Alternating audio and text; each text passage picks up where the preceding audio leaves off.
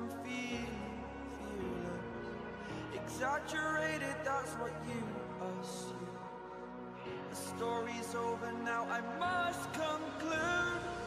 I am conflicted, watching where I step still, hanging in the balance. Not the life I want to live, I want to take it all. Standing tall, fear outweighed the person you are. Oh, break out, I've got to see. Spent all my life holding all of it closely. I played it innocent, a feel of discontent. I'm finally facing it all, fearless.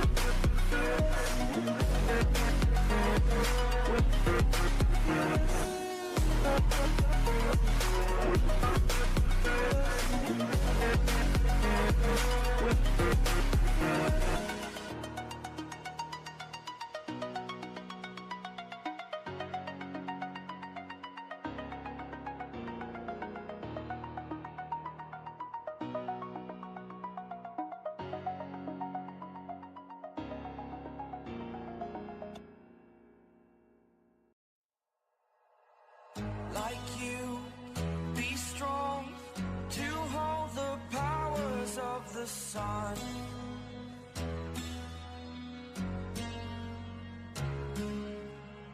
To dream, believe in strength. Now I'm the only one, only one.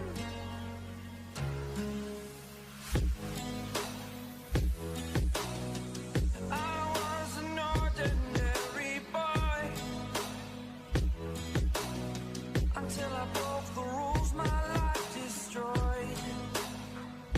A life destroyed.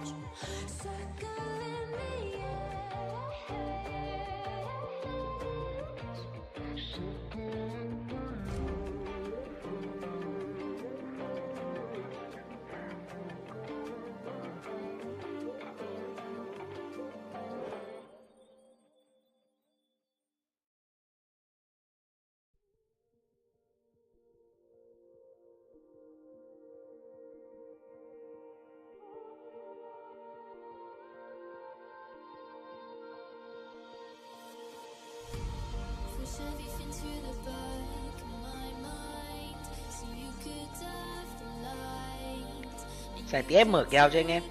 Xài tiếp bất kèo luôn à.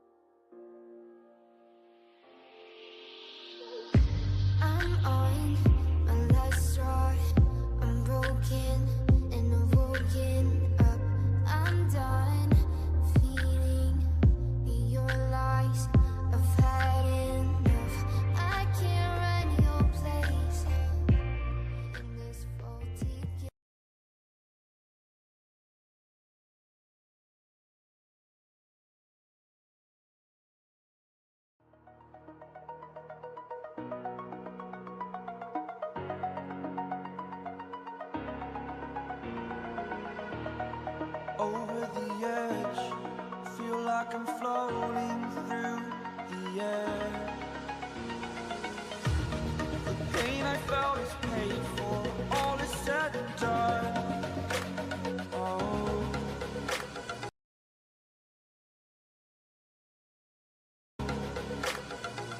I am restricted, fixed upon the web. I need to kick the habit that my mind is breathing in. Break out, I've got to see.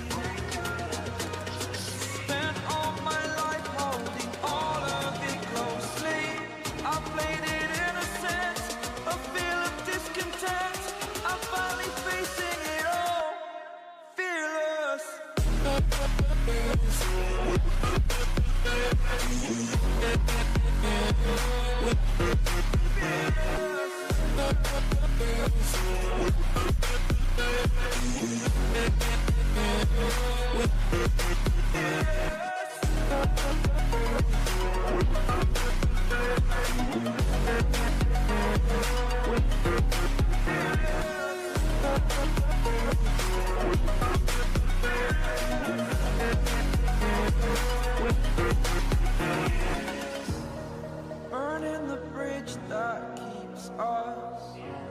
I'm here and I'm feeling fearless. Exaggerated, that's what you assume. The story's over now, I must conclude. I am conflicted, watching where I step still, hanging in the balance. Not the life I want to live, I want to take it all. Standing tall, fear I weighed the person you are. Oh, break out, I've got to see. Spent all my life holding all of it closely. I played it in a sense, a feel of discontent. I'm finally facing it all, fearless.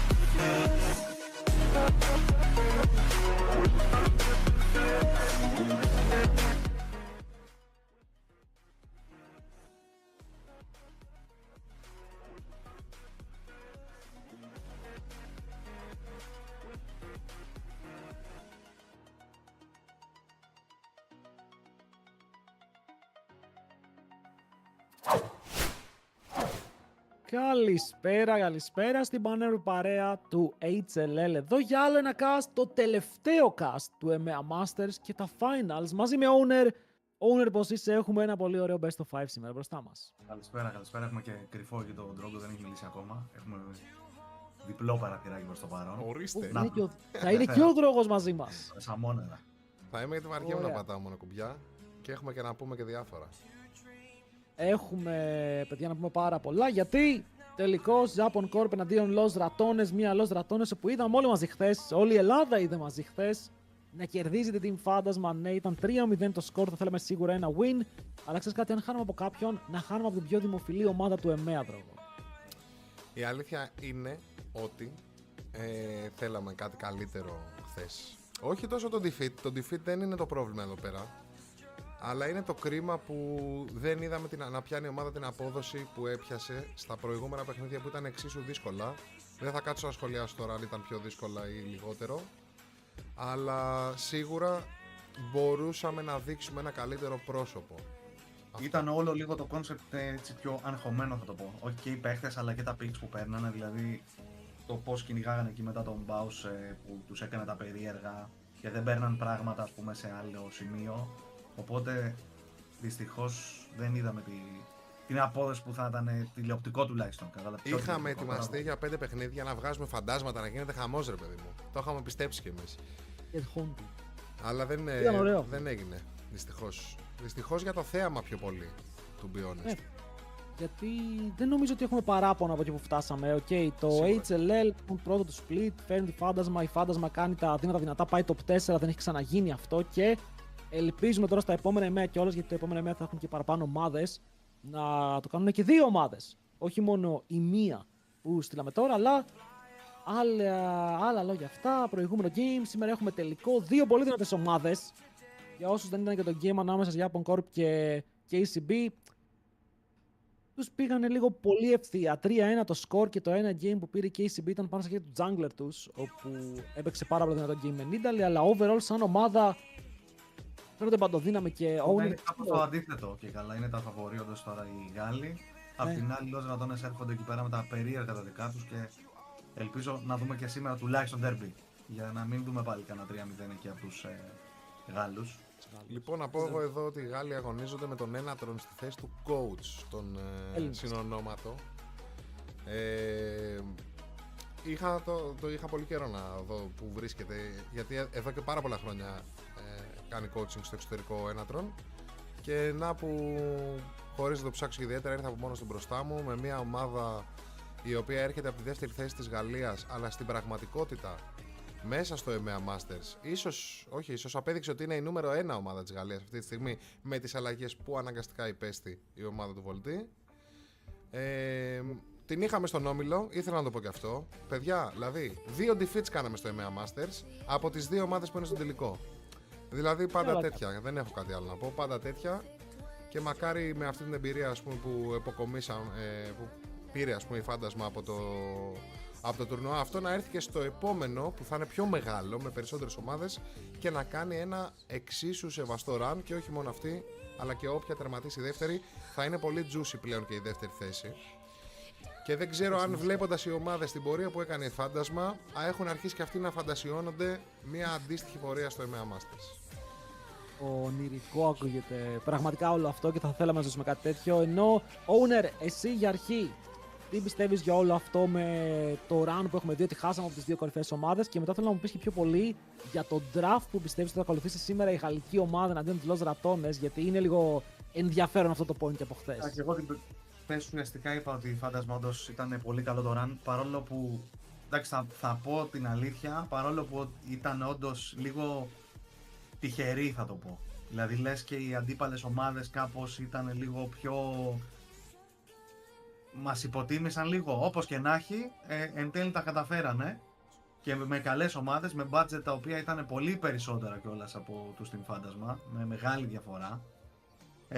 Που όντως αυτό, ρε παιδί μου, δείχνει ότι αν όντως το πάρουν σοβαρά, δεν είναι αίτητες αυτές οι ομάδες που είναι σε αυτά τα league, οπότε πιστεύω ότι είναι ευκαιρία τώρα και οι υπόλοιπες ομάδες, ας το πούμε, από την Ελλάδα που θα μπορούσαν. Τώρα στέλνουμε 2, σωστά, στην επόμενη φορά. Το επόμενο 2, ναι. Ναι.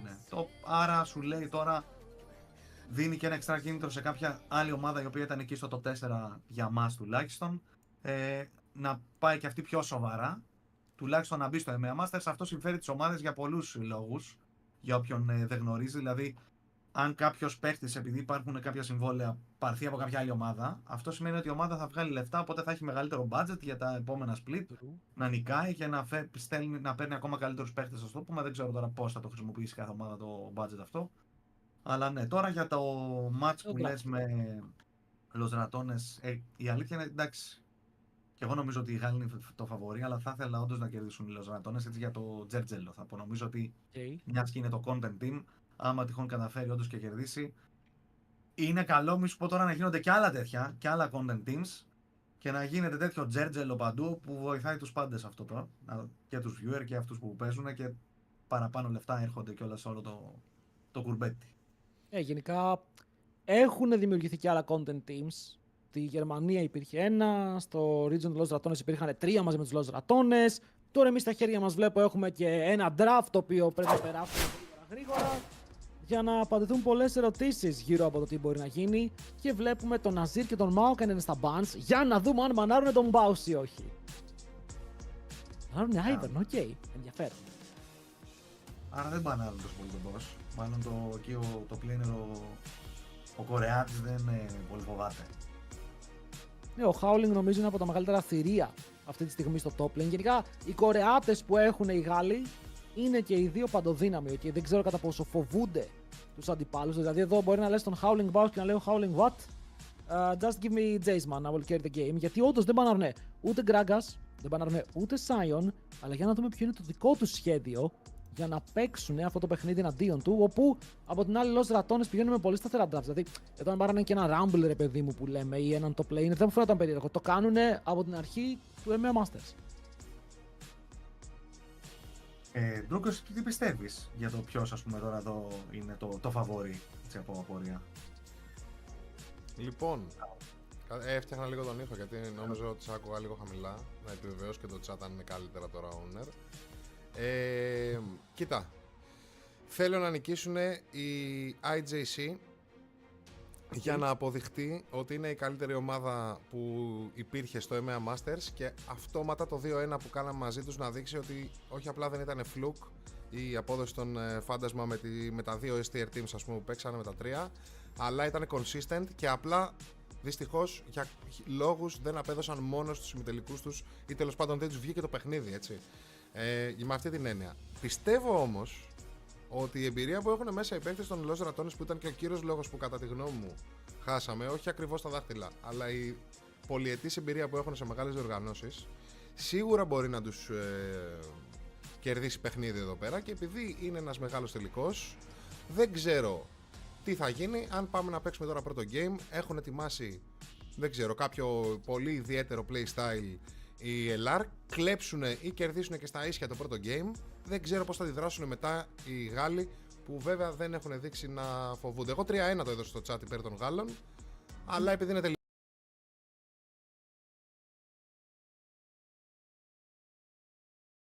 που βέβαια δεν έχουν δείξει να φοβούνται. Εγώ 3-1 το έδωσα στο chat υπέρ των Γάλλων, αλλά επειδή είναι τελικός ποτέ δεν ξέρεις. Θα ψιλοσυμφωνήσω με το 3-1, αλλά για να δούμε τι μπορούν να κάνουν οι Los Ratones. Για τώρα έχουν αφήσει open τον Rumble, κάτι που δεν κάνανε εναντίον μας χθες. Τον Rumble τον είχαν στο banlist και εννοεί το Howling το λοκάρι, ο Baus παίζει το counterpick του εναντίον του Rumble που είναι ο Γκάλιο, το έχουμε δει αρκετές φορές, και μετά παίρνουν και το Jin. Αλλά κατευθείαν η Japan Corp λένε: OK, θα πάρουμε Skarner MF. Έχουμε σετάρει ήδη ένα insane combo που είναι πολύ κλασικό. Πολλές φορές το παίζεις ή με Vice στο jungle ή με Maokai στο jungle. Αυτό το παίζουν με Skarner, γιατί ο Skarner τι κάνει? Πουλτάρει τους πάντες, τους φέρνει πάνω στα ulti σου και πεθαίνουν από αυτά.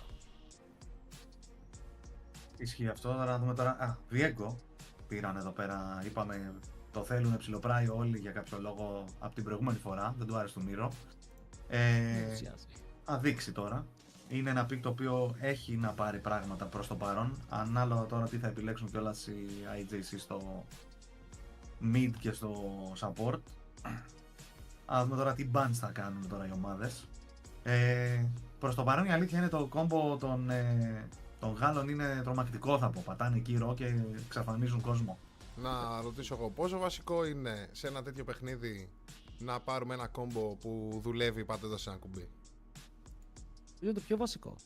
Ο ίδιος ο Κάιντρελ που είναι coach στην Los Ratones έχει πει ότι αυτά τα combos τον πάρουν παντού. Απλά πατάνε νερό και κερδίζουν. Τα έχει δει αυτά, τα έχει καστάρει αυτά και τα έχει ντραφτάρει αυτά. Οπότε ξέρει ακριβώς τι κάνει το combo των Γάλλων αυτή τη στιγμή. Βέβαια, ντραφτάρει Viego πάνω σε αυτό. Καταλαβαίνω έχεις Viego μαζί με τον Γκάλιο, μπορεί να βοηθήσει λίγο, αλλά και το reset δεν είναι και το πιο εύκολο. Ναι, θα έχεις damage πάνω στο Skarner, αλλά ο Skarner δεν θέλει gold, απλά μπορεί να τρέχει πάνω σου, μπορεί να abusar λίγο παραπάνω και θες πολύ μεγάλη βοήθεια από τον Reckless τώρα. Να κάνει αυτά τα μεγάλα re-engage, να βοηθάει τον Velya να παίρνει το reset και έτσι να πάρουν το game. Αλλά για να δούμε, γιατί στο τέλος ό,τι και να λέμε, σημασία έχει το gameplay μέσα στο παιχνίδι. Θα πούμε ότι ο Skarner, παρόλο που συνήθως λέμε ότι είναι από τα δυνατά, συνήθως χάνει. Οπότε μπορεί και εκεί να γίνει το. Δεν ξέρω ποιος παίρνει Skarner, λες και είναι καταραμένο τώρα. Ναι, αλλά τι μας είχε κάνει ο LeBron με αυτόν τον Skarner. Δεν κερδίσαμε κιόλας. Δεν το χάσανε και το game που είχε κάνει το epic play που. Το χάσανε, εμείς που κερδίσαμε 2-0. Μπράβο. Από την άλλη, ούτε το Viego τα έχει πάει καλά στα στατιστικά του EMEA Masters. Έχουμε δύο jungler οι οποίοι ενώ θεωρητικά είναι καλοί, χάνουν. Οριάννα για τον Nemesis, ένα pick που είδαμε ότι όντως κάνει δουλειά. Έχει και damage εκεί πέρα για να δώσει και το reset έτσι, ας πούμε, στο Viego. Απ' την άλλη βλέπουμε μάλλον Victor. Το δούμε αν θα λοκαλιστεί. Βλέποντας το Orianna, να κάνω και την εξής απορία που είχα. Το Orianna knock που το βλέπαμε όλο το season, εμείς στο HLL τουλάχιστον το βλέπαμε συνέχεια. Εμείς γιατί δεν το παίξαμε? Είναι μεγάλο bait στο high-low. Γενικά δεν κερδίζει ποτέ. Κοίτα, αν δεν κάνω λάθος, το είδαμε ένα παιχνίδι εναντίον μας και μας κέρδισε. Αλλά γενικά οι ομάδες έχουν φύγει μακριά από αυτό τελευταία. Για κάποιο λόγο δεν μπορούσαν να πάρουν αυτό το combo και να κερδίσουν με αυτό το combo. Οπότε και εμείς μπορεί να μην ήμασταν τόσο σίγουροι. Το Orianna έχει πέσει και αυτό λίγο παραπάνω. Βλέπουμε ότι ο Crowny τώρα το φέρνει, αλλά δεν το βλέπουμε όσο το βλέπαμε πριν. Και πρέπει να περάσουν λίγο τα games, να πάμε σε Game 3 για να εμφανιστούν αυτές οι επιλογές. Όπως και ο Nock. Δεν είναι πια top tier jungler. Ο Nock είναι πολύ πιο κάτω από τους υπόλοιπους AD. Ωραίο το MF γενικά. Ωραίο το MF με Rumble. Και ακόμα πιο ωραίο το MF με Rumble, Alistar, Skarner, Victor. Βάλε. Παναγία μου. Δεν ξέρω. Γιατί πήραμε το μπαρντάκο τώρα εδώ? Όπως και να έχει. Γιατί ο Reckless λογικά θέλει να παίξει ranged. Γιατί εδώ πέρα ο Reckless δεν μπορεί να παίξει τα picks του. Δεν θέλει να παίξει Rakan πάνω στο combo. Είναι λες και είπανε χάσαμε σε αυτό. Ας πάρουμε τώρα picks Κοίτα, που... μας γκάπαρε χθες με Bard. Δεν νομίζω ότι λογικά λένε χάσαμε. Εγώ λέω τα picks που βλέπω αντίπαλα τώρα, δηλαδή σου λέει τώρα οι άλλοι τα έχουν πάρει όλα. Εκτός και αν το Bard Ulti μπορεί να μας κάνει reset ένα fight που έχουν ξεκινήσει πατώντας 2-3 ρο οι άλλοι. Και Θα ανταλλάξουμε 3 μπορούσε για 1. και μπορεί να δώσει και extra χώρο για να κάνουμε μετά Orianna ulti, Galio ulti, κάποιο τέτοιο combo. Παρ' όλα αυτά, εντάξει, ναι, βλέπουμε εδώ πέρα. Έχουν οι άλλοι το combo combo, αλλά για να δουλέψει πρέπει να βγουν καλά στα lane. Εντάξει, είναι έμπειροι παίχτες, λογικά θα βγουν καλά στα lane. Αλλά αν τυχόν αρχίσουν τώρα εδώ πάλι να κυνηγάνε και αυτοί για κάποιο λόγο κατά λάθος εκεί τον boss στο top και τους κερδίζει χρόνο, θα μπορούσαν ίσως να κάνουν εδώ πέρα οι Los Ratones το. Από τα picks εγώ θεωρώ ότι οι Γάλλοι είναι πιο δυνατοί. Εμένα τον Bard μου αρέσει πάρα πολύ. Γιατί πρέπει να σκεφτούμε ότι κιόλας αν ο Skarner μπει μέσα και κάνει 3-man ulti, απλά κάνεις ulti αυτός που έκανε ulti και δεν μπορούν να του χτυπήσουν και ulti τελειώνει. Και μπορεί να φύγει. Αν θέλει να μπιουζάρει τα immobile carries μπορεί, δηλαδή μπορεί να σταματήσει το ulti του Skarner, μπορεί να σταματήσει το ulti σε meth, μπορεί να σταματήσει πολλά πράγματα. Και ξαναλέμε, ο Reckless εφόσον δεν θέλει να παίξει τον Rakan του σε αυτό το matchup, δεν θα παίξει Leona, Nautilus, Rel και όλα αυτά που έχουμε πει. Οπότε θέλει ranged matchup, το Lulu μαζί με τον Jhin δεν κολλάει κιόλας, οπότε πηγαίνει με μια πολύ καλή range να κάνει και ένα AD carry. Ενώ ταυτόχρονα είμαστε έτοιμοι να περάσουμε στο πρώτο παιχνίδι της ημέρας. Los Ratones Upon Corp, τελικός του EMEA Masters Best of 5. Πάμε να δούμε ποιος θα πάρει τον τίτλο. Ένα prediction εδώ να δώσω, να πούμε εδώ για το chat που ζητάνε, άμα μπορεί να ανοίξει κάποιον. Και περνάμε μες στο game. Ναι. Αμέσως. Εγώ θα πω αυτό που λέτε, ναι, ισχύει ότι ο Bard βοηθάει στο να κόψει ulti MF ή να κόψει αυτό που λες το ulti Skarner, αλλά το animation του Bard ulti δεν είναι και instant. Δηλαδή, αν ο Skarner όντως πιάσει τώρα που λες 2-3 άτομα ulti και φύγει ulti MF, μπορεί και να μείνουν 10% πριν σκάσει το του Bard. Λέω. Ο Reckless χθες έπαιξε πολύ καλό Bard πάντως. Είχε και το highlight στο top lane που έσωσε τον Nemesis εναντίον μας. Να δούμε πώς θα το κάνει έξι και τώρα. Και στο lane μπορεί να είναι πάρα πολύ oppressive. Ένα καλό Q και μετά ο Jhin. Απλά ακολουθεί. Βλέπουμε ότι ο Prime σε αυτό το matchup επιλέγει να πάει με το Phase Rush. Λέει: OK, παίζω Alistar. Καταλαβαίνουμε πως θα είναι πιο δύσκολο να κάνω connect το stun. Οι αντίπαλοι δεν θα παίξουν πάνω μου. Οπότε εγώ πρέπει να μείνω πάνω τους με κάποιο τρόπο ή να ξεφύγω μετά το combo. Phase Rush είναι η επιλογή. Press the attack για την MF. Αρκετά κλασικά runes παντού. Comment για τον Sertus. Όπως και για τον Nemesis για να παίξουν αυτό το matchup. Ενώ τα μάτια μας είναι και αυτά στο top. Ο Baus, όπως είπαμε, παίζει ένα counter pick στα χαρτιά εναντίον του Rumble. Αλλά ο Rumble, αν βγει λίγο μπροστά ή σκεϊλάρουν και οι δύο και είναι even, έχει το πλεονέκτημα με ένα invade. Να ξεκινάει ο Theocax, έχει πάρει ακριβώς χαμπάρι τι γίνεται. Και ο Βέλια εδώ πρέπει να κερδίσει το smite. Χάνει τον πόλεμο και μην χάσει και τη ζωή του. Ακόμα δεν ξεκίνησε το game. Ο Ser του σκέφτεται και φλασάρει επιτυχικά. Το damage είναι αρκετό. Μαζεύει το πρώτο kill, αλλά θυσιάζεται στην πορεία και ανταλλάζουν το 1 for 1. Τώρα είναι αυτό που λέμε, δεν χάσανε και πολλά. Παρ' όλα αυτά, εντάξει, ο Skarner βγαίνει μπροστά από αυτό. Ο Viego πέθανε, οπότε πρέπει να ξανατρέξει τώρα να φαρμάρει. Οπότε θα είναι πολύ πιο αργό στο clear του. Ξαναβλέπουμε εδώ το περίεργο κυνήγι που θέλουν να κάνουν. Για κάποιο λόγο δεν πλησίασε καν για να κάνει το smite. Δεν έφτανε σίγουρα εκεί. Δεν ξέρω αν άξιζε εδώ αυτό το flash του Viego. Του Victor. Του δώσε το kill, πήρε kill ο Jhin. Πλέον το first blood δεν παίρνει παραπάνω gold. Και τώρα είναι mid χωρίς flash. Μπορεί για τα stacks. Γιατί καταλαβαίνει πως με το να πάρει το kill βάζει τον εαυτό του σε μια πολύ καλή θέση για τα stacks στο passive για να πάρει το πρώτο evolution. Έτσι κι αλλιώς και να πεθάνει, λέει θα έρθω με TP, θα έχω κάνει recall, μπορώ να πάρω item. Είναι καλύτερα στο lane από την Nemesis, αλλά όπως είπες δεν έχει flash και αυτό είναι που μπορεί να κινδυνεύει. Βέβαια ο Βέλια μια χαρά διαβάζει την κατάσταση και μπορεί να πάει από τα Raptors του στο αντίπαλο jungle. Ναι, δεν βλέπουν τον Theocax, αλλά το camp θα το πάρουν σίγουρα και επειδή από ό,τι βλέπω έχασε αρκετά μικρά από τα Raptors, δεν θα πάρει level 3 από 3 camps και είναι ακόμα με 2 spells. Σε καλό του βγήκε του jungler των Los Ratones και γενικά νομίζω γιατί τα Summoners πήγανε 3 για 1 στην πρώτη φάση. Flash Alistar, Flash και από τον Sertus, ναι, και από την άλλη έκανε Flash μόνο Βέλια. Και οπότε ένα ήταν 2 flash Ignite και το Ignite όμως του Alistar. Ναι, και το Ignite. Και το TP αν το βάλουμε αυτό, όλα μαζί. Ναι, δηλαδή δεν ήταν άσχημο, ενώ φάνηκε λίγο περίεργο το invade εκεί πέρα και φάνηκε οι IJC να το καταλαβαίνουν γρήγορα και να αντιδρούν εν τέλει σαν να μπεϊταρίστηκαν. Μήπως αυτό είναι το playstyle των Los Ratones, να μπεϊτάρουν τους πάντες σε λάθος calls. Φαίνεται, η αλήθεια είναι ότι κάνουν ψηλό overforce, αλλά επειδή το κάνουν όλοι μαζί, κάπως εν τέλει τους βγαίνει για αυτούς κέρδος. Μέχρι τώρα το game είναι even και ο Theocax κοιτάει στο mid lane, θέλει να πάρει το flash του Nemesis. Με το να πάρει το flash του Nemesis, ο Nemesis δεν μπορεί να κάνει αυτό που κάνει τώρα. Γιατί η Orianna, αν ξέρει να παίζει, ασκεί πάρα πολύ πίεση με το spacing τη κιόλα πάνω στον αντίπαλο και τώρα ο Nemesis πρέπει να κάψει flash. Αναγκαστικά αλλιώ θα πεθάνει. Που σημαίνει ότι οι Japan Corp έβγαλαν το play που ήθελαν. Ο Nemesis δεν μπορεί να συνεχίσει να παίζει τόσο aggressive χωρί να έχει πίεση και vision. Και πρώτο από του δύο θα έχει flash ο Sertus. Άρα ο Victor με 53 stacks από το level 4 είναι σε μια πολύ καλή θέση.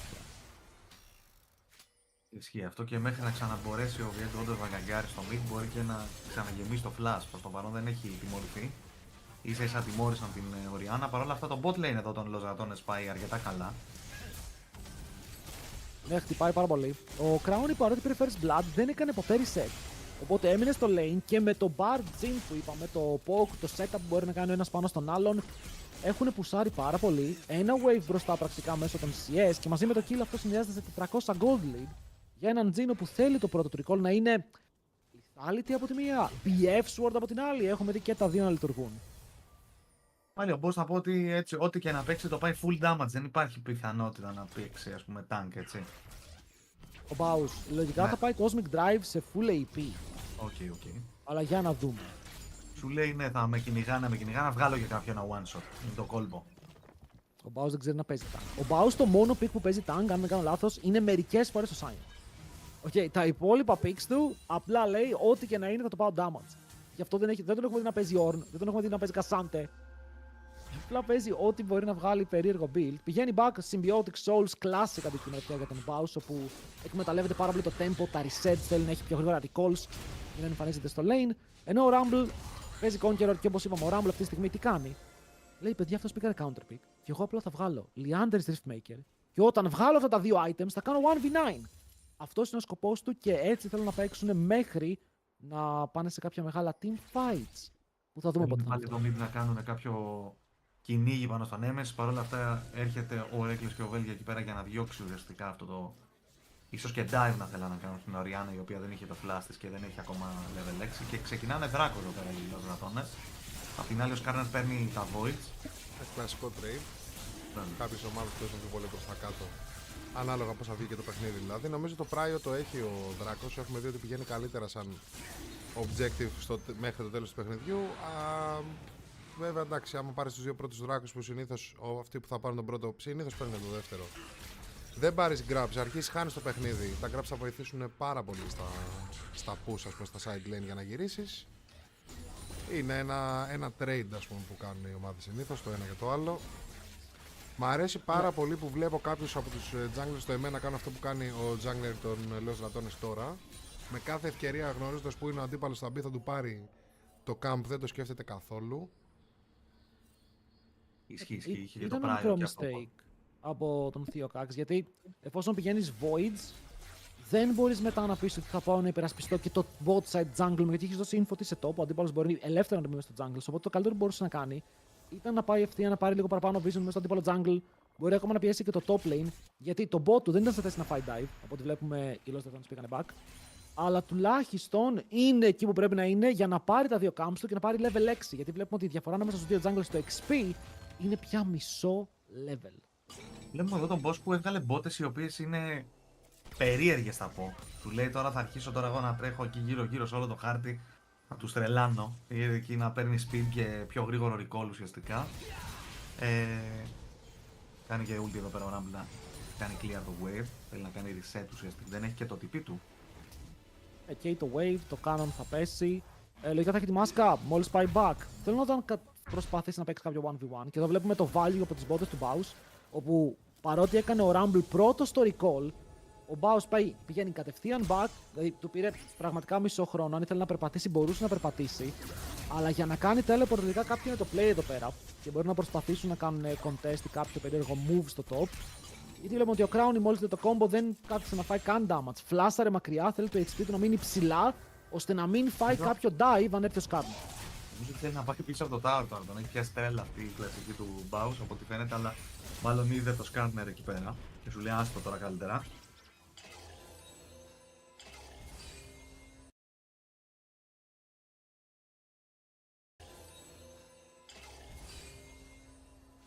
Τώρα θα πάρουν το bread buff, Viego είναι ακόμα πάνω. Ο Skarner συνεχίζει να είναι πίσω στο XP και η διαφορά μεγαλώνει όσο περνάει η ώρα. Παρ' όλα αυτά τα αντικείμενά του δεν έχουν κάποιο πρόβλημα. 2 ζώνες έχει βγάλει. Okay, οπότε HP υπάρχει πάνω του. Δεν θα νιώθει πάρα πολύ damage. Αλλά είναι ένα από τα καλύτερα reset στο παιχνίδι. Αν καταφέρει ο Viego να πάρει το kill, γίνεται αυτός ο Skarner που παίρνει το E και εκεί ξεκινάει η όμορφη κατάσταση για τον Βέλια, όπου μπορεί να εκμεταλλευτεί πάρα πολύ καλά αυτά τα picks. Γενικά κάθε pick το οποίο μπορεί να σηκώσει, νομίζω πως είναι ο παράδεισος του Viego. Πάλι ο Μπάους έκανε πρώτος κίνηση στο jungle μαζί με τον συμπαίχτη μου, πως μπορέσουν να διεκδικήσουν κάτι. Από ό,τι φαίνεται δεν θέλανε να ρισκάρουν κάτι τόσο deep μέσα στη τζούγκλα του Skarner και με τον Howling και αυτός να έχει πάρει χαμπάρι τι γίνεται και να πηγαίνει προς τα εκεί. Ο Victor δεν ξέρω πόσο μπορεί να βοηθήσει ακόμα σε ένα τέτοιο skirmish, αλλά το ίδιο ισχύει για την Orianna, δηλαδή passive πράγματα στο mid, δεν περιμένω να δω κάτι τρελό και βλέποντας και τον Alistar να κάνει διάφορες κινήσεις και να ψάχνει πράγματα, αφήνει και την MF μόνη της, οπότε και τον bot δεν έχει βγει μπροστά βέβαια ξαφνικά στο farm, εκεί που ήταν όντως στο bot lane των Los Ratones μπροστά στα CS. Εντάξει, υπάρχουν αρκετά creeps ακόμα εδώ πέρα για τον Jhin. Παρ' όλα αυτά έχει ένα lead στις 10 CS.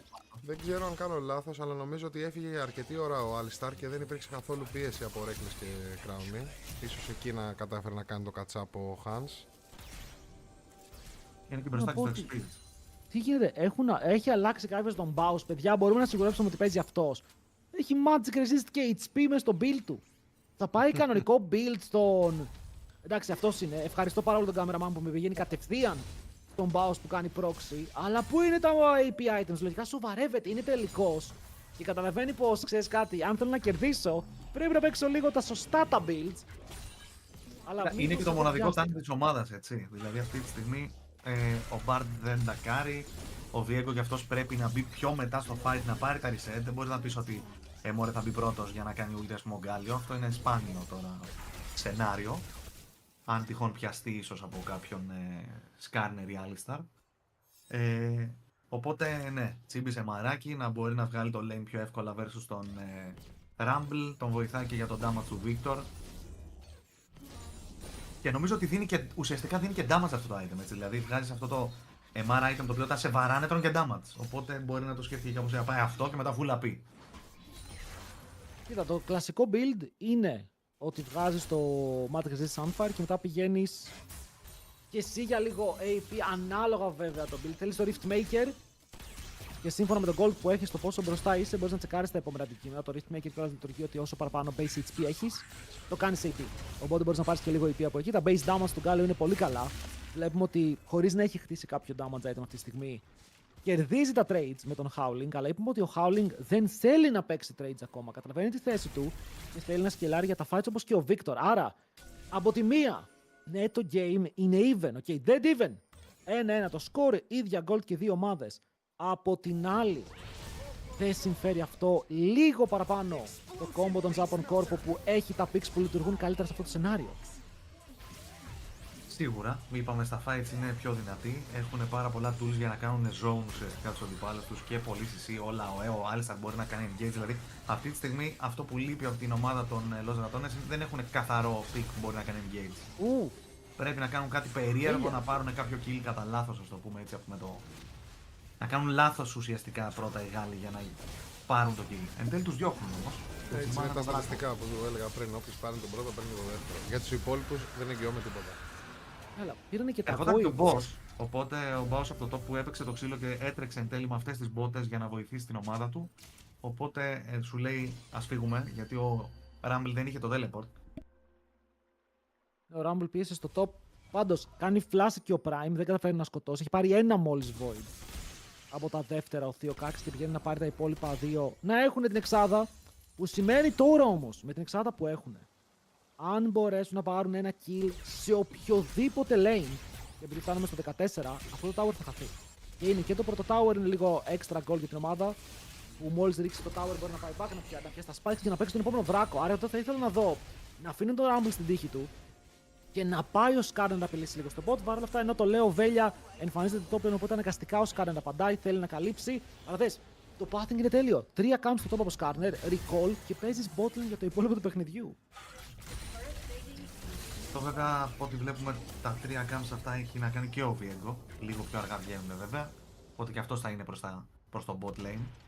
Η MF βλέπουμε βέβαια όντως να αρχίζει να ξεφεύγει για κάποιο λόγο. Στα 20 κυπάκια σχεδόν τώρα πάνω. Ulti.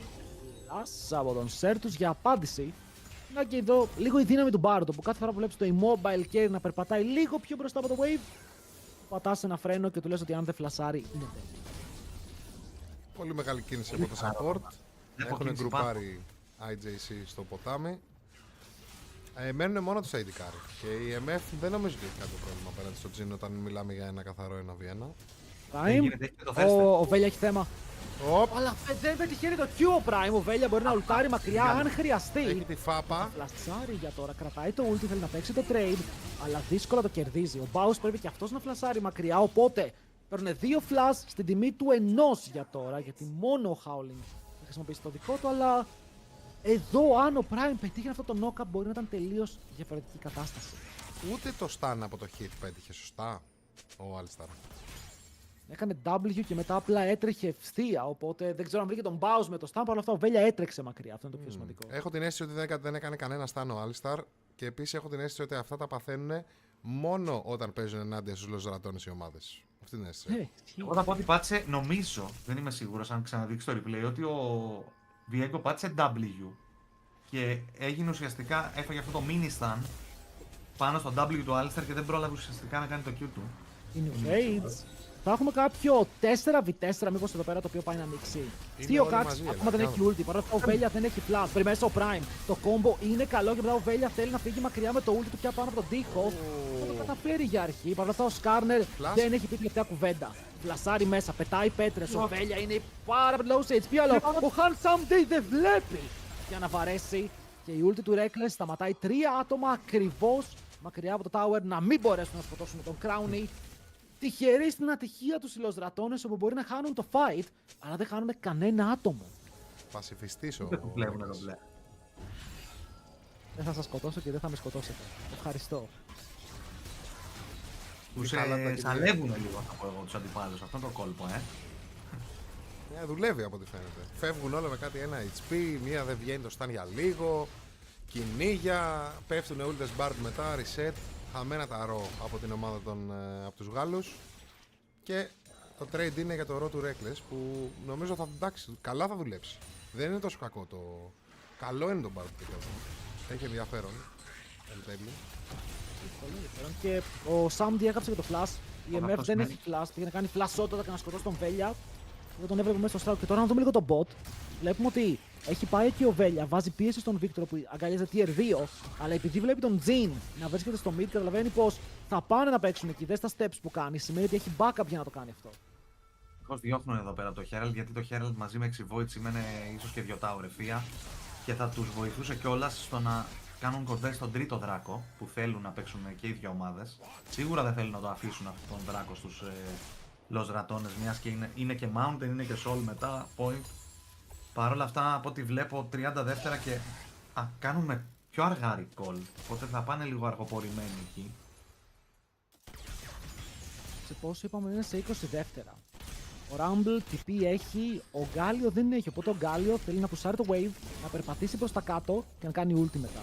Ο Victor, για να δούμε λίγο, 79 τα stacks, έχει πάρει κάποια evolution σίγουρα, ίδια αντικείμενα οι δύο mid laners, ίδιο gold. Βλέπετε ότι οι μόνες διαφορές στο gold είναι junglers και AD carries. Στο AD carry φαίνεται, γιατί ο Jhin έχει πάει για το crit cloak, αλλά μήπως το Nemesis θα πρέπει να φλασάρει. Τον πιάνουν με το knock-up, αλλά ο Reckless για άλλη μια φορά δημιουργεί χώρο και επιτρέπει στο mid του να κρατήσει το summoner για να παίξει το επόμενο fight. Για να δούμε όμως αν μπορεί να το χρησιμοποιήσει. Ο Rumble επισκέπτεται το bot lane. Τώρα και οι 10 παίκτες είναι μαζεμένοι για να παίξουν το fight. Όσο ο Prime κοιτάει με το κανονικό του flash για να βγάλει engage. Το portal έχει γίνει spawn από νωρίς. Το Shockwave είναι καλό. Δύο άτομα που πιάνουν τον Howling. Αυτό στρώνει το χαλί και μετά μπορεί να μπει σε overhit. Ο Σοβέλια φεύγει από το τείχο και ο Baus μπαίνει μέσα στο fight. Είναι μόνος του και ο Theocax μπορεί να ταγκάρει τις σφαίρες. Αλλά ο Δράκος είναι ακόμα alive. Έψαχνε την καλή τη σφαίρα τελευταία για να κάνει το slow. Να πούνε μαζί. Theocax πιάνεται. Δεν μπορεί να παίξει το fight. Αυτό μπορούσε να είναι reset για τον Βέλια. Αλλά το call είναι πάμε Δράκο. Όσο αυτό τον Baus. Ο Baus πιάνεται από τις σφαίρες και μετά θα πεθάνει. Ναι, αλλά έχουν πάρει το soul point και 3 δράκοι με την ομάδα των λοζρατώνες. Μάλιστα. Και χωρίς το ult του Bard. Θα πω πολύ ωραία το παίξαν εδώ πέρα. Δημιουργήσαν χώρο όντως και με το Orianna Ulti. Προσπάθησε ο Σκάρνερ να μείνει εκεί να το κλέψει. Παρ' όλα αυτά πήραν το Δράγκο οι Λοζρατώνες. Χάσαν μόλις ένα άτομο. Να ξαναδούμε εδώ το fight. Και εδώ τον κολλάνε ουσιαστικά οριακά στον τοίχο. Δεν πρόλαβε να περάσει. Αλλά δεν είναι αρκετό το damage να το σκοτώσουν. Μιας και ήταν μόνο η Orianna που βάραγε. Κάνει πολύ ωριακό ulti. Ο Σκάρνερ τραβάνε τον Baus και η MF τον αποτελειώνει. Όμως, όπως είπε και ο Νίρο, εδώ πέρα το ζητούμενο για τους Λεos Ρατώνες ήταν να τσιμπήσουν τον τρίτο δράκο και αυτό το κάνανε. Και σκέφτομαι και το σενάριο που έχουν την ulti bar για αντίστοιχες περιπτώσεις και σταματάνε ας πούμε το fight λίγο αφού παιχτούν τα βαριά cooldown των Γάλλων και σίγουρα κερδίζουν χρόνο για να τσιμπήσουν τα objective και να νικήσουν το παιχνίδι κάπως έτσι μέσα από το map pressure και control το οποίο στείλουν πάρα πολύ καλά οι Ρατώνες. Θα πω στα πρώτα 20 λεπτά του πρώτου παιχνιδιού του τελικού, αφού δούμε εδώ πέρα το dive. Οριακά το αποφεύγει εκεί πέρα με το flash του βέβαια. Παρ' όλα αυτά εδώ πέρα βλέπουμε ότι οι IJC παίρνουν τον Herald, το οποίο σημαίνει σίγουρα τα οεράκια μιας και έχουν και 6 voids. Εκτός αν Reckless με το ulti εκεί πέρα έχει το κόλπο να το μπλοκάρει, η αλήθεια είναι. Θα δούμε τώρα. Όσο παίζουν με το ίδιο composer που δείξανε και στα προηγούμενα τους παιχνίδια η LR, πάρα πολύ καλό ομαδικό gameplay, δεν έχουν να φοβούνται τίποτα από τους IJC και ενώ στην αρχή λέγαμε για, δεν ξέρω, κατά εύκολη νίκη των IJC, εγώ δεν το βλέπω τελικά. Εγώ το είπα ότι το δίνω στους LR. Παίζουν πολύ ωραία. Παίζουν πολύ ωραία το παιχνίδι, θα δούμε. Έχουν κρατηθεί. Σέρτους θα κάψει το ulti για να ποσάρει το wave. Θα πρέπει να έχει item για να το κάνει αυτό. Αλλιώς θα το έκυγε 5 δεύτερα πιο νωρίς. Γιατί δεν βλέπω τι θέλει να κρατήσει. Γιατί χρειάζεται να κρατήσει το tempo τόσο ψηλά για να κάψει το ulti του και να πάει προς τα εκεί. Στο τέλος πηγαίνει back. Δεν αγοράζει τίποτα. Οπότε θέλει λίγο ακόμα gold. Απλά ήθελε να πάει προς το top lane. Ο Atakan έχει βγει.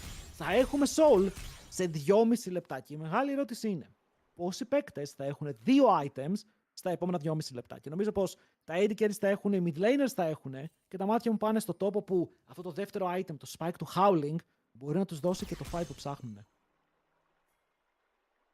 Εδώ βλέπουμε να είναι πρώτοι κιόλας στο top. Κάποιο trap ίσως θέλουν να κάνουν. Έχουν κρυφτεί εκεί πέρα στο μπουσάκι. Έμπειρα. Λες να πιάσουν εδώ το σερ τους. Μόνο κόλπα. Τέλειο το ulti από τον Reckless. Θα βρει στόχο. Ετοιμάζουν το setup για τον damage. Στον αέρα ο σερ τους, αλλά θα μείνει ζωντανός. Φτάνει εκείνη τη στιγμή ο Σκάρνερ. Για να δούμε αν θα βρει κάποιο καλό angle να συνεχίσει αυτό το re-engage. Δεν θα γίνει. Ουσιαστικά απλά τους διώχνουν πίσω και οι Ρατώνες χάνουν λίγο χρόνο εδώ. Και δεν ξέρω τι άλλο μπορούν να κερδίσουν οι IJC. Close, εδώ πέρα ο Σέρτους λέει δεν θα φλασάρω το ulti, θα φλασάρω στο δεύτερο χρόνο. Θα με μαζέψουν πίσω με το shockwave.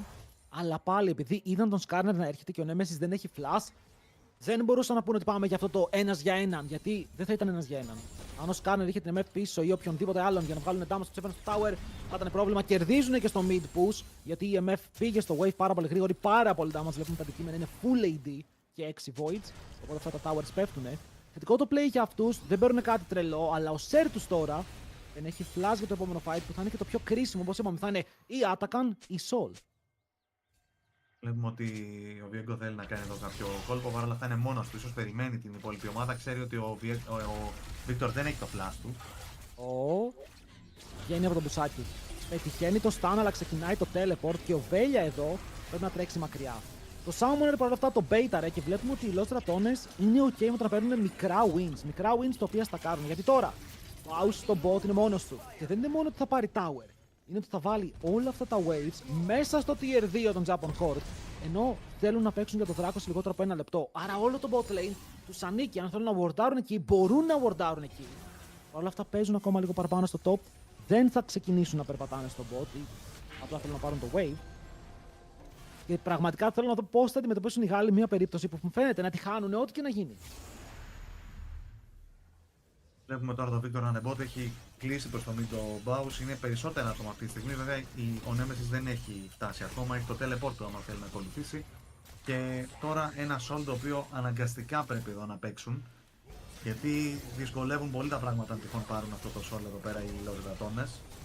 Θα είναι πολύ πιο tanky ας πούμε και ο Γκάλιο και το shield που δίνει σε όλη την ομάδα θα βοηθήσει πάρα πολύ για το AOE κιόλας που έχουν εδώ πέρα οι IJC. Πάρα πολύ ψύχρεμοι, οι Λοζρατώνες παίζουν με απόσταση, παίζουν μακριά από picks όπως το Σκάρνερ και το Alistar ξέρουν ότι αν φάνε ένα hard engage πολλά άτομα μαζί δεν θα κρατήσει το fight για πολλά δευτερόλεπτα. Το αποφεύγουν μαεστρικά μέχρι στιγμή στο παιχνίδι και χορεύουν γύρω από το δράκο προσπαθώντας να εξασφαλίσουν αυτό το soul χρησιμοποιώντας το range τους και τα πολύ καλά tools που έχουν για να κρατάνε μακριά, να κάνουν disengage και ουσιαστικά να μην κάνουν ένα πολύ μεγάλο commit που μπορεί να αποβεί μοιραίο. Παρ' όλα αυτά η IJC έχοντας το hard engage το ψάχνουν εδώ με τον Baus να είναι ήδη μισό HP. Θα μπει μέσα να τους πιάσει το taunt, θα το κάνουν εδώ πέρα. Είναι πολύ χαμηλά και ο Drake, αλλά πρέπει να πατήσουν τη σκανδάλη με τον damage από τον Jhin να έρχεται μέσα από τον Dragon Pit που ίσως δεν τον βλέπουν καλά. Θα μπουν τώρα μέσα. Ο Jungler θα πάρει, ο Velya θα πάρει τον Drake και τρέχουν προς τα πίσω οι LR προσπαθώντας να μειώσουν όσο περισσότερο γίνονται τα casualties από αυτό το trade. Πολύ καλό το fight. Γιατί οι στρατώνες δεν τρώνε bait να παίξουν μέσα στα κουμπιά και είναι περίεργο. Γιατί αν θέλει εδώ πέρα ο Howling να ρίξει το ulti, ο Prime να φλασάρει από πίσω και να πετύχει τον knock-up, μπορούν να το κάνουν αυτό. Αλλά οι Lost στρατώνες έπρεπε τόσο πολύ όπου στέλνουν τον Baus ευθεία και λένε αν φαϊτάρετε, θα φαϊτάρετε πάνω στον Γκάλιο. Οπότε εμείς μπορούμε να κάνουμε ό,τι θέλουμε. Και βλέπουμε ότι παρότι ο Γκάλιο δεν έσκασε τίποτα, υπήρχε τόσο backup damage με το range από τον Jhin, από την Arena Bard. Τους πίεσε μακριά, παίρνουν το soul. Δεν χάνουν τίποτα. Και το gold. Είμαστε στο 25, παιδιά. Είναι ακόμα the Diven. Είναι the Diven με πολύ gold πάνω του να έχει ο Viego περισσότερο από όλους εκτός από την MF και τον Jhin, που δεν έχει τόσο μεγάλη σημασία γιατί η MF, να πούμε ότι τα item που βγάζει είναι πάρα πολύ ακριβά. Οπότε ο Jhin στο build του θα είναι και εκείνο στα 3 item μαζί με την MF. Και ας είναι ένα χιλιάρικο πίσω. Τι αυτό, το βλέπουμε κιόλας. Ότι εντάξει, Infinity Bloodthirster είναι τρομερά πολύ το AD που έχεις. Από την άλλη, Rapid Fire Cannon, πιο πολύ για να κάνεις και enable τον εαυτό σου να πράξεις το τέταρτο. Δεν έχουμε δει ακόμα fight. Το score είναι 2-1, είναι το πιο ελεγχόμενο παιχνίδι που έχει παίξει οι Lost Ratones. Που δεν το κάνουν συχνά αυτό να κρατάνε το παιχνίδι στο 2-1. Γιατί αυτοί οι παίκτες, ειδικά ο Baus, όταν βλέπουν λίγα kills στο scoreboard, τρελαίνονται, αρχίζουν και πιτσάρουν. Να κάνω μια ερώτηση. Πιστεύετε φταίνε οι Javon Corp που δεν έχουν βρει το engage? Λίγο ναι. Γιατί στο χέρι τους είναι έτσι. Rumble Alistar παίζουν και Skarner. Το ότι οι άλλοι μπορούν να τους τόσο καλά και respect για το spray, αλλά δεν βλέπουμε αυτές τις full επιθετικές κινήσεις από τους Javon Corp. Δεν ξέρω, τώρα νομίζω ότι αν το βλέπαμε slow motion το προηγούμενο fight στο Δράκο. Δεν ξέρω αν είχαν flash και τέτοια, αλλά θεωρώ ότι μπορούσε απλά να τρέξει ο Alistar ευθέρα και να τους πιάσει άμα ήθελε. Ειδικά με το που πάτησε το ρο ο Jhin, δεν γίνεται να μπορεί να το πιάσει μάλιστα. Ήταν στο μυαλό τους να πάρουν οπωσδήποτε το δράκο από το να παίξουν ουσιαστικά το fight και εν τέλει νομίζω ότι αυτό τους τύχησε και τα δύο. Ακριβώς. Και θα πω ότι ο Drattones εδώ είχε ανοίξει ο Jhin ulti, κράτησε το τελευταίο shot για να το ταϊμάρει μαζί με τον jungler του και να κάνει ulti πάνω στο δράκο και σμάει το Velya με το Viego, οπότε πήρανε κιόλας αυτό το δράκο. Βλέπουμε να έχουν το πράιο και στον Ατακάν αυτή τη στιγμή. Το συζητούσαμε πριν, αλλά τώρα ο Prime πηγαίνει μόνος του σε ένα μαγικό ταξίδι. Handsome D. Ανοίγει το ultimate, το damage όμως δεν είναι πάρα πολύ και τώρα ο Prime είναι αυτός που θέλει να βάλει το damage για να πάρει μισέ πάνω στον Alistar. Τρέχει μακριά, ο Velya μπορεί να σηκώσει την αγελάδα και να παίξει μέσα το fight. Το ult είναι καλό από το Skarner, το damage είναι πολύ για να πάρουν ένα kill και μετά ο Velya ξαναμπαίνει μέσα από το HP που δεν είναι αρκετό για να ζήσει και θα κάνει και αυτός 2 kills για τη Javon Corp.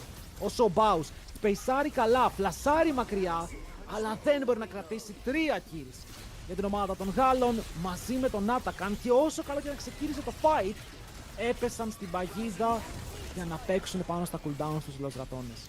Κάποια στιγμή θα γινότανε και αν μην γινότανε κάποια στιγμή θα καταλαβαίνανε πιστεύω οι IJC ότι πρέπει να τρέξουν και να πατήσουν το flash τους επιθετικά. Νομίζω ότι βρήκανε το σημείο του map στο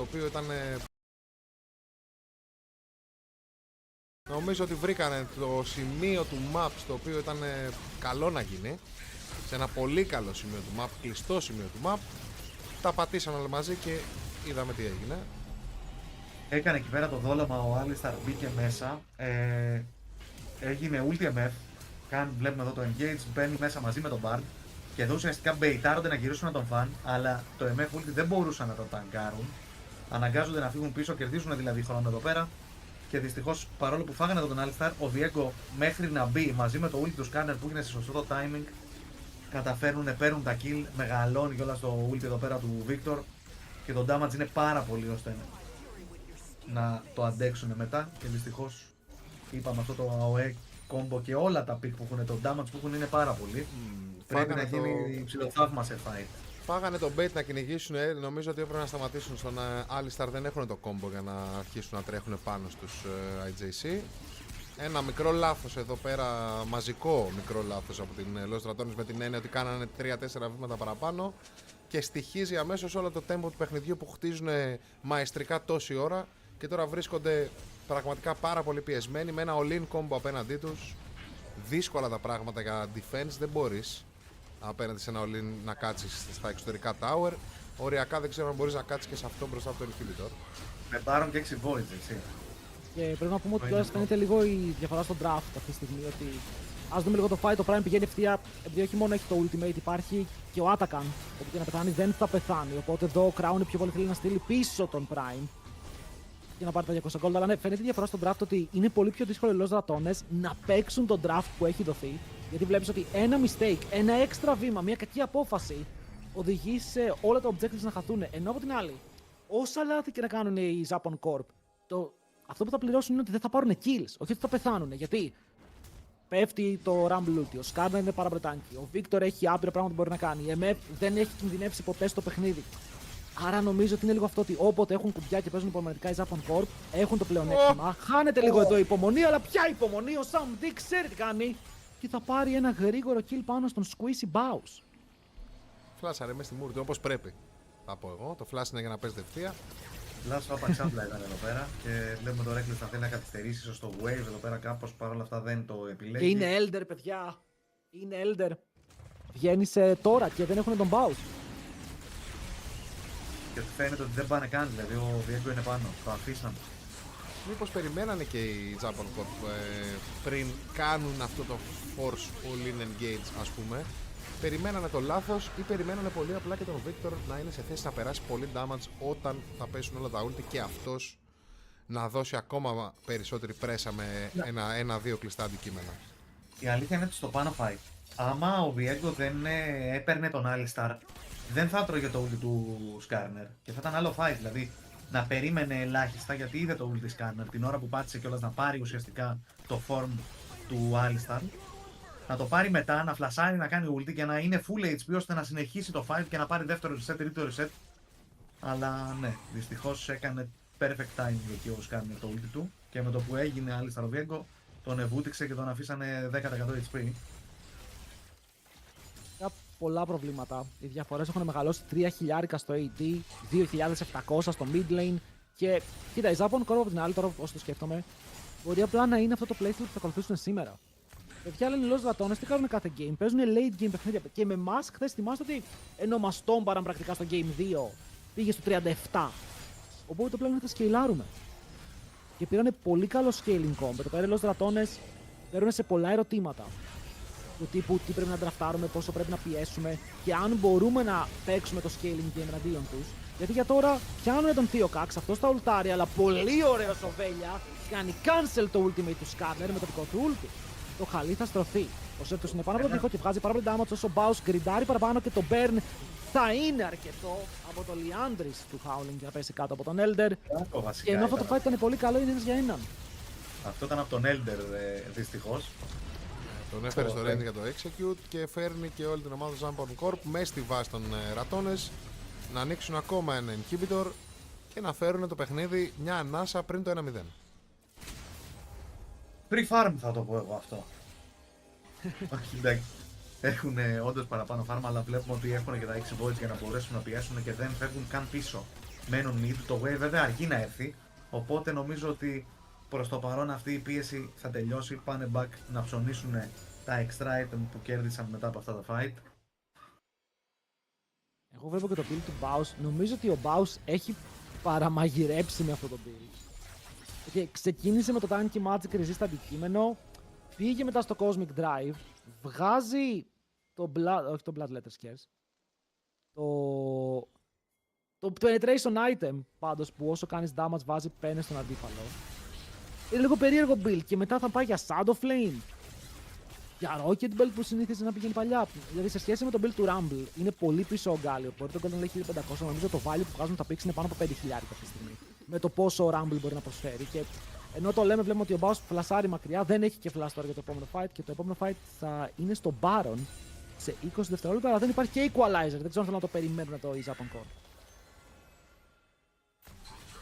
Θα το δούμε. Πάντως σίγουρα εκεί θα παιχτεί το επόμενο fight. Το χρειάζονται νομίζω κιόλας για να λήξουν, παρόλο που υπάρχει αρκετό wave clear.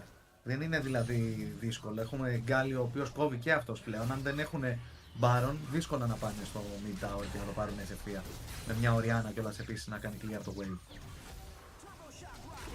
Να τους διώχνουν, περιμένουν κιόλας να πουσάρει το bot, το top τους.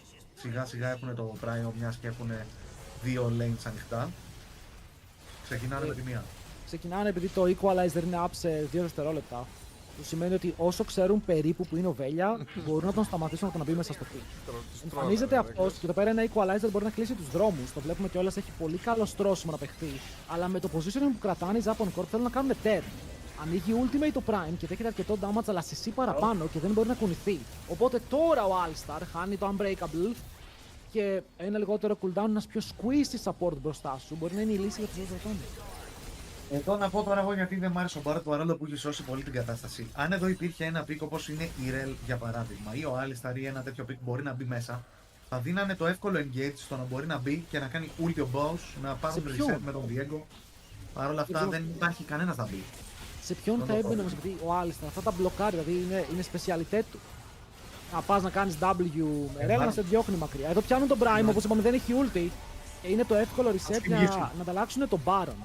Ο Σέρ τους τρέχει μακριά, πιάνει τα πρώτα σφαίρες. Πολύ low σε HP, ο Crown πετυχαίνει το τέταρτο και τώρα ο Βέλια τρέχει ευθεία να σκοτώσει κάποιον με το Σέρ τους να φλασάρει μακριά και θυσιάζουν τον Θείο Καξ για να κάνουν τα γρήγορα recall. Παρ' όλα αυτά ο Βέλια έχει βρει τον στόχο που θα πιάσει τον Σέρ τους. Το kill όμως θα το πάρει, περίμενε λίγο. Γιατί εδώ πέρα φαίνεται πάρα πολύ close. Εντάξει, ήρθε η ομάδα και η ομάδα θα καλύψει. Σέρ τους κάτω, 3 kills. Ανταλλαγή για Baron. Για να δούμε ποιον συμφέρει η κατάσταση. Τον βασανίσουν. Δεν θα σε σκοτώσουμε. Θα περιμένουμε. Γιατί έχει Elder σε 50. Σερβίρανε το κιλάκι στο Τζιν. Ότι ίσως εκεί θα μπορούσαν να αφήσουν έναν να τον αποτελειώσει, να τον καθυστερήσει απίστευτα πολύ. Όπως και να έχει, θα ξαναδούμε εδώ πέρα το fight που ο Alistar κάνει το λάθος να μπει λίγο πιο μπροστά, να δώσει ουσιαστικά αυτό το kill για να δώσει τον Baron στην ομάδα του. Αλλά είναι εκεί οι υπόλοιποι για να κυνηγήσουν. Γίνεται και το snipe το ωραίο που δεν τον μπλοκάρει βέβαια εδώ ο Skarner από τον Jin. Θα γίνει το κυνήγι, θα πάρουν 3 kills πίσω. Θα στερήσουν και από 3 kill τον Baron. Οριακά εκεί πρόλαβε το μεταξύ και ο Rumble να κάνει το reset. Αν έφυγε ο Rumble θα ήταν επικίνδυνο, αλλά απλά τώρα θέλω να δω. Μόλις πάμε στο live, πρέπει λόγω στρατώνες να σετάρουν Elder. Όχι, παρόλο που ο Elder βγαίνει τώρα, έχει 10 sec ο Victor να βγει και νομίζω ότι θα προλάβει οριακά. Το ξεκινάνε με τη μία.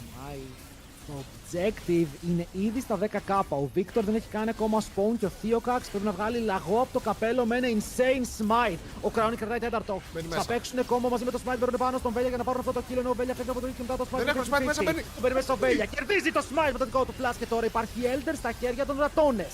Το fight φαίνεται καλό όσο Sam είναι low σε HP μετά ένα όλοι οι Γάλλοι πέφτουν κάτω και μόνο Howling όρθιος. Κατάφεραν να φλιπάρουν τον Elder, να πάρουν τον Elder και να πάρουν και το παιχνίδι από τη φαίνεται για να δούμε αν έχουν αυτό που χρειάζεται. Οι Lost Ratones με τον Βέλια προστάτη κερδίζουν αυτό εδώ πέρα το objective. Insane. Είναι 30 δεύτερα ο πρώτο και ο Alistar 20. Σκάρνερ μετά στα 26 αυτή τη στιγμή δεύτερα. Πες να λήγουν το game. Μετά στα 26 αυτή τη στιγμή δεύτερα. Πες να λήγουν το game.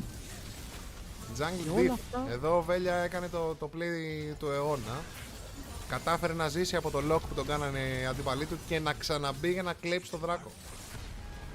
Και οι Ρατώνες όντως με 38 λεπτά παιχνιδιού που χάνανε 37 λεπτά από αυτά χρειάστηκαν ένα fight γύρω από τον Elder. Ένα κακό πλέον από τον Core και τιμωρούν, παίζουν τέλεια το combo. Και αυτό το smite του Βέλια νομίζω ότι θα είναι αυτό το smite που θα θυμούνται όλοι για το πρώτο παιχνίδι. Δεν είναι μόνο το smite, δυστυχώς μπήκε ο Σκάνερ πάνω του για να μην του κάνει ούλτι ο Σκάνερ, τον τραβήξει φλασάρι από τον τοίχο πίσω. Ξαναμπαίνει μετά μέσα με ουλτάρι βασικά φλασάρι μέσα με smite, δηλαδή ήταν τώρα... Ήταν τηλεοπτικός. Και βλέπουμε εδώ, είδαμε λίγο Bounce, είδαμε λίγο Nemesis. Μετά από αυτό το win, σίγουρα πρέπει να ανεβαίνει λίγο η διάθεση της ομάδας. Γιατί θυμίζονται ότι μερικές φορές μπορεί να πέφτουν λίγο ψυχολογικά όταν το game πάει τόσο άσχημα. Αλλά με αυτό το comeback, με αυτό το move, με ακριβώς κάθε δευτερόλεπτο να δουλεύει. Γιατί ως και ο τους οριακά δεν μπορούσε να είναι στο fight για 4 δεύτερα. Πάνε όλα για αυτούς. Λύνουν το πρώτο game και τώρα η Japan Corp είναι ήδη πίσω και δεν έχουν βρεθεί ποτέ πίσω. Εντάξει, έχουν βρεθεί μια φορά με εμάς, στο 1-0. Και να δούμε αν θυμώσουν το ίδιο τώρα. Τι άμα. Άμα θυμώσουν όπως θυμώσαν με εμάς όταν τους κερδίσαμε ένα game, μετά μπήκανε μέσα και απλά μας πάτησαν. Για να δούμε αν κάνουν το ίδιο, γιατί πάλι είναι πίσω. Και αυτό που λέγατε στην αρχή, που έλεγε ο Δρόγκος εκεί πέρα την ιστορία με τους. Και οι δυο μας κερδίσαν αυτές οι ομάδες. Η μία μας κέρδισε 3-0, στην άλλη καταφέραμε και πήραμε ένα kill. Οπότε.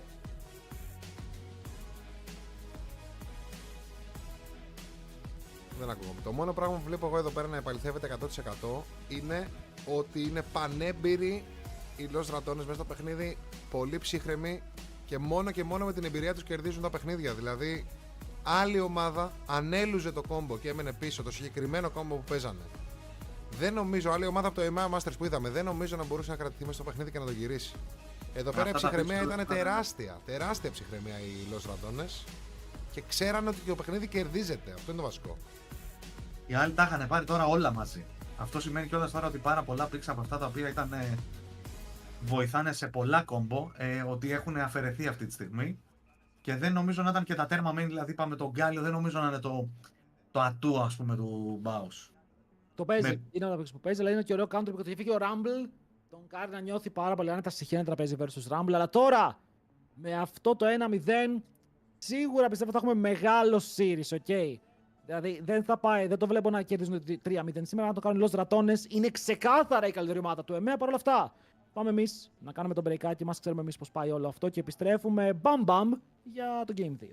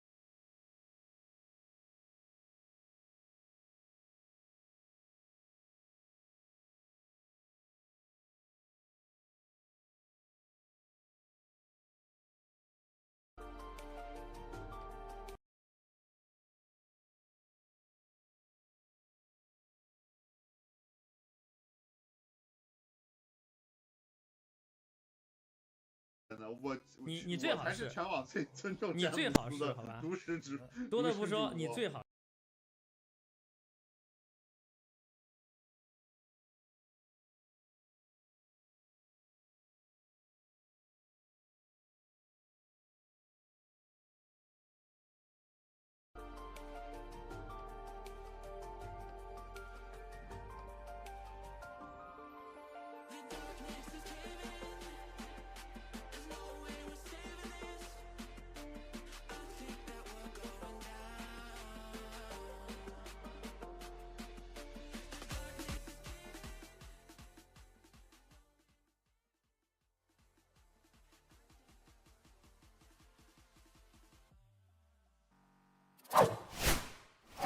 Γεια σας και πάλι, επιστρέψαμε για να δείξουμε κι άλλα games για το τελικό του EMEA Masters. Το πρώτο παιχνίδι, για όσους το χάσανε, οι Los Ratones κλέψανε το win και μέσα από τα χέρια των Japan Corp σε ένα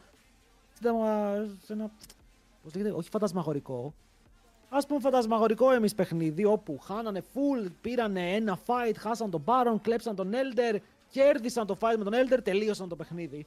Ήταν πάρα πολύ ωραίο και τώρα καλύτερα να το κάνουν αυτό άλλες 2 φορές αν θέλουν να στεφτούν πρωταθλητές του EMEA.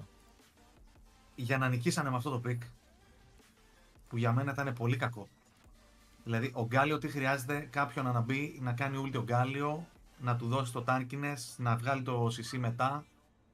Και ας πούμε ο Βιέγκο είναι ένα pick που ήθελε reset. Δεν είχαν κανένα να μπαίνει. Ωραία. Για να μπορεί ο Γκάλιο να κάνει σε κάποιον το ulti που να είναι όντως χρήσιμο. Για να νικήσαν αυτό το pick, άμα πάρουν καλύτερο pick που τους βλέπουμε κιόλας, γενικά παίρνουν καλά picks, όπως είδαμε τουλάχιστον χθες versus στην Φάντασμα, και έχουν και αυτό το late game combo. Φύγανε και πολλά από αυτά τα picks για τους IJC, οι οποίοι βέβαια δεν ξέρω τώρα αν πάρουν πιο early picks εκείνοι πώς παίζουν. Δεν είμαι σίγουρος άμα μπορέσουν να κάνουν, ας πούμε, έτσι ένα πιο γρήγορο game. Τους είδα να παίζουν και εκείνοι αργά, θα πω, ότι αν παιχτεί έτσι όπως παίχτηκε τώρα στο πρώτο game, θα το πάνε μη σου πω και 3-0. Βαρύ statement. Πολύ βαρύ statement. Θέλω να δω και τι θα γίνει με το side selection, αλλά τα pocket picks υπάρχουν εδώ πέρα ακόμα και δεν έχουμε δει τα special του Baus, όπου επέλεξε να πάει με Γκάλιο και έφυγε και το μεγαλύτερο του πρόβλημα που λέγεται Rumble. Μόνο το Jace έχει μείνει τώρα open. Θέλω να δω αν θα συνεχίσει να τους τρέχει και θέλω να δω πώς θα απαντήσουν οι IJC, που θεωρητικά θα έπρεπε να έχουν ένα πολύ συγκεκριμένο πλάνο για το πώς θα αντιμετωπίσουν αυτό το ιδιαίτερο playstyle του Baus. Πάντως πέσανε στην παγίδα των Los Ratones, σίγουρα παίξανε το παιχνίδι τους. Δεν τους είδαμε τους Γάλλους να παίρνουν τις πρωτοβουλίες που θα έπρεπε να παίρνει ένα composition με Skarner και Alistar μέσα. Λέω εγώ, επιμένω. Highlights εδώ πέρα με τον Crowny να πετάει αυτή.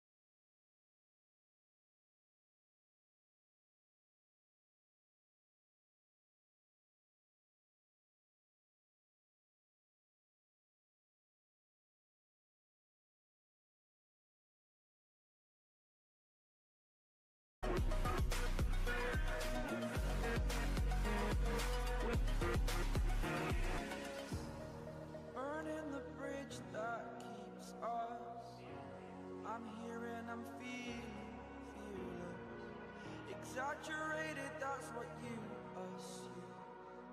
The story's over now, I must conclude. I am conflicted, watching where I step still, hanging in the balance, not the life I want to live. I want to take it all, standing tall, fear outweighed the person you are. Oh, break out, I've got to see. Spent all my life holding all of it closely. I played it in a sense, a feel of discontent. I'm finally facing it all, fearless.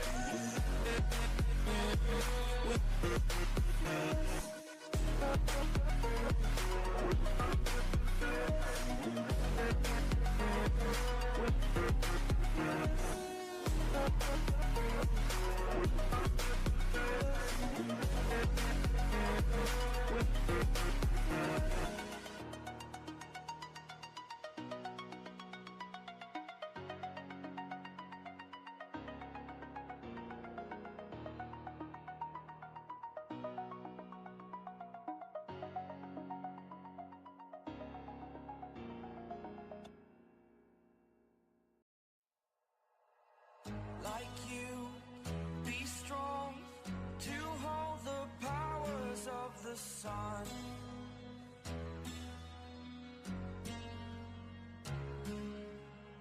To dream, believe in strength, now I'm the only one.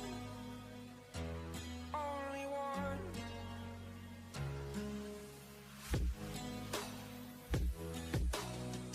I was an ordinary boy until I broke the rules, my life destroyed. Life destroyed.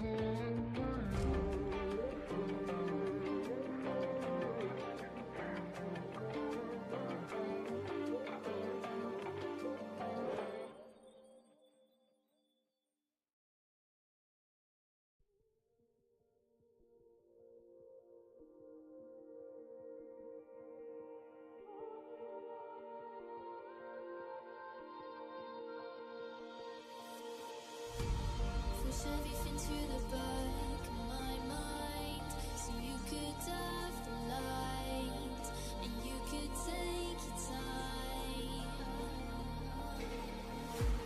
Did everything to get back in your mind, but you knew how to hide, and I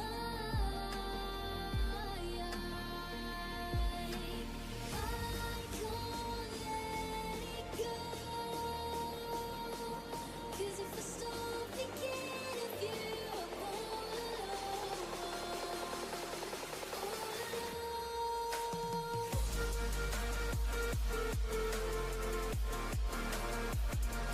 'Cause if I stop thinking of you, I'm all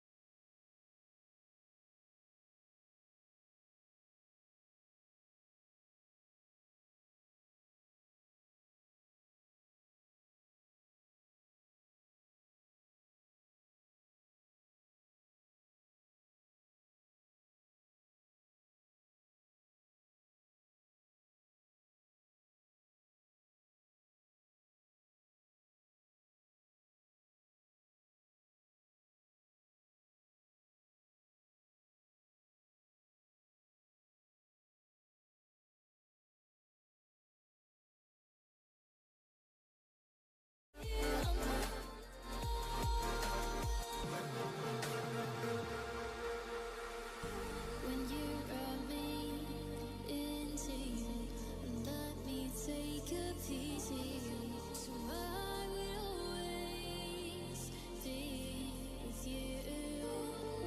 I felt the way you clung to me, and I knew that it was done for me, and suddenly it was just me, walking through life empty-handed. 'Cause mine should be where your hand is, but I don't even know where you've landed. So I'll pretend you're here just like we've landed. I can't let it go. 'Cause if I stop thinking of you, I'm all alone. All alone.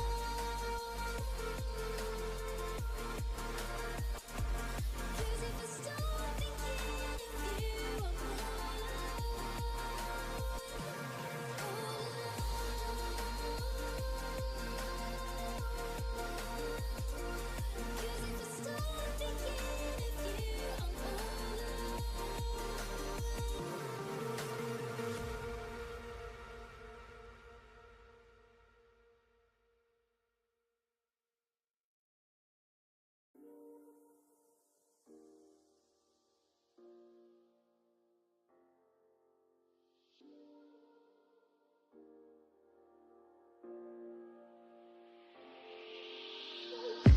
I'm on my last straw. I'm broken and I'm woken up. I'm done feeding your lies. I've had enough.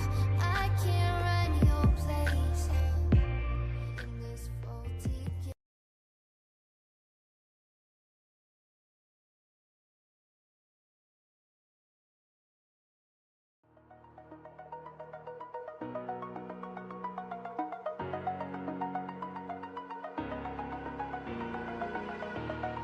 Over the edge, feel like I'm floating through the air. The pain I felt is paid for, all is said and done. Oh, I am restricted, fixed upon the web. I need to kick the habit that my mind is breathing in. Break out, I've got to see. Spent all my life holding all of it closely. I played it innocent,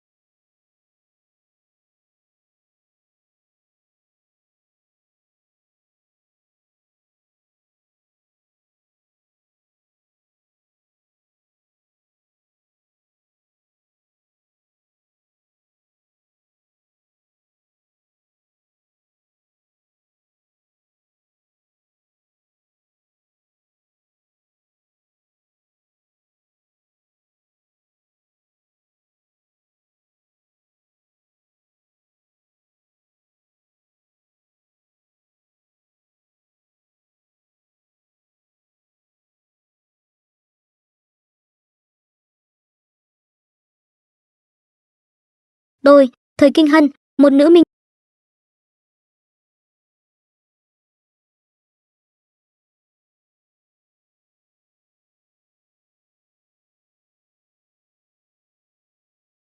Đôi, thời kinh hân, một nữ minh tinh chuyên trị vai phản diện, bị anti-fan bủa vây khắp mạng xã hội. Chuyện là tôi cùng rap. Đôi, thời kinh hân, đôi, thời kinh hân, một nữ. Đôi, thời kinh hân. Đôi, thời kinh hân, đôi, thời kinh hân, một nữ minh tinh chuyên trị vai phản diện, bị anti-fan bủa vây khắp mạng xã hội. Chuyện là tôi cùng rapper đỉnh lưu Cố Trạm tham gia. Đôi, thời kinh hân, một nữ minh tinh chuyên trị vai phản diện, bị.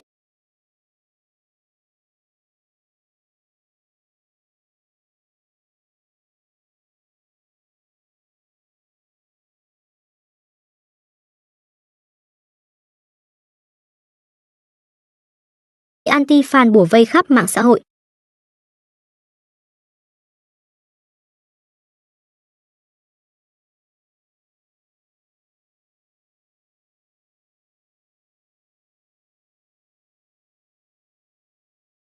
Chuyện là tôi cùng rapper đỉnh lưu Cố Trạm tham gia một show. Chuyện là tôi cùng rapper đỉnh lưu Cố Trạm tham gia một show. Chuyện là tôi cùng rapper đỉnh lưu. Chuyện là tôi cùng rapper đỉnh lưu Cố Trạm tham gia một show.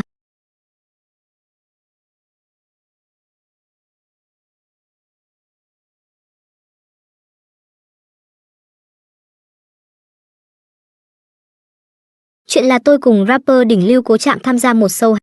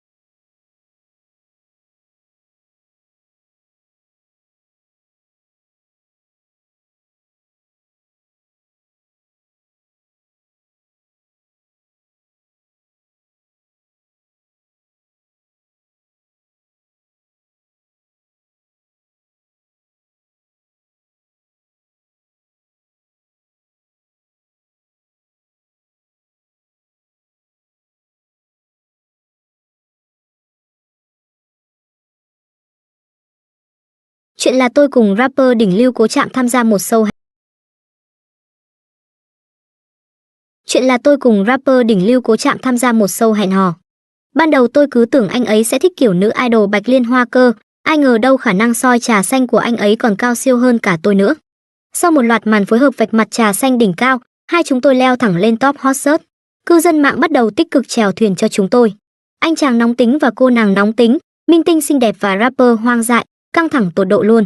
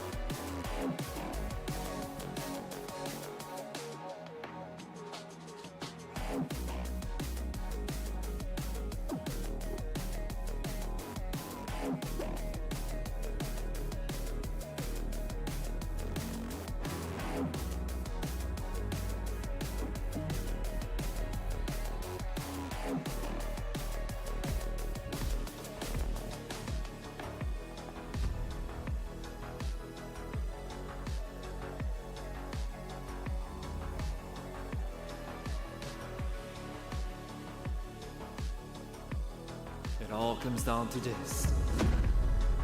Down top of the mountain. One final step. Reckless is holding fast, but he finally goes down. What with the ultimate anti-angle? Blizzard approaching. And Hurt is going to be killed by some random bloke from Hungary. MSI champion, welcome to the NLC. Forget the scars and focus on the task ahead. Fight! One last time. Conquer what is rightfully yours. Conquer! England, how are you doing? Come on! Welcome to the Arotsi NLC Winter Finals. We meet one final day. So for everyone at home, because Twitch is watching, okay, England? Twitch is watching. Let me hear you roar! Beautiful! One final time, we have another battle on stage. It's gonna be Los Ratones versus North. But I have a special surprise for everyone here. We're gonna play a game right off the bat. I'm not even going to delay it anymore. Middlecott, join me on stage. Middlecott! No time to waste, okay? Are you ready? I don't think you have a microphone right now. Oh, well, this hasn't happened before. Hey, there we are. Okay, I hear you, actually, I hear you. Not the voice in my head. So with that in mind, we're gonna play a game show. It's like a question. I will put up a question up here, and you raise your hand. The first one to raise its hand, Middlecott, you go to them. I don't know how, but you do it. You find a way, okay? It's up to you I'm to going to decide. sprint like a madman archer. It's going to be quite crazy. I know it's going to be good cardio for you. So with that in mind, you give the answer, and I'll say if it's correct or not. If it's not, let's go. Okay, hey, that's the first one. Who says, I like my enemies two ways, dead or about to be? Any takers right now? No? So let's present a few options. Hold on, there's a bloke Okay, up there. okay, run. Right, let's go. Run. Come on. Faster. You have Kane, Clad, Get out of my way. Pike. Get out of my way. Right. Hello, my friend. What is your name? What is your profession? And what is your answer? I'm a student. My name's Henry. I'm a student, and my answer is Kane. It's Is that Kane right? for you? Is it Kane? Is it Kane? No, it's not. Continue. Oh. Okay, there's another individual. Keep in mind. I see it. Where am I You have going? to be faster. You have to be faster. How am I going to do this? I don't know. I got You the do top. you. I got the top. Whoa! Get out of my way! Oh, God, not you again. Hex Flash Garen guy. Right, what do you reckon? I think it's Pike. You think it's Pike? Yeah, that's why we play Garen. It's not. Another one! I mean, we're running out of options. Come on, There you go. Oh, let's go. Come on, cameraman, don't fall over, please. That'd be quite embarrassing. Right, hello, my friend. What is your name, and what do you think the answer is? My name's Ben, and the answer is Graves. It actually is Graves, and I love that shot. Hell yeah! It is Graves! What does he get? As his prize, Ben receives a minion plushie. Hey. Is this the greatest thing you've ever received in your life? It's one CS I will not miss. Hell yeah, let's go! Second one, let's go to the second question. Which champion has the ability called a Bloodlust? The options are... Oh, we've got one. I think this person knows. Come on, Roman! I see a lot of LR. Oh, my... What? You are so inconveniently seated, my friend. Right. Sorry. I apologize. Sorry. How are you doing? What's your name, and what do you reckon the answer is? Well, my original answer would be Word. It's not on there, so is it related? Oh, my God! Can I say if it's correct or not? Well, I know the answer, so I know it's not renekton. It's not renekton. Okay, another. Oh, there you go. Ari's there. All right, let's go. All right. Hello there. What's your name? What do you reckon the answer is? I'm Ari, and I'm pretty sure it's Tryndamere? It is. Hell yes! Minion plushie for you. Thank you very much, Lee. Roman, don't fall.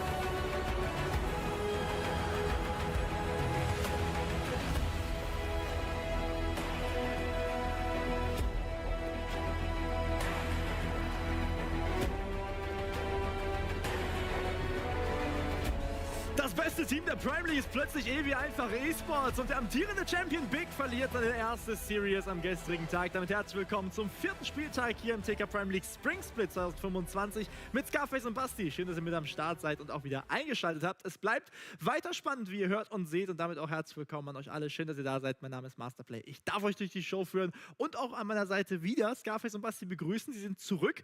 Wie geht's dir? Wie war der eine Tag heute in Berlin? Ja, also ich habe eigentlich nicht viel gemacht, ein bisschen rumgelaufen in der Altstadt in Spandau. Ist wieder schön hier da zu sein. Schönes Wetter aktuell, ne? Ist schon ein bisschen zu kalt noch, also ja. Ja, mindestens 30 Grad muss schon 10 sein. Grad mehr. Sehr gut. Please. Und Basti, du ganz besonders wichtig, du hast gestern ganz besonders wichtig. Ja, du hast gestern den ersten Loss von Big live miterlebt. Was ist da passiert? Also Big ist wichtig, nicht ich, um das nur klarzustellen. Deine Expertise ist wichtig. Sehr schön gerettet. Masterplay, du könntest Moderator werden mit dieser Eloquenz. Also Big hat erstes Game gegen Austin Force sehr gut ausgesehen, haben dann irgendwie 0-2 verloren, also 1-2, weil sie haben ja erst gewonnen, erstes Game gestormt, dann zweimal verloren. War ein bisschen überraschend, aber Austin Force auch ziemlich clean aus. Und jetzt Ja, jetzt mal gucken auch in Richtung Evi gefragt, was denkst du? Ist es so? Ist Evi aktuell das beste Team der Liga? Also, sie sahen auf alle Fälle sehr gut aus. Sie haben gute Synergy. Eintracht Frankfurt sah einfach nicht gut aus gestern. Also, ich möchte noch ein bisschen mehr sehen. Ja. Aber, also, dass sie wirklich auf Nummer 1 bleiben, ich weiß ja nicht. Wir werden sehen, zumindest gestern lief es sehr gut mit dem 2:0 und auch Dung Dynasty hat abgeliefert. Und wer es verpasst hat, für den haben wir jetzt eine Kurzzusammenfassung des gestrigen Spieltags. Wir starten mit Team Orange Gaming gegen Dung Game 1. Ja, also das Spiel 1 war eine sehr aggressive Composition von Agrins Team hier von Dung Dynasty, ist eher so ein Engage-Comp, aber leider ist man einfach in der Laning Phase zu hart behind gefallen. Man konnte auf den Azure-Raum nichts finden und Na und Ari haben wirklich die Lane gestompt und sich ein Gold-Lead erarbeitet. Und da war das Snowball dann relativ leicht, wenn halt so eine Hard Engage Melee Composition nicht im Early Game ahead kommt oder ziemlich hart behind fällt, dann sieht das halt so aus, eine 28-Minuten-Stomp. Zweites Game war dann sehr, sehr spannend. Wir hatten viele wilde Picks, wie zum Beispiel die Quinn Midlane, die eigentlich als Counter gegen Tristana Midlane gedacht war. Problem war, Tristana hat sich dann einfach gesagt, ey yo, ich gehe einfach Botlane, und Quinn gegen Asia sah nicht so richtig gut aus. Das war aber auch kein Problem für Phantasm, weil er glücklicherweise ein insanes Jungle ADC-Duo hatte. Reptile und Agrin, wie wir auch hier im Replay sehen, haben beide gemeinsam fantastisch aufgespielt. Man konnte über die Bot-Side sehr gut snowballen und die Drake stacken, was dazu geführt hat, dass Dung Dynasty die Teamfights einfach sehr, sehr gut spielen konnte. Reptile hat immer wieder von Agrin Raum erkauft bekommen und die One-Shots ja quasi serviert bekommen. Über den Killerinstinkt ist er dann in die Backline gedived und konnte die Teamfight auf seinem Signature-Pick der Kaiser sehr gut spielen. Sendo auf der anderen Seite hat einfach eine solide Weak-Side gespielt und auf der Poppy gegen die am besten ein gutes Matchup bekommen und ansonsten nicht viel falsch gemacht. Damit konnte dann Dynasty Game 2 ausgleichen und es stand 1:1. Und jetzt zum allentscheidenden Game 3. Ich fand TOG's Comp ziemlich gut für eine Red-Side, aggressive Composition.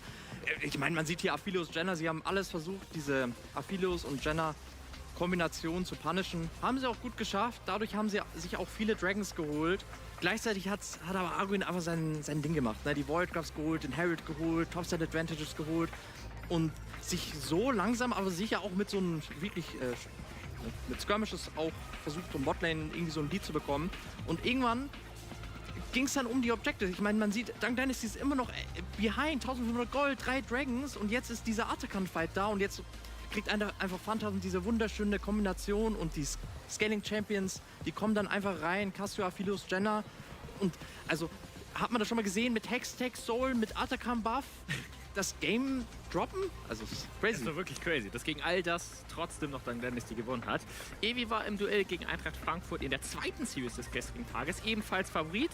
Das Early Game, das sah aber eigentlich ganz gut aus für Frankfurt, bis dieser Teamfight quasi das komplette Game für Evi einfach geturnt hat und sie dann auch relativ schnell, zumindest im ersten Game, den Finish einläuten konnten. Ja, und das zweite Game, das war der 50-Minuten-Banger. Also Frankfurt war über das Spiel hinweg die ganze Zeit ahead. Also eigentlich hat nur Relatives Victor sie noch im Spiel gehalten. Und man würde einfach denken so, okay, das Game geht doch sicherlich in das dritte Game. Aber nein, Evi holt einfach Drache nach Drache, Mountain Dragon. Frankfurt versucht 20 Minuten lang in der Gegnerbase irgendwie das Game zu beenden. Da wurde man einfach ein bisschen unruhig. Und and all those teams move on to playoffs. And regarding your placement, you'll get a attribute, a seeding, and those who don't get any win whatsoever will be on the lower bracket, which means they don't only have one shot, one opportunity. But for that in mind, you have an opportunity to join us for the live event. Yes, it was beautiful to watch it on Wednesday in Nottingham, but this time, I'm gonna say it, it's gonna be in Denmark! Experience the NLC finals like never, and this will allow you to just meet the teams, the players, the streamers as well at the end of May and beginning of June. Be the first in line for tickets through the pre-sign up now. What does this mean? You go on the website we have provided, and then you can sign up to be one of the first to actually get those tickets, which will allow you to also listen to something called Unit 22, by the way. I'm just letting you know, there's a lot of things that are going to be happening. It's not only the meet and greet, it's not only the NLC, it's a big spectacle. And he's so fast. I have to do it. Okay, go. It is the culmination, it feels like, of many years of the NLC. We had our finals in Nottingham, but now we are bringing it to the best country in the world, in one of the best cities in the world. It is Denmark, it's Copenhagen. Copenhagen is a storied venue, and I cannot wait to see all of you there, the Danish League of Legends community, be united for love for the NLC. I'm so excited, man. I am over the moon. As you can see, my hair can even not deal with this anymore. It's gonna be absolutely phenomenal. Solani, what do you have to say about this? Are you gonna wear the same hat if you go to all together to the finals? Because I need to see in that hat in real life. Yeah, of course. I'll bring Can I it get all. one too? I only have one, but I'll have a look around. I'll get all of you guys Danish gear. I'll get all of us Danish gear, so we can all be proud to be in the peak League of Legends, in the heart of Denmark. This is being streamed right now, Duckling. I have a question, Mr. Denmark, by the way. That's your name on the stream, by the way.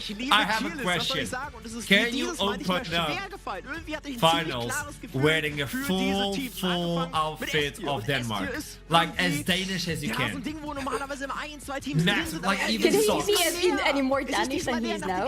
Yes, I think we can pull it. Yeah, we can raise the level. Is it there possible? There might be ways to figure something out. I know you can get full Danish suits, so we can look at it. We can dwell on the idea, and I'm sure we'll be opening up with a lot of Danish pride at the Flip it, final. send it. It's now a promise. Thank you, Duckling. Mr. Denmark, we're gonna have finals on Denmark, so we hope to see you there because you get to meet all the teams, you get to enjoy the show, and there's gonna be a lot of streamers and actually performances as well.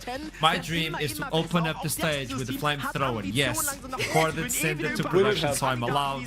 I would love to, man. I don't care. Now, I would love to start this show because the first game of today, this is gonna be the first day, so we don't have a lot of information. It's Los Ratones versus Rich Gang. Yeah, let's start with Los Ratones. Everybody's here. They want to see Los Ratones because these individuals just demolished EMEA Masters. I'm not gonna say it was close. It was theirs for the taking since the beginning. Yes, a few oopsies here and there. It doesn't matter. Los Ratones demolished EMEA Masters. They are the team to look out for. You know it. What can we say about these? Let's start talking. We can say so much about them, honestly, but the first thing we have to say is a huge congratulations to them because they have done things that haven't been done before in the history of NLC, and they continue to do so. The most amazing thing about this team at this moment is that they have set up the records, and they have more records to beat, and they're on the right path to do so. They finished the NLC first in the previous split. As you said, they went through EMEA Masters story insanely well. We finally didn't have any LFL versus LFL finals as much as we love LFL. We love NLC more, okay? And we finally had the NLC finals. We had them win them. Now, what is the most interesting thing is that so far in the modern history of NLC, we haven't had a single team that took the crown 2 splits in a row. We've had teams trying to do so, but nobody has done it before. And Los Ratones can make yet another history if they do it this time. Yeah, there are more records to be broken. You're completely right, Solari. It has been a monstrous achievement for them, right? They've come in, they've swept everything up. The pride they have brought on themselves, the trophies they have added, and the pride they have brought on the NLC region, and definitely not be underestimated. But there is more yet to come, right? As you said, records still left to be broken, and just look at the star-studded roster. 31 years of T1 competitive experience between these guys. It is the mountain. They are the the pinnacle of League of Legends in the ERL system, and if any team can compete with them, well, they can represent the NLC and make us proud at the EMEA. I think you brought something extremely important, which is every single time we start talking about the NLC, it's the Northern League, and we always make that adaptation of, hey, you have to climb a mountain. And as soon as Los Ratones join and provided and showed us what they can be, well, they are the mountain. It's not a team that is climbing the mountain. They are a mountain right now, and any team who wants to go against them, well, it's gonna be rough. Velia was also the MVP of finals. I don't know if you got to see that. Baus is the boss. He totally took control of the interview, and he's gonna be a father. I'm just waiting for that. Like, he's achieving life at the speed run as well. This team is unstoppable, but also they only had one loss during the entire split. Only one game. We call it the Quinn incident, and we don't talk about it. It didn't happen, okay? All VODs have been deleted. We asked production that Quinn. Even on the recap of Los Ratones, on that incident, that game is missing. I'm just letting you know. It's actually missing from YouTube. So I just want to put it out there. Only one loss. And the thing is, of all the rosters, Los Ratones didn't change a single member because they're adamant of what they want to do, which is win it again, go to EMEA, conquer it again, and do a triple. They want to get they want to get all three EMEAs in 1 year. Yeah. Ridiculous. And they want to do it with the same roster, because I think this is pretty much the only team that hasn't changed a single thing in their roster. No, one of like 2 teams, I think. I would need to check my stats, but in Group A, for example, we have so many teams that have completely reshaped what they are, who is playing for them. Los Ratones have an idea that they want to keep the same roster for the whole year, and so far they've been sticking to it, and it's been working for them amazingly. So, you bring that up, tell me, Tackling, because before I move on. Yeah, I just shortly wanted to add to that. There is, as you said, sorry, one more roster. Bulldog Gaming, we saw them at the LAN finals. They haven't changed anything either, but Los Ratones and Bulldog are the only 2 remaining. And for Los Ratones as well, right? Started working since November together, so that means they've now worked almost half a year. And they are just, head and shoulders above anyone else. I know Bulldogs is going to show up to the party. We're not talking about them now, and I think Bulldogs is going to be a contender. But we'll talk about that later on in the future. For you folks at home, you know everything about Los Ratones. Let's be honest. You're watching this, and you know the Wikipedia, you know their address, you know everything about Los Ratones. Which means we need to talk about the other teams. You need to know who they're fighting against. I'm not going to be gentle. Rich Gang stepped in Winter Split. Completely dominated Group B and then fell short. But this is an entire new team. And if you look into these faces, you're gonna be like, who are you? And that's the question. We know a little bit, but we don't have sufficient information to talk about Rich Gang. So we need to see their first game. I don't think this is gonna be easy. I don't think this is gonna be close at all. We need to be honest, so that's why we're keeping expectations low, so when they show up, we are surprised by this team, Rich Gang.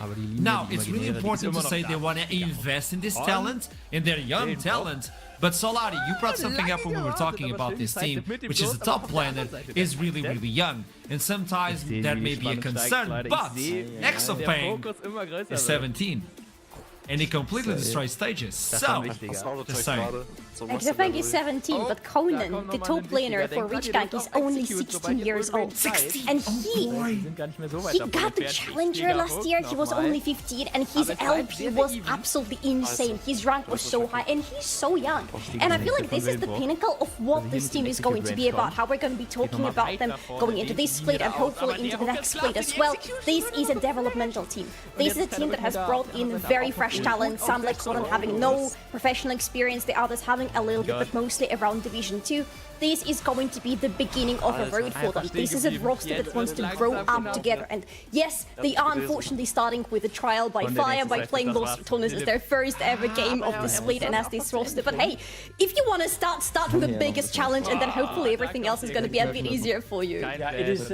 I completely agree, Star. It is such a change of pace from what we saw from Rich Gang last split, right? As you can see from the results, 5-6, that's not really anything out of this world. But as Arsha, you said as well, they were dominant dominant in the group stage, absolutely unbeatable in Group B. When they came into playoffs, they didn't practice as much as the other teams. They had the star players, but they didn't have the dedication to really focus enough on the game, and that led to the other teams catching up. Now this time around, you have the talent, you have the dedication, but you start from a lower point. Solari said they need the time and they need the patience, because I believe they can bloom into something special, but the first game of the split against Lost Tones, I'm not expecting them to perform miracles. That's the thing. They don't have that experience. They don't have that much in-game play, like scrims. It's gotta be hard pulling a new talent team and say, "Hey, let's get scrims." Who are you scrimming against? Scrim bubble is extremely important. Solari, you want to say anything? I just wanted to say that even though yes, this is in roster and this is really hard to start the split with Lost Tones for them, you gotta remember that Lost Tones just ended EMEA Masters, and since they won EMEA Masters, they had to play for such a long time that they had very limited time to do any scrims and any preparation for the split. So maybe that's something that Reachgang have in their sleeves, hopefully just having a little bit more time to prep. You know what scares me the most about Los Ratones? On the interview with Baus, before we move on, production, these musics are just, I'm just enjoying this. I'm like, this is banger after that banger. I'm just enjoying this. Thank you so much. No, Los Ratones, we finished. I asked Baus for a sentence he heard at the end of the game that he could bring into the conversation. It was instantly Crowny saying, "Hey, on that wave at 15 minutes, we could have slowed push a little bit better. We need to work on it." You're winning EMEA Masters, and then already thinking, "Oh, they have to improve in scrim yet again." I know Reckless was like, "Boss, we just need 2 days off." But after we're done, we go again. Tell me that. It is very much that perfectionist mindset, right? That yes, we just won the best tournament we can currently win in terms of the ecosystem we're playing in. But we did mess it up. The game wasn't perfect. They got a kill, guys. You could have played that fight better. You could have gotten the straight 6 minutes in. Like all of these small little decisions that ended up not mattering at all. They 3-0'd in the finals, but they were still, you know, it wasn't quite perfect. So they still have another gear to them. And yeah, I really like that mindset. It just shows how far this roster can really get. One thing we need to highlight as well is there, by the way, just getting information that Champion Select is a little bit delayed. Don't worry, as soon as we can, we jump into the game. We just want to make sure that all players are fitted correctly. Yeah, come on, Duckling! I'm sorry, I'm working on it. I'll start the game, One of the things is, it's the best of one. And curiously enough, I think Los Ratones' roster on Champion Pool or Ocean is so hard to beat because they can adapt to anything. Yes, it's true. You see a Shogath and you're like, yeah, it's his top, maybe it's mid, we don't know. Maybe that Volivar is jungle, maybe it's top because you have Baus, you have Nemesis that can adapt really well. But with Reachgang, it's a question mark. So this might give them the lead, at least on the best of one, to pull something crazy, where Los Ratones are not expecting, go a little bit wild on any sort of tactic they can implement and try to steal the game. Because if you get a win from Los Ratones on seeding stage, that means your team will skyrocket in terms of placements. Yeah, I think it's a really good point, right? It is a best of one. It's not a best of 3 or best of 5. If you've been sprint in trying some weird tactics that's really been working and will throw teams off, this is the game to try it in. No one are expecting to come in here as rookies and play a clean game of League of Legends against the EMEA Masters Champions. You know, maybe just try your best, try something different and see if you can choose your ways. Maybe an early game lead, maybe even you get a Baron, or in a dreamland scenario, you win the game. There is one thing that we've been all waiting for during the previous split, and that is, when is somebody going to realize that playing around Baus and killing Baus non-stop is never going to win you game against Lost Ratones? And we haven't really seen anybody like having this click moment and completely leaving Baus to do his Bausy things in the top lane. Maybe Reachgang. I'm just having my fingers crossed that Reachgang is maybe going to be one of those teams that is going to let this crazy top laner do whatever he wants and focus on other things. Because there are things to focus on if you're playing against Lost Ratones. Like their early in the game, for example. Their determination to take as many directs as possible because that is their main focus in the game. There are ways to play around them. It's just, is Reachgang going to be the team to figure how to do it? I mean, I think if you focus on Baus, it's a lose-lose because eventually he will scale and he will take down the sideline or join the team. He now rotates towards the team, so his little flow is gone. I think he's getting really scary as a pro player. But one of the things I'm excited about this game is Conan, 17 years or 16 years right now, 16 years, really high in solo queue. This means he likes to challenge the enemy. And if he brings something like really high in challenges, bounces by himself, maybe that's the key. Maybe that's the dream. Leaving the young kid who's challenger to just take down Bounce as a solo queue game. I mean, Duckling is like, what, 15 years for like 10 years in a row? I don't know. And he never got challenger. Is that a beard? Looks like eyeshadow to me. Looks like I thought it was like low resolution or something. That was low resolution beard. Yeah, I'm still a few years behind on that. Compared to you, 144 webcam that got you that. I don't know, tell me. I will say this though. If you're a 16-year-old Wonder Kid, right, coming in from the solo queue, very high LP, we're excited to see what you can do. What are you hoping for to play against your first game? Some veteran who you know how will play, you know, that's been around forever. Or the weirdest guy in all of competitive League of Legends, one of the biggest things currently in League of Legends esports who is just so weird in his gameplay. It's Baus. I mean, what a debut you will have here, right? Backs against the wall, you're 16 and now, the first opponent you get to play against is Baus. And I mean, how are you going to deal with that? Probably played against him in solo queue a few times, but this is very different. And a full team is playing Baus. Well, that's something you get to tell your kids about. My first ever competitive game was against Baus. Can you top that?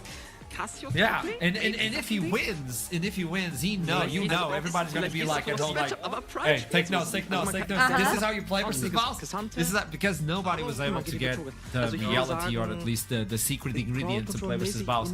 Even in EMEA, even when they lost versus KC Blue, it was like, okay, we now know what happened to Baus or what happened to the team. We adapt. Then we got to Supermassive, which was one of the most beautiful series, by the way. No, we're not buying time, by the way, people at home. We're not doing that.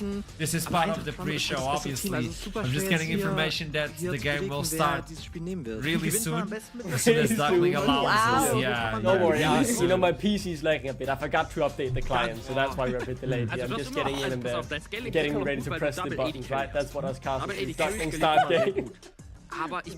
Don't call me out, man. No, yeah. Hopefully we get underway soon. I'm excited to see how the meta has developed, how the guys fit into the championship. I think for the jungle in particular, right? In a theory, I'm excited to see if that will go through. Win is absolutely disgusting at this point in time. Both in top and jungle, so as a high priority flex pick that we could probably see someone like us maybe without. So a lot of options, some changes have happened, and I'm excited to see what that brings into the draft. And, you know, it's the best of one. Healers don't really matter, so all the strong champions are on the card. I really hope Rich can bring out Nathiri, because Lil Sutherland have screamed against her a couple of times. She always catches them by surprise with what she can do after this mini rework that Riot have pulled out just in the recent patch. She's insanely fun to watch, and I hope that Rich Gang are going to have their eyes on her. Or maybe on Ari, for example, because there's apparently a new tanky air build, Bruiser each build for Ari flowing around, which is doing some crazy numbers. So there are a lot of fun things to look forward to in terms of chance select. So fun to watch 8B range champions bring grasp of the Undying. Lovely. Also, I think Nafiri is a Baus champion. I'm just saying, Baus, come on. You know you're gonna pop off if you bring that champion. No, I'm just saying Nafiri top. I think he could pull it off. It's Baus. He plays the supremacy. Like, he plays top, okay? Gwen no jungle. Velia has been playing the Gwen, and he's extremely good with the Gwen, so keep that in mind. Now, I don't know if they are aware of what is about to happen, but I'm doing this in case they are not. Casters are already waiting. Oh, Casters, I'll see you soon because we're jumping into Champion Select. Apparently, let's go! First game! I started the game, guys. I remembered to press play. Finally, thank you, Duckling. I did it. It's all me. Production smurfing. Okay, let me go. Red is removed as stated. Cyan as well. They don't want to play versus that on the top lane, which is actually a concern because if you focus on Baus, he's not going to run out. No, but it's actually Los Ratones taking out the Gwen. Now, do they take out the Nafiri as well? Do you expect some something different from Rich Gang. Possibly they could take those out because they're on the right side right now. Yep, see, they're taking her away because these are two really strong champions. And again, Lost Clones have had some issues playing against, especially in the Fury. So it makes sense that you want to remove those things, at least from your first game. Very standard bench here in terms of what I expected. The Tristana has been a high priority for Lost Clones during EMEA Masters, so it doesn't really surprise me. I think the biggest problem that Rich Gang have here is there are many strong bounce picks open, right? I think his Gragas is incredible. He gets so much utility out of it, regardless of how hard he gets focused. But we'll see, Rich Gang, they have the blue side. What do they want to prioritize highest here? Surely that's not the first pick, right? I mean, that's not what you're going to lock in and slam down. Maybe just out of respect for you, Ashram. Let it happen. Let it happen. Maybe. Nah, no, Please. Oh my, they did it! Imagine starting the split first pick, it's Pantheon. Delicious. Now, let's you have a lot of replies to this, and this is a flex as well. This is so archery coded, by the way, to have the first pick of the first game being the Pantheon. Maybe we get a Swain now.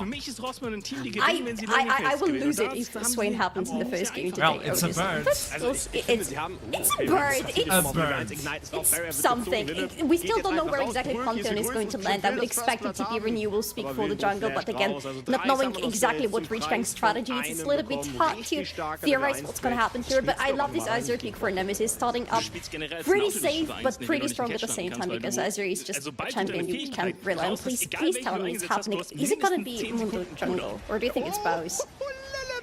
I don't think that is that's a strong 1-2 punch back, right? As here pretty normal to let through draft. Many mid-laners can play it, but not many can do it like Nemesis. He's unbelievable on that champion. And then the Mundo in the jungle as well. You deny the CC from the Pantheon if you get caught out, so you just walk it off. I like the idea of that, although I have yet to really see that matchup played out, but very strong counter punch from Russell Jones as he's now on Rich Gang. Really do something as the Varus would be just to stand above. So we open up with the Varus for the bot lane. A champion that is pretty hard to pinpoint, a champion that you would need to bring out some strong CC against, so if this Mundo is not going for the jungle, maybe something like a Vi could be brought out for Lost Clones, just to have some reliable point-and-click CC, because otherwise later in the game it's going to be hard for Lost Clones to kill this thing. Vi top is a thing for Baus, so that could be the possibility. I've seen this champion multiple times. It's so hard to play with. I like it, but it's extremely hard. There's a one trick that plays Vel'Koz non-stop, and he's the best.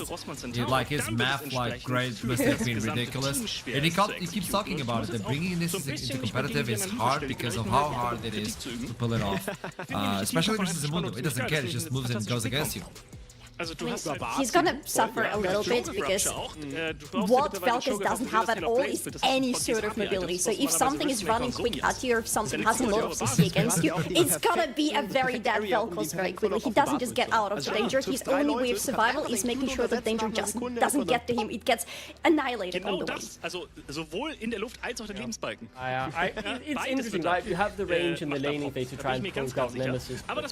You will be left very, very vulnerable. One slight mistake, you will instantly be punished. And in your NLC debut game, well, Diversity has put in the Aurora Cup, but this is first step up in the ERL 1.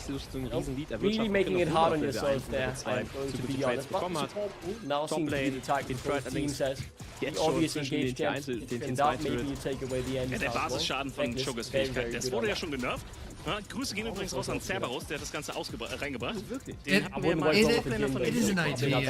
Der ist jetzt mittlerweile now, you know Baus will probably bring something AD-ish into the top line, and Vesa is still available. The Vi, as you pinpointed, is also available. Seeing the Vel'Koz allows it to be like, hey, Vi goes in, gets the Vel'Koz, so this could actually be a pick. But maybe they can go for the support right now, because you kind of get a feeling of what Rich Gang is trying to accomplish with this team.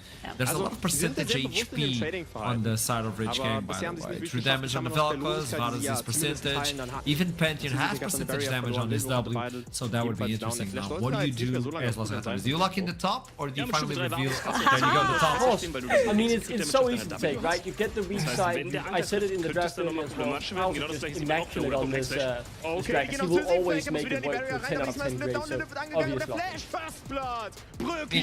How do you play with your ultimate as Vel'Koz? was if Gragas can just... You're done. That's the he's done. He's done. Yeah. If he's placing here and... So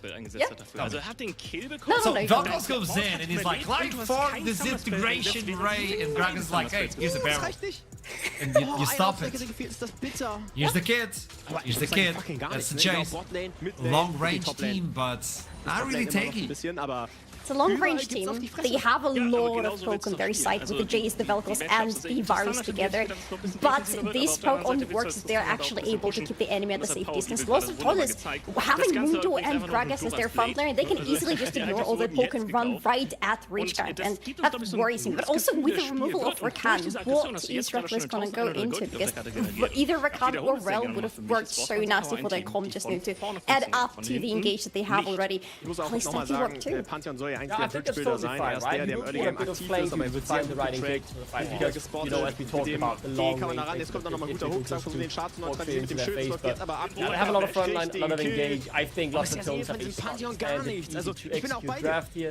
Obviously, they are the heavy favorites, but I do favor that draft as well. Rich Gang is interesting, but it's really hard to execute, and when you're such a young roster, and this is your debut game for many of these players, all of them actually, in terms of NLC Div 1. X against the wall. Maybe, just maybe they put off the miracle. I don't think it's horrible, but lots of tones standard safe, but it will definitely. We talked about this, best of one, you have to pull something interesting out of the bag in order to beat Los Ratones. It has been a quest for multiple teams. Nobody has achieved this, and this is why we are immediate Masters winners. With that in mind, let's toss it to the game. I miss these voices. It is Hipbrain in the reveling. I have missed you too, Archer. Hello everybody and welcome to the caster desk. Hipbrain Trouble here. Get ready to jump into game number one. A lot to talk about. Los Ratones, we kind of favoured their comp coming into this game.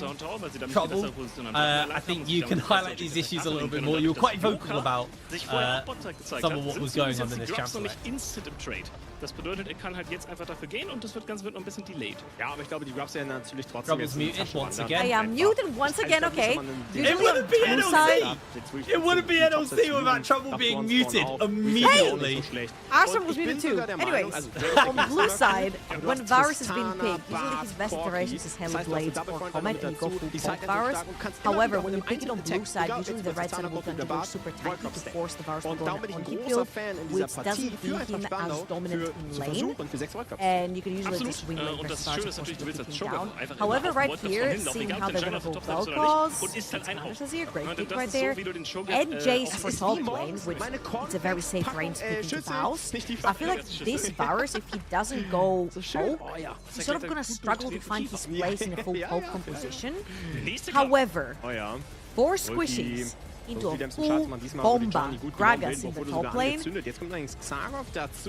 Blitzgang is gonna need some help displacing their bodies around to not get hit by the barrels. It's gonna be a hard one, to be honest, for Blitzgang. They've got a lot to do here, and like you said, the biggest issue is just gonna be a lack of damage, and typically that's the biggest problem with a poke team is if a poke team falls behind, it feels turbo bad. It's really, really hard to play as a poke team when you're behind, and you're gonna have this massive brick wall in the Mundo blocking all of that damage, and you know, how are you actually going to get through him and kill him without it being an on-hit Varus? Then you know, you become short range. Yeah, it's going to be a tough one here for Blitzgang. You know, they're coming in off, you know, winter wasn't particularly great for them. They struggled, didn't really make it far into the playoffs of the season, and you know, they're starting off hard. There's no denying playing versus Los Ratones is your first game back. It's always going to be a bit of a rough one. I don't feel like they particularly set themselves up for success off the back of the draft, but like you said, when you do look at the mid lane, you look at the Velkos and the Azir matchup, that is potentially a window to kind of crack and punch a hole through Los Ratones, which then you can look to punish through. The question is are you going to be able to do that? I mean, it's Nemesis. Nemesis is just been this brick wall. He's been so solid, and you know, there's a lot of players we've been highlighting and getting excited about. Obviously, Baus being probably one of the main ones on the side of Los Ratones. You know, all through winter, all through EMEA, been very hyped by this player, but Nemesis has always been that stable kind of player, stable laner for the team, been able to control his lanes and not give up too much, which has then afforded Baus to be able to play how he plays. So it is going to be an incredibly tall ask for them. Honestly, Gap mid so hard on this matchup, but suddenly everything else kind of just falls out of place for Los Ratones. Okay, I feel like even if you Gap mid with the Velcros, which again, it's a great pick. It's got more range than the Azir, and traditionally it is quick to counter the Azir in terms of like the Azir cannot make plays, and you can push out of lane, you've got a lot of push, a lot of wave clear, so that's great. However, my biggest question is, Rich Gang started fantastically in the previous stage. 4-0 in Group B, ended up being the placebo group, because apparently the whole group just fell apart once playoffs started, and it was only Group A moving forward. But now they're sporting a whole new roster, full of rookies. And their first task is to bring down Los Ratones, which is one of like the most difficult tasks you can ask for. These guys lost one game. One game the entire first split, and that was due to Kato's drafting. Okay, I'm not even gonna blame the players right there. Yeah, no, you're totally right off the back of that. I don't know. I guess like if you are Rich Gang, regardless of the outcome of this game, you've kind of got one of your hard games out of the way now, and you can focus on everyone else. But again, you know, new team, new roster, kind of getting to grips with each other. You've definitely given yourself a hard draft to play out versus a very hard team to beat. So, if anything, for me, this game's going to be a real tale of mental fortitude for Rich Gang, because if you can fall back and bring this back, incredible mental fortitude. If you lose this game and then come back and, you know, win your next 3 games, also incredible mental fortitude. If someone they pull the win out here, you know, if this team does get ahead, obviously that Mundo is always going to be an issue. But you can still look to blow up and kind of poke out everybody else. It's just getting around that brick wall of Mundo. You can find windows and avenues into this game, but there's so much engage on the side of Los Ratones. There's so much front line. The Alistar is going to be a menace. And we saw Reckless perform on this champion consistently throughout last split. In fact, we saw a lot of our supports perform on the Alistar. It's been a very stable pick here in the NLC, just in League of Legends for this year anyway so far. So you've got a big front line to get through. You've got a very consistent back line as well. Azir, you know, sure gets outranged by the Velcros, but in the chaos of a team fight, those Sand Soldiers, just more than anything by space. You don't want to be standing on top of them, especially when Azir hits kind of 2-3 items. So this game one, I don't think anybody is in denial that this is going to be a tall ask here for Rich Gang, especially off the back of the draft. But I don't want to completely count them out, because I feel like that would just be almost too biased. But they have definitely given themselves a rough hill to climb. And as exciting as the first game of our spring split is, we're going to have many reasons to get excited, because Los Ratones are back. They just won India Masters. This is the first game back into the competitive season. We're going to have to throw them a very quick break. We are dealing with a few technical difficulties, but once we're back, we're going to jump straight into the reef. Don't you dare go in. Hat sich Brügge überlebt. Ja, der ist einfach weg. Der kommt Teleport. Das heißt, die verlieren ja nicht mal was. Das ist schon stark. Also, ich bin mir nicht ganz sicher, ich kann nicht wirklich beschreiben, welches Team hier gerade diese Schlammschlacht startet, weil sind beide Teams wirklich, man hat sich darauf geeinigt, man geht einfach rein. Das ist ein Schlammbad. So, deswegen, aber es gibt einen klaren Gewinner. Und zum aktuellen Zeitpunkt ist das eigentlich spannend. Das Einzige, wo sich Rossmann so ein bisschen dran klammern kann, sind die 2 Drachen. Aber mit der Comp, die du hast und den AD-Carries, den du hast, du wirst am nächsten Drachen vermutlich 2. Testament haben. Absolut. Wir hatten ja auch über die Warcrafts unterhalten. Der Snowball-Faktor, gerade jetzt mit diesem 3000er Gold-Lead über die gefeedete Tristane, und auch Brülke ist gut dabei. Lilith ist überall. Er hat sogar Liandry's First gebaut. Also er geht hier wirklich auch auf AP, will ich einfach mal so sagen. Das habe ich auch noch nie gesehen. Ich auch nicht, aber ich liebe alles daran tatsächlich. So, und jetzt hat man hier einen fetten Siege Snowball über 6 Void Grubs. Top Lane fällt der First Turret, das heißt noch die Feats of Strength werden jetzt in der Tasche stecken von Eintracht Spandau. Die müssen hier allerdings ein bisschen aufpassen. Ross ist zugegen mit dem Team. Keine Pantheon-Ultimate. Wildenbruch kann immer noch. Da wahrscheinlich beide Teams haben wirklich ein gutes Pick-Potenzial. Wenn ein Spieler da gecatcht wird, bist du sehr schnell in der Unterzahl. Spannend wird es halt, wenn 5 gegen 5 Teamkämpfer aufeinandertreffen, weil du dann den einen Pick nicht mehr so gut machen kannst. Dann denkt Nautilus, er hat einen Pick, aber durch den Hook zieht er sich selbst ran und ist dadurch selbst der Pick. Weißt du, das ist ganz verrückt, was hier noch passieren kann. Und jetzt nochmal auf das zurückzugehen, was die Analyse gesagt hat. Ich habe das Gefühl, der Schaden, der fehlt hier nicht. Auch der Damage-Split fehlt hier nicht. Und selbst wenn du später einen Tank hast, ja, dann macht Shogav, was hat der später? 800 True Damage? Das ist krass. Also, freut mich, dass du Resistenzen hast.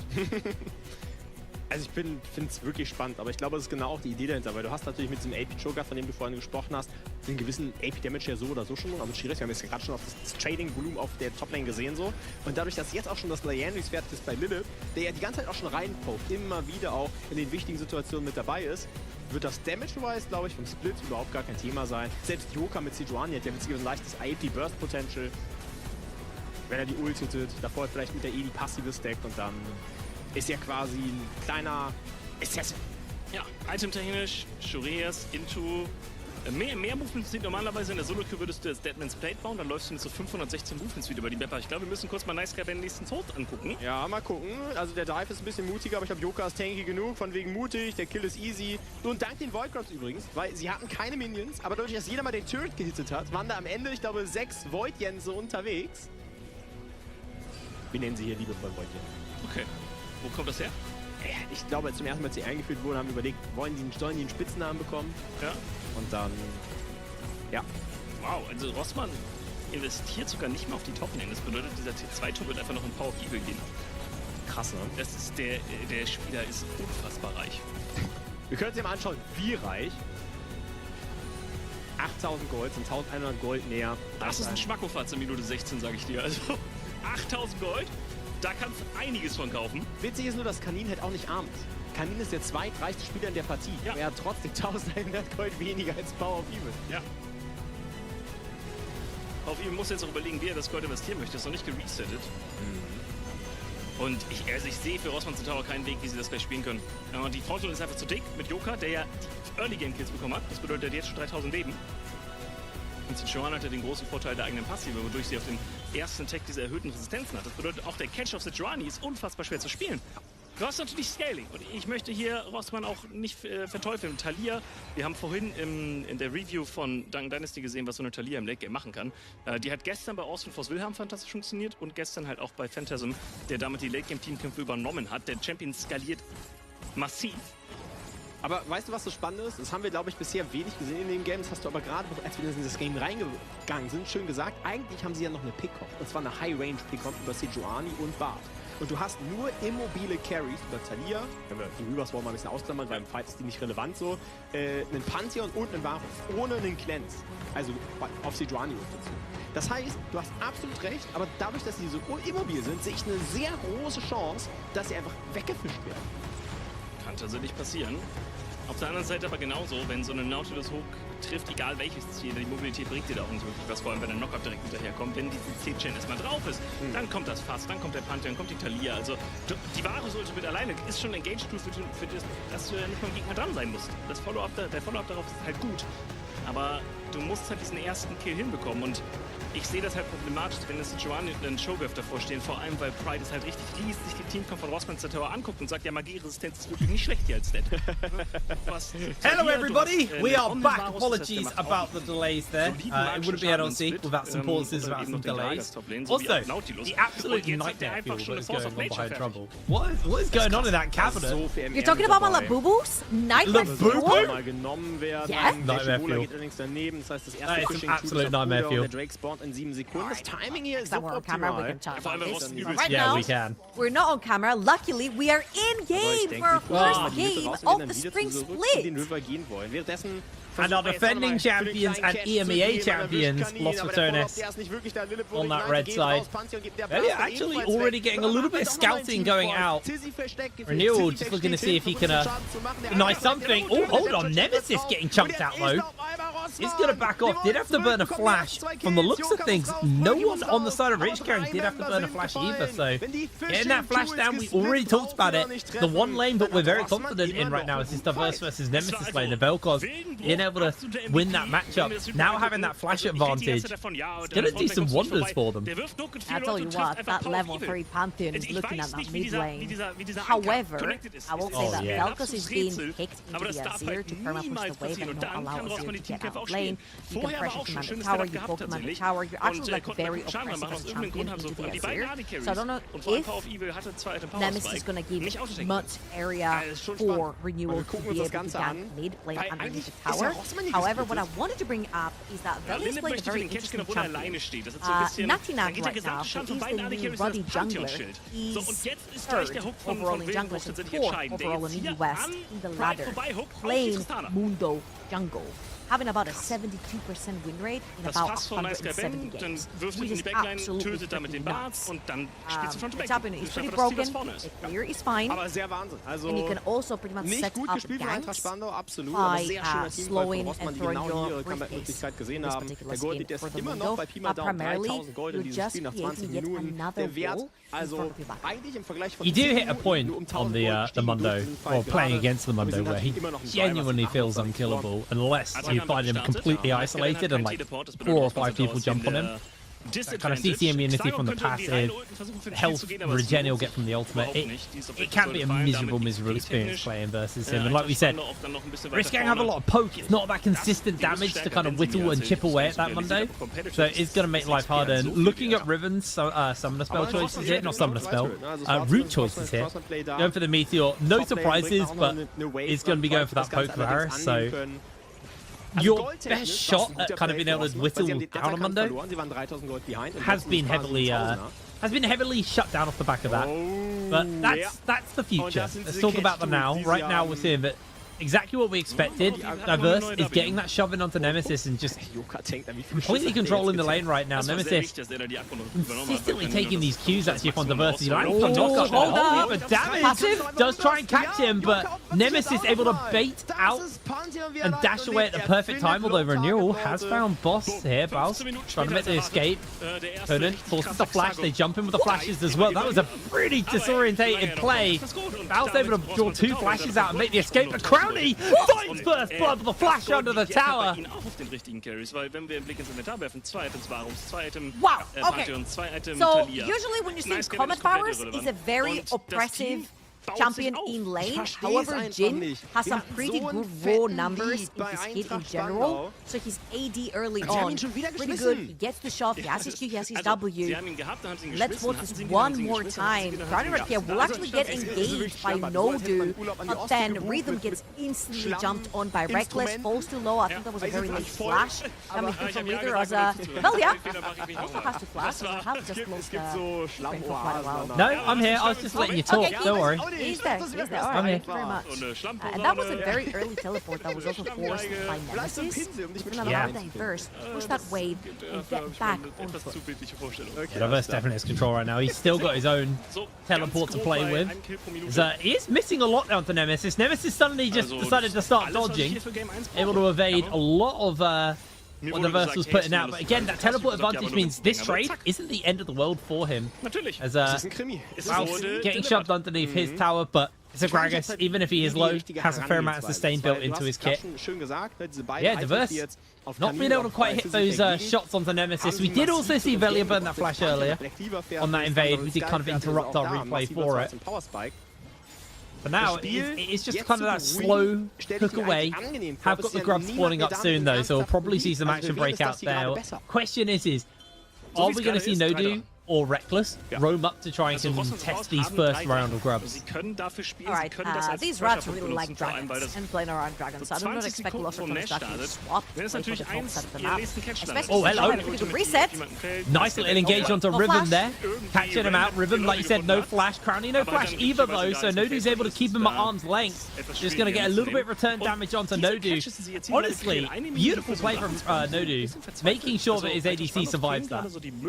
Yeah, and also Crowley uses cleanse right there a little bit aggressively, but didn't necessarily time it correctly with the stun coming through from Nodu, so he can keep up. And as we mentioned, the rats like the dragons, and it is going to be Velia starting the dragon. However, it's going to be a handshake between Loshatonis and Risk-Gang. Risk-Gang's going to go towards the top of the map and get those void grabs. However, I will say that it's a good choice right here to handshake, also because you have things like the Jace and the Varus that can take down towers really, und jetzt really muss auf jeden Fall einfach spannend auf einmal wieder in diese Face-Check-Szenarien rein. Sie haben ein bisschen aber Scar ist das richtige Ziel mit Face Rush. I mean, Reckless went very low. Diverse needs to be careful though. He's going to just get flashed onto, forced back by the Emperor's Divide, and that is one dead squid. Crowny secures the kill. A little bit too far forward. I feel like some harass is good to come through the Velcos, but right now you just TP'd into lane and you lost your flash. Conan's going low. Trouble. Renewal's making his way over. Can Bao's family outplay? Doesn't have his ultimate available. Renewal catches him, but no Bao to the belly box to cancel the stun. Able to move away. Gragas is so infuriating at times. So infuriating. I think you mentioned it earlier. Oh no. You just found him. He just found him. You just found him. He just knew. Du kriegst hier nichts geschenkt, ohne dass dir was genommen wird. Ich sag's dir so dieses Spiel. Potentially breaking out here on the bot side. Reckless does have that ultimate. In comes Velia. Not the ultimate, sorry, but he's going to go in for the flash. That's what I'm talking about. Ribbon goes down. They continue to fire onto Nodu underneath tower. Crowley is not going to land that deadly flourish. Good flash away, but in with the Grand Starfall comes Renewal. Makes that trade a 1-for-1. And I absolutely love the fact that Crowny has gone to Swifties. We kind of mentioned the fact that a couple of kills got away from them in the early game because they just couldn't reach. And now you've got so much movement speed onto this Jhin. That's also got fleet. So he's definitely going to be able to run you down together with Reckless. Obviously, Velia a little bit too overextended right there in this play. Will be punished by Renewal. This is getting a little bit scary territory for Blitzcrank. We mentioned how you mentioned as well how a Pokemon behind can be a very dreadful thing to play. And right now, Crowny is hitting 3-0 very close to his first item, 1,000 golds up onto the Poke Varus. And right now, Lost Arcanists can pretty much just position this Jhin around the map. Beide Carries war einfach spannender noch am Leben sind. Also, das macht die Sache schon kompliziert. Das heißt, keine Early Soul für Rossmann. Ja, we do have ebenfalls für Eintracht Spandau. Jeder weitere Drake bleibt aber wie gefährlich. Back to the Nightmare Field. Das Game komplett offen ist. Ja, wir haben wieder jetzt einen kleineren Lead für Eintracht Spandau. Who cares? Ja, es geht so hin und her. Wenn wir jetzt nicht von 7.000, 8.000 Gold sprechen, würde das springen wie sonst was. Und ich muss ganz ehrlich sagen, langsam habe ich das Gefühl, es gibt auf jeden Fall Spiele, die deutlich mehr What Kills is so cute? How is that terrifying? That is so cute. That is so cute. Up to the camera and you go, how is that scary? Von Eintracht Spandau, aber dieses Chaos, das spielt Rossmann wirklich in die Karten. Die Jungs All I'm können saying, auf dieser if I Ebene found that in an weiter abandoned house, kommunizieren und I darauf would kommt not es be dann picking eben that auch thing auf up. diesem Niveau. Das Gewinn sucht ins Lane, wurde jetzt eigentlich gespottet, wichtig von Troy, der Blast von Venom. I agree to disagree. I agree to disagree on that. Er hatte gerade verloren, genau in diesem Fight, den wir gesehen haben. Jetzt holt der Nash natürlich langsam auf. Another kind of thing that I want to hit on is we talked about how the Poke team struggles when it falls apart, but we also have to talk about Diverse. He's getting caught out. Crowley coming in, the laser beam won't be enough. Crowley secures another kill, and this Vel'Koz is not getting ahead. Now Baus has found Conan, catches him with the belly bot. Conan going a little bit low here, gets sped up. Baus is just waiting for the summoners to cycle back around. Can he get a belly bop in time? Good flash by Conan, able to break away. First of all, great roam by Crowny and Reckless. They knew that they would catch the bot lane. Because the wave wasn't pushing us hard enough from Rhythm and Nodu, so they didn't have time to go past that mid lane where Diverse had just blocked his flash, trying to harass around that dragon down the bot lane, and then Baus is doing Baus things. I feel like Gragas has been one of his scariest champions to play over the tops of the map. Renewal.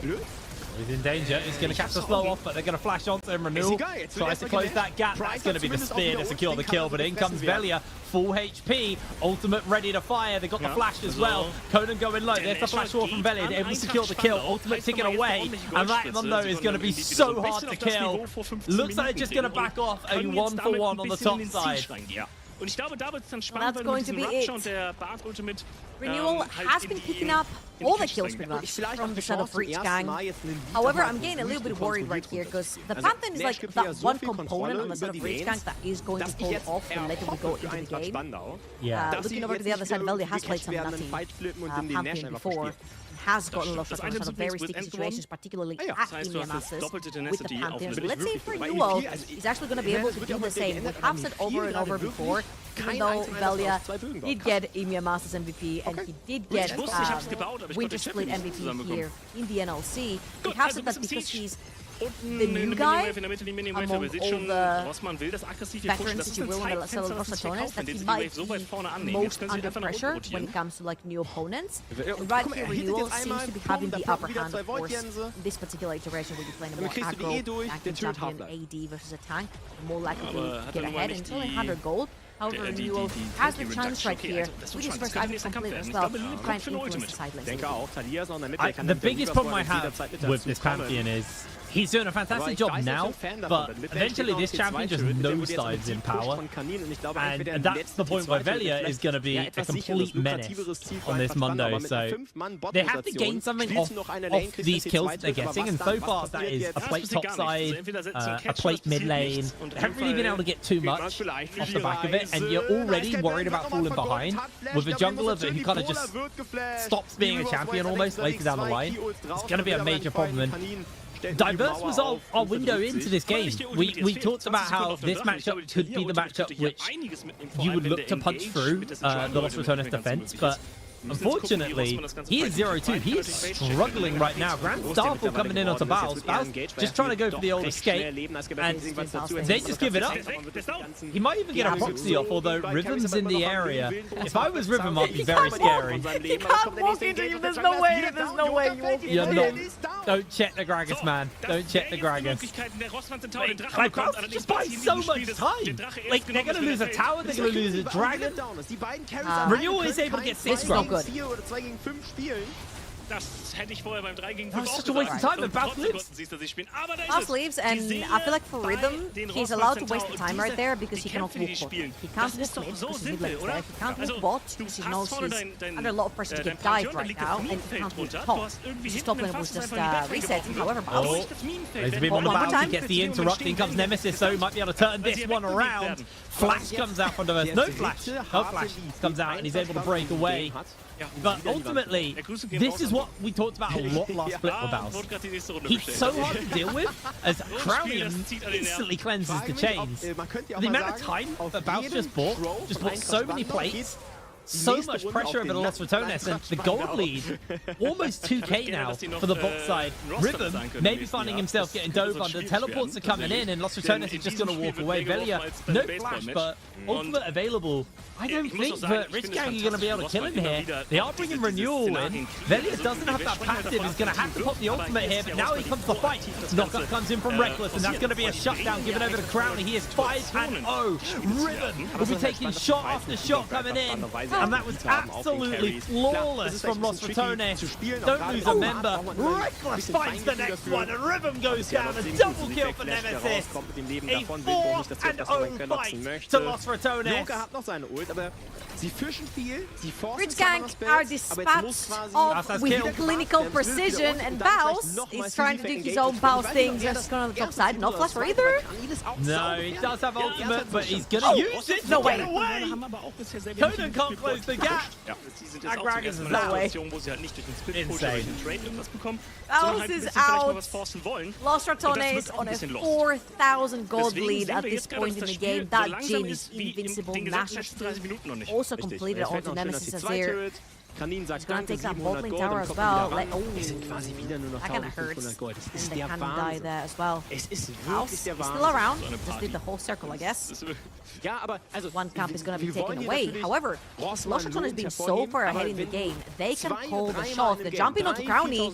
Yeah, Crowny needs to make a run for it. Doesn't have cleanse, remember. Renewal's able to open up, get a big chunk out. Crowny continuing to run away. Renewal's able to chunk him, but it's not enough damage to one-shot, and that is just a massive cash out just sitting around. Like, Crowny's worth so much money through shutdowns right now. Couldn't actually get a summoner or anything out of Crowny right now. Reckless gonna be found in that bush on the side. Right here, Los Ratones should be playing for the next Dragon to come. It's going to be a Cloud Soul on the ridge. Los Ratones, they already have team secured as Conan. He's gonna take that top lane tower. Conan right now is the only one in the gold lead. His pocket does have that eclipse onto the Jace as well. This is again a full open position coming out from Rich Gang as Rhythm. Have him on his sides, he's on the ramp, not the ramp! He has to flash away though. Velia continues to put the pressure in, and this will be a kill onto Nodu. Are they going to find the shot onto the Jin? No, apparently not. Velia is going to secure the kill. They tried to get the kill over, but unfortunately not going to be enough. Baus is opening up onto Diverse. Diverse throws the laser beam down. No ultimate available to Baus, but he goes down. Diverse is able to kill him. Now there's a fight continuing in the mid side. Velia popping the ultimate renewal on that runaway as Crowley's coming in with the collector, with the rapid fire, giving the kill over to Velia. Teleport as well as in jumps Conan, trying to deal with Crowley. Crowley has to play the flash. Reckless, can he find that knock up in time? Crowley is going to get the kill over. Goes straight over to Conan. Able to secure his kills. Chains coming off the Nemesis. Nemesis to get the ult back. The Emperor's Divide able to get that one. Velia continues to fire on the Conan. They did get the shutdown, but they lost so much more for it. At this point, Lost Adonis is just slapping them with their dollar. They're literally playing catch-up right here from Ritzgang, and that was a pretty imaginative, I want to say, TB coming through from Karna, but once you're deep with that Jace, you don't necessarily get out. They do, however, get the bounty onto Crowley, and let's watch this one more time. That was a continuation of a play where you walk onto the ramp, when you're behind, you're going to get caught. Renewal dead, Rhythm was dead as well, then first gets caught by Velia down the bottom of the map, and it's a little bit disastrous. By that time, Conan had TP in, trying to get that shot onto Crowley, which did net him 900 gold. But once Nemesis arrives with his own TP, so we're back in action. Nemesis outside of that laser beam. They already get one. There's the knock up into the Deadly Flourish though. No do under fire from Crowley, but Crowley's going low. That's not going to matter though because the damage is coming in. Renewal doesn't find the hit onto Crowley. Nemesis backs the double, and 4 members of Rich Gang go down once again. This is Dragon number 3. Rich Gang struggling now.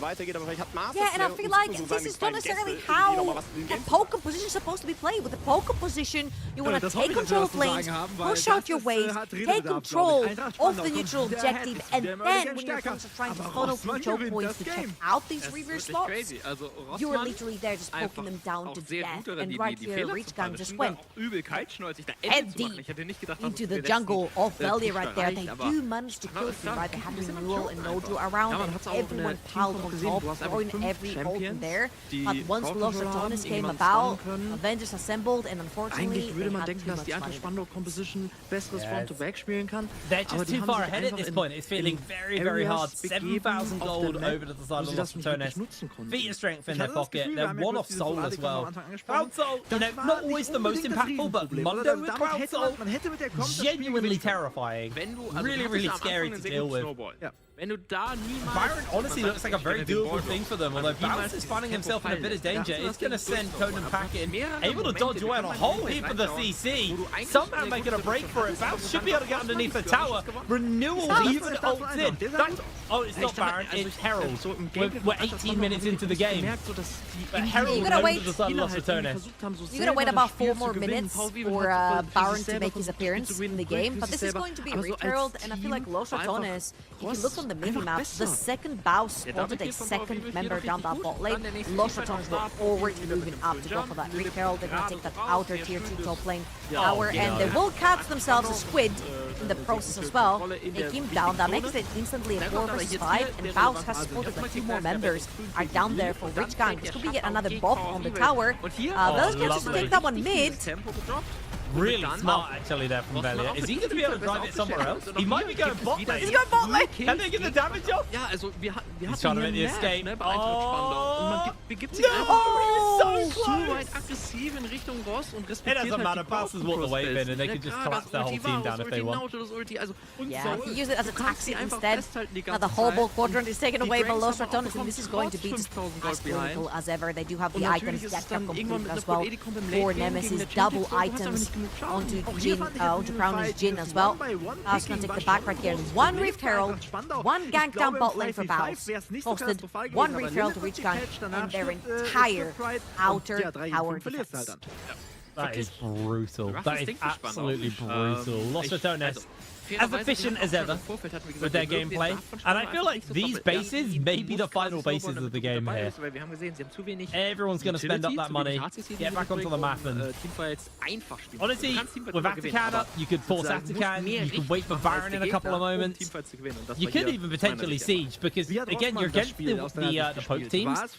Poke team's fine. They're 10,000 gold behind. Now, Poke is not there. Jace idealistically needs to have 3 items. Varus sitting on just a single item, where the Jhin is closing on a third. Like, you are so behind right now. Your Poke is just not going to land. Velia is 2.5 items on this Mundo. He's got so much HP to cut through. I don't know if they're going to be able to do it.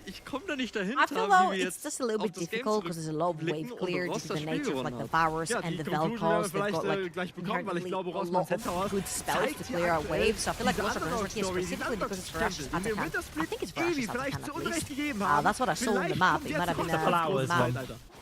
Okay, so it's Runes Atakan then. Hey, it looked red on the minimap, so I was like, hey, that's perfect, because you can just take that and just throw yourself under the tower, take the tower up in the base, and then you can transition that to a Baron. However, still, that Atakan is really strong, puts you up ahead in XP as well. 2 level difference between the mid lane, 2 between the AD carries, 2 and Baus under attack. But once again. And they're going to immediately catch him with the belly bop, send him packing renewals, trying to find the damage in. Baus is getting the Protobelt out, but here comes Reckless, knock up onto 3. Baus is in danger, but in comes Nemesis to try and save the day. They're going to slide in, secure the kill. Shuffle comes back in onto 2, but Crowley's making his way over. The Lifebolt disintegration rate does nothing. The Zonyas from Nemesis buys some time. He flashes over the wall, into Diverse's pocket, but Nemesis finally falls. Diverse catches in on the shutdown. Velia dealing with the tower, getting a kill onto Riven. Lost Returners look to turn it back around. Can they get a little bit more? Teleports coming through. There's the interrupt. There's the kill. Crowley, 8 and 1. Velia finds Diverse, caught up by the knockup, but he is going to just continue that chase forward. I don't think Diverse is going to be able to survive this one, although he is dodging the briefcases very efficiently, and Velia is actually starting to go a little bit low. In comes Crowley. Diverse with a fancy feet, flashing away. Crowley secures his 9th. 10th, actually. That's going to be sold. That was really fun to watch, actually. The Mundo versus the Vel'Koz. It's like, who has the fancier feet? Who can dodge more skills to get away? Because once you dodge the kill from Mundo, there's not really much else that he has to stick on you. However, this whole iteration of back and forth and skirmishes, he's going to net Rich Gang, a few more grey screens, and Lost Returners are going to secure themselves these souls. It's going to be Cloud Soul. Not that they were fast enough to begin with, but now they're going to be faster on the map as well. And the Baron is going to be spawning in about 2 minutes and something time as well. Lost Returners, I feel like they're definitely going to be playing for around that Baron. It does help their siege for quite a bit as well, especially if you don't necessarily have like really great tools on your AD carry side of things to push down towers. You do have Nemesis with the Azir, who's a great tower taker. However, I feel like, again, due to the nature of the Vel'Koz and the Varus being able to push out waves, you definitely need that extra help from that Baron buff to take down the inhibitor towers. Yeah, absolutely. Having a look at the items, Infinity Edge now finished up onto Crowley. 2 items onto Nemesis. He's closing in on that Sonya's though, which was very impactful in the previous fight. Baron coming up soon though. I think that's where our attention is going to get turned as soon as that one spawns up. Because like you said, the wave clear is there. Rich Gang are able to deal with it on the Crowley's damage onto Diverse. Absolutely abysmal. So much health was lost. No dude going to tank those shots, and he should be able to heal back up before the next wave crashes, though, so honestly, not much gain there for Lost Returners, although they are just going to collapse multiple members onto that top side. Baus just dealing with the bottom side, and the base will now finally be cracked open there from Lost Returners. 1 minute until Baron, but so much HP. If they keep catching auto attacks like this from Crowley, I don't think there's much they can do. 2 towers are going to go down. 3rd tower from an inhibitor defense is gonna go down, and only the inhibitor standing Baus, pressuring bot, Nemesis pressuring top. I think Rich Gang are a bit dizzy, they don't know where to defend. Well, they were looking for Crowley, but he's able to put the distance out there with those Swifties. Now they're looking for the lockdown onto Renewal. Renewal losing half its HP, jumps into Crowley, immediate cleanse comes out, and Velia secures the kill. Reckless in the meanwhile, just being a menace on the backline. 4 members caught in his CC. Lifeboat disintegration rate, interrupted by Baus, and this should just be the ace. Rich Gang go down. a triple kill over to Crowny. An absolutely flawless fight. Nobody falls. All of the inhibitors fall. Tower will be next up on the menu. Baus holds his life because he needs to jump onto the fountain, take a slurp, and that is it. 24 minutes on the clock. Lost Ratonis, close it out cleanly. Wow. EMEA Masters champions, NLC Winter champions are not here to play. That was a very quick game. I feel like, again, when it comes to Lost Ratonis, every time we talk about them, we're like, they're just so good at playing around their own macro, using Baus, and that's exactly what they did here as well. However, I will say it over and over again, it's not just their ability to play around Baus when he chooses to int on the side lane, it's their ability to straight up strangle their opponents in lane. Like, Reckless and Crowny in this particular game were just invincible down bot lane. They were so clean down in that bot lane. Really just a superb performance from them. It's the only words I can really throw for that. Anyway, we're going to pass it over to the desk to break that game number 1 down to Archer. Das ist ihr ganz eigener Spielstil. Ist das wirklich so, Scarface? In Teams, wo man sich gut persönlich versteht, ist man immer automatisch besser? Nee, nicht unbedingt. Okay. Das kann auch es kommt auf den Coaching-Stuff an. Yeah. Do we need Outram at this point? I'm gonna buy a new thing. This is not, it's the microphone. I'm gonna hit it. I'm gonna hit it. I think you need a microphone. You can summarize that game very easily. Lost Ratonis did not come to play, they came to dominate, and they did exactly that, right? I think Rich Gang, despite showing signs of life, and I like that they were a bit proactive, not just falling flat, it's Lost Ratonis, guys. I mean, die halt stark aussehen. Yeah, you're just kind of gekommen.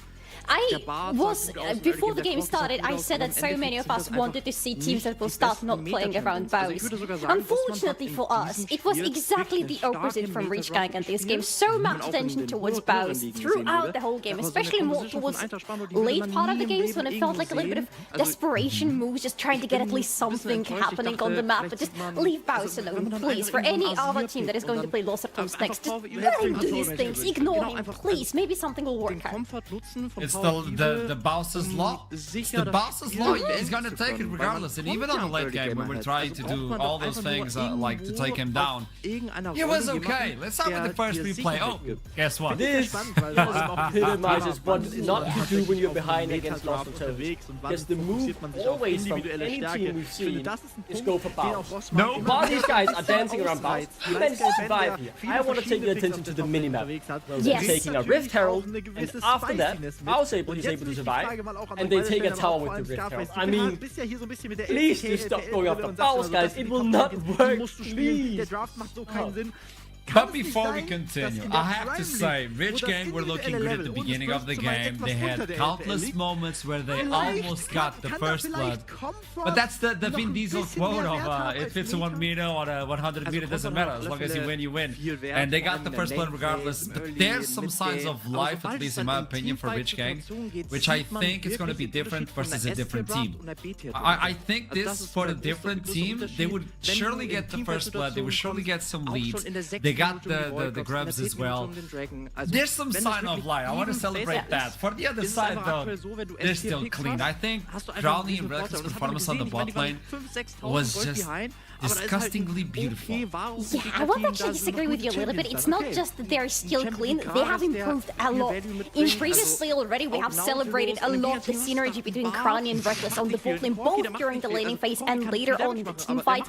It just continues to grow and be shaped into something more beautiful than before, because this team fight is an excellent example of that. Look at Reckless, look at how he moves around the team fight, just knowing exactly how to reposition himself so that his team gets a better understanding of who to focus on this fight. Crowny, always in the perfect position for his Jhin ultimates. Every time you see one on the screen, you know nobody's getting to him and he's getting the shots. And in some other fights, Baus is not here at all. He's doing his Baus with things on the top lane. But in other fights that we are seeing later in the game, Baus finding those flanking positions towards the enemy's backlink, is completely disrupting them. This team has already been good, but they have improved so much. dann wirken die Teamfights I'm getting scared. Exactly by that. I think they're getting better day by day, and that's kind of scary. Because, yeah, you think they reach a plateau, but they keep improving. And, oh boy. Yeah, they are really, really good, right? Brick by brick, they are laying the golden road potentially in the ERLs. Need 2 more NLC splits and 2 more EMA Masters and then we're done. What no other team have managed to do in League of Legends Esports and win everything they could in that Metagaming wird. They, Wir werden darauf achten jetzt they are great. I mean, they are all just so well aligned. They know exactly what to do. They're not really pushing it too far anymore, which at the beginning was a bit of a problem, right? They got a bit too caught in the hype. Alf was a bit too overeager in how many ways he could take. You don't see these mistakes anymore. What I thought, the highlight we just saw as well. The target selection was on point. They made sure not to go too far, but they were there to back each other up when someone went in. It was phenomenal. He executed. You couldn't lay a finger on it and criticize him. I'm gonna say it. I'm gonna say it. Okay. We have a replay. I'm gonna say this afterwards because this is gonna be kind of big. Yes. This is a good team fight, but see, look at Vel'Koz. He does what he needs to do, but then it's the bows. It's exactly the fight I was talking about. The bows finding this angle because Vel'Koz is not allowed to ult at all. The difference between Vel'Koz and Jhin, they're similar in terms of when they ult, they want to be safe, but Vel'Koz was never allowed that safety. That's a ranged top blind versus Gragas, and Gragas gets more damage. Is this legal? No. What? He was getting focused. I mean, to be fair, he was fighting all the time because he was getting focused so much. But he also overfarmed everyone. Yeah. What do you mean? Okay, I'm gonna say this before we continue and we have the interview, but I'm gonna say this. I think Belia is listening to this. I believe if a team wins 3 EMEA Masters in a row, they should be invited to Worlds. I'm just saying. Hear me out. Yeah. Hear me out. This should be law. Let's bring in Velia so we can talk to him about it. MVP of finals. Welcome. Oh, you got the hoodie as well. You're looking clean. How are you doing? Welcome to the interview. We get to talk another one. Thank you for having me. It was a clean game, wasn't it? It was. After when we were destroying the Nexus, I actually asked my team. I think this is the fastest win we did in NLC. Maybe I'm wrong, but it felt really fast. It felt easy. We were on the same page, and yeah, I'm really happy with the performance. Do you agree with us? We were talking about this, but it looks like even after EMEA, the team is getting better somehow. You look when you look into a team and you're like, oh, they're really good. They still get better. Are you getting the same feeling as you're playing? I don't think that's even a questionable, you know. We're just getting started, right? We were just playing for 3 months. We need to play for a year together. Imagine what we're gonna do. Imagine summer split. So we're gonna get better with spring, but imagine the summer split. You know, I would be scared if I was other teams, honestly. We're getting there, you know. Val, do you agree that if you win 3 EMEA Masters in a row, you gotta get a ticket invitation to Worlds? Like, it has to be a law, right? Like, it should be a law. I think if it's us, yes. If it's us, yes. Looks good. Tell me something, new season, everything is new, like, it's a new game plus for you guys. What's the main objective for you as a player? What's the main objective? Can you repeat, sorry? Like, new season, new split, what is your main goal as a player right now? My personal goal, or? Yes, your personal as a player. To get better, you know, to get better, to become a main shot caller, so everyone can listen to me and trust me, and yeah, maybe to get out of Low Master, yeah. Okay. I have one final one. I was watching a few clips today, and I got one from Baus, where he was looking at KC and also G2 placements on solo queue.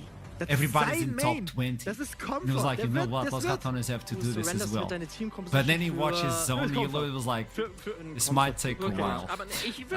Do you think it should be an objective for the team to also be like really high in solo queue? Because that's really hard, isn't it?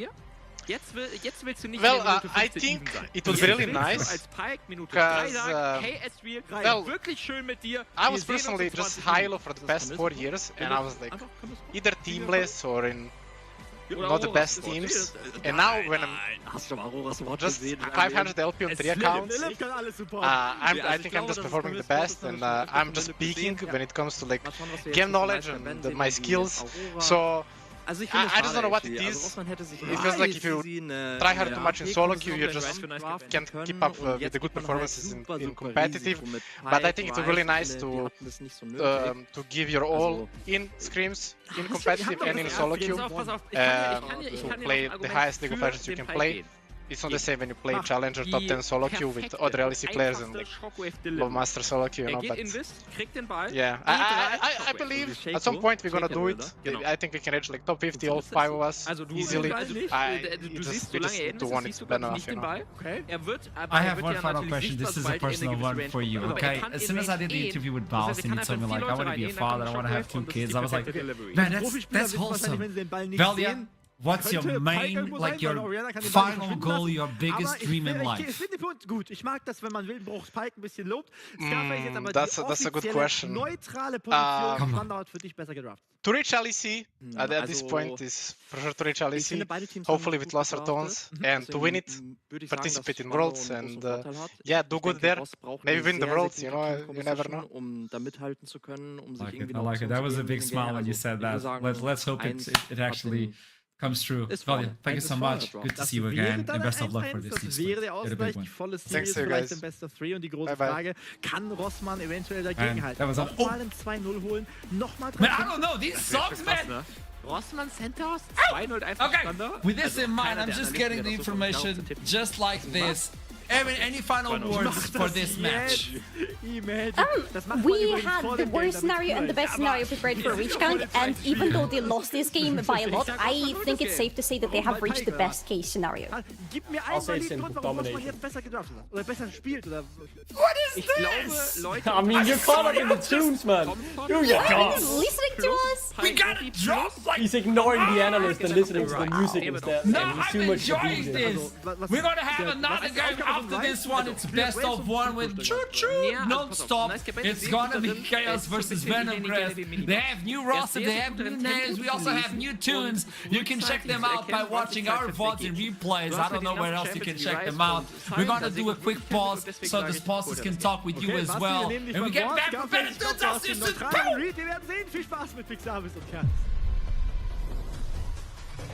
Basti ist so ein Pfeifett, oder? Einfach nach dem ersten Game predikten. Ja, hat glaube ich alle Aufgaben erwischt, dieser Satz auf einmal. Da musste ich auch ein bisschen schmunzeln. Ja, ich auch. Aber ich muss, alles, was danach kam, war sinnvoll. Ja, stimmt. Ich lebe übrigens noch. Also ich habe ein paar Chatnachrichten gesehen, die sich Sorgen gemacht haben. Ich lebe noch und wir freuen uns auf dieses zweite Spiel. Ja, immer wenn krass läuft, haben wir draußen ein paar Ventilatoren. Ich stehe auch schon mit so einem Handtuch und wedel einfach was ein bisschen die Luft zu der So ein Eisbad ist auch parat. Ja, der Klassiker. Aber einen Körper noch reingemacht. 10 Minuten warst du in der Luft, habe ich mir sagen lassen.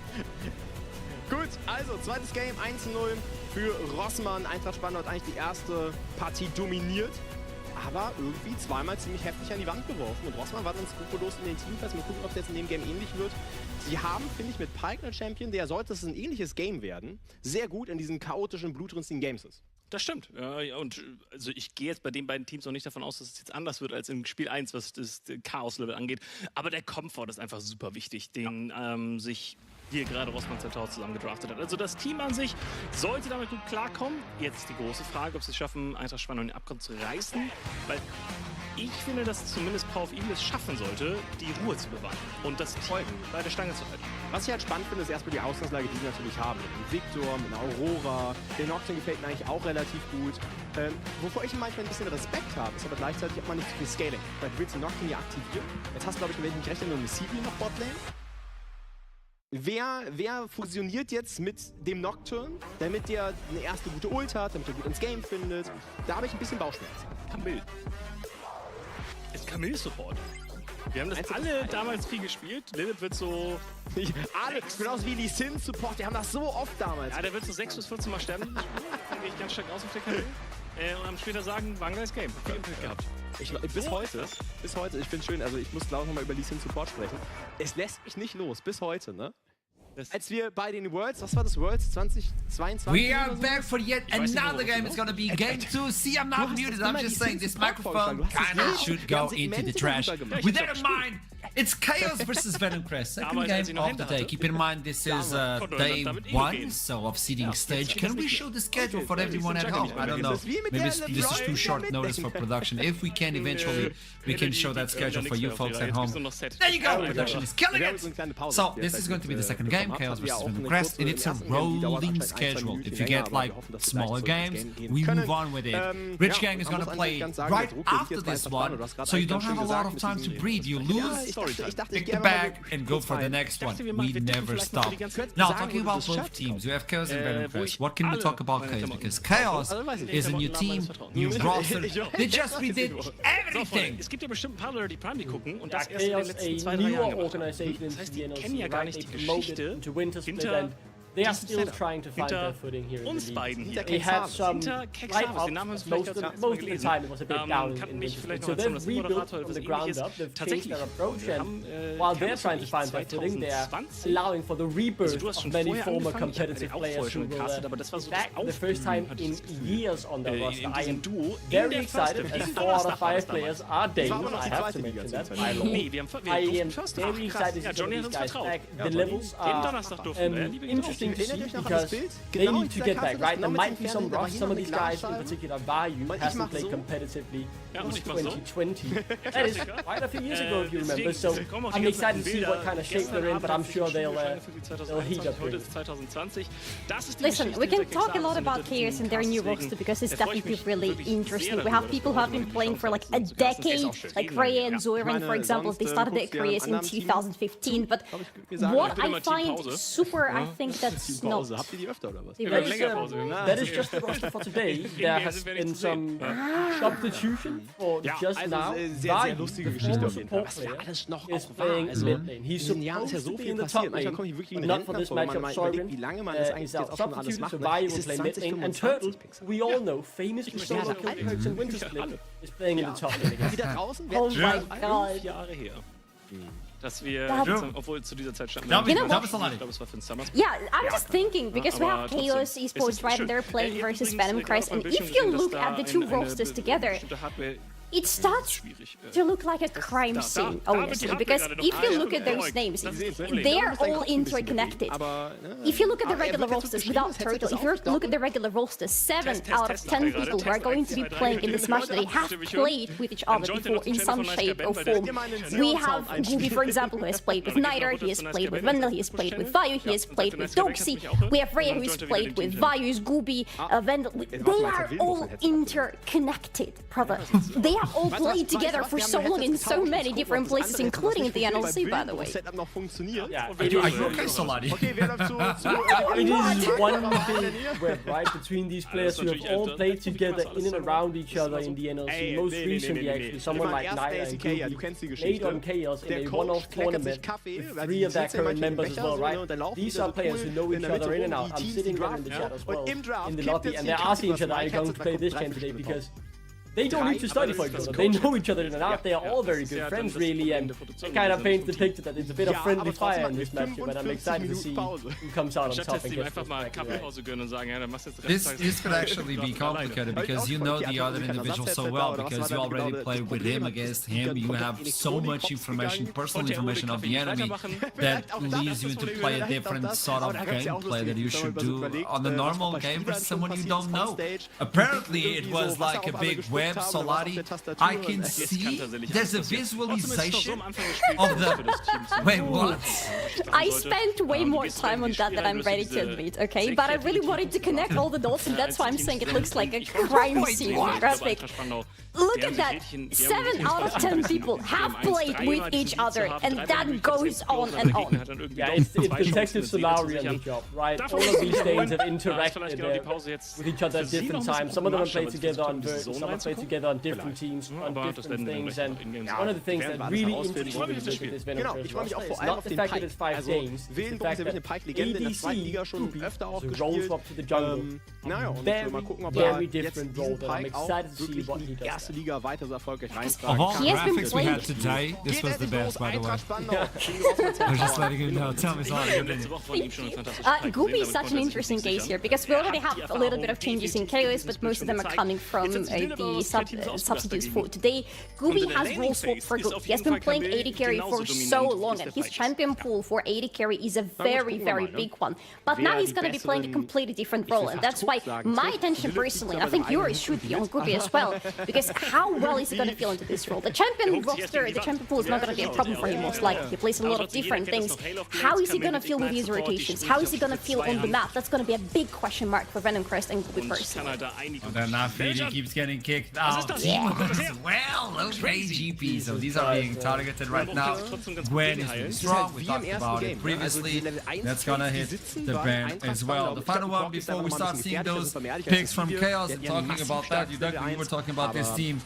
High expectations, they had that idea on the previous split of, hey, let's just go in, try to kill as many as we can. They couldn't get it. And now with this team, we should do something different. But Venom Crest is one to look out as well. Yeah, I think in my opinion, they should even test as a top 4, maybe even qualifying to land. These are 5 very strong players with 5 very high scores. I know their level is all good. It is simply the fact can Gooby adapt to that position as carry. Aber ja, also beide Jungler sind vielleicht nochmal auf die Jungle zu sprechen gekommen, trafen gerade in andere Richtungen. Und quasi die Waffenstart, aber Xargos geht jetzt erst in die Midlane. But the Choker, safe first pick with a lot of versatility in terms of where you sein. This timeline is weird, I know, Salari, it's a different timeline. Yeah, I'm processing the Timo information. I'm just so happy that it's banned, okay? But what will Venom Crest go for? Because have we talked about the fact that we have Kobe, the ex-LEC player, on Venom Crest playing in this very game? The timeline is absolutely insane, but he's going to be the one playing Ashe in this one, starting off with her. Braum is still available if you want to go for those, those good combos that you just know that work on the bot lane. I am so excited to see Covenant in this game. I'm actually losing my mind right now. Wir reden jetzt von 30 plus, nochmal diesen extra Schaden mehr dazu hast. Was ich mich halt auch gerade frage, ich bin total erstmal deiner Meinung, weil sie ja auch irgendwo ähnlich wie im ersten Game irgendwo so auch catchen wollen. Aber gleichzeitig haben sie auch einen, okay, der Schaden, so einen Front-to-Back-Fight über Victor, über Sivir. Aber dafür fehlt eigentlich die Frontline. Das heißt, Camille und Nocturne müssen eigentlich immer doch für einen Pick schauen. Dann bin ich mir aber nicht sicher, ob Sivir und Victor so der perfekte Match dafür sind. Ja, vor allem pickst du in Vi Ryze rein, oder Orianna. Das ist super unangenehm, weil du musst da über den Ball drüber diven, um den Pick zu machen. Und wenn der Ball einfach liegen bleibt, hast du nie einen Follow-up. Das ist so das große Problem. Ich erkenne das. Ich sehe da auch die Probleme. Apropos Probleme, hier im Jungle wird Joker jetzt erstmal ein bisschen unter Druck. Ja, der muss flashen, oder? Muss er flashen? Muss er tatsächlich nicht. Und somit ein richtig fetter, guter Play für Joker. Gewinnt hier einen Level 2 Camp. Das ist noch eine Level 1 Scuttle, das ist komplett irrelevant. Es tut so viel Jungler weh, das erste Level 2 Camp zu verlieren. Also sehr, sehr, sehr lecker. Ich finde es interessant, dass Joker aber jetzt wiederum nicht zu dem Gromp geht, sondern zu den Wölfen. Und wird dann von mich runterwerfen, ne? Ja, resetten, ne? Oder cornert er. Also geht er quasi von den Wölfen zum Gromp und hovert dann Topside. Das könnte er halt auch machen. Ich glaube, er sollte resetten, ansonsten verlierst du sehr viel von deinem Tempo. Oh, Lilip. Das ist das Risiko der E. Mhm.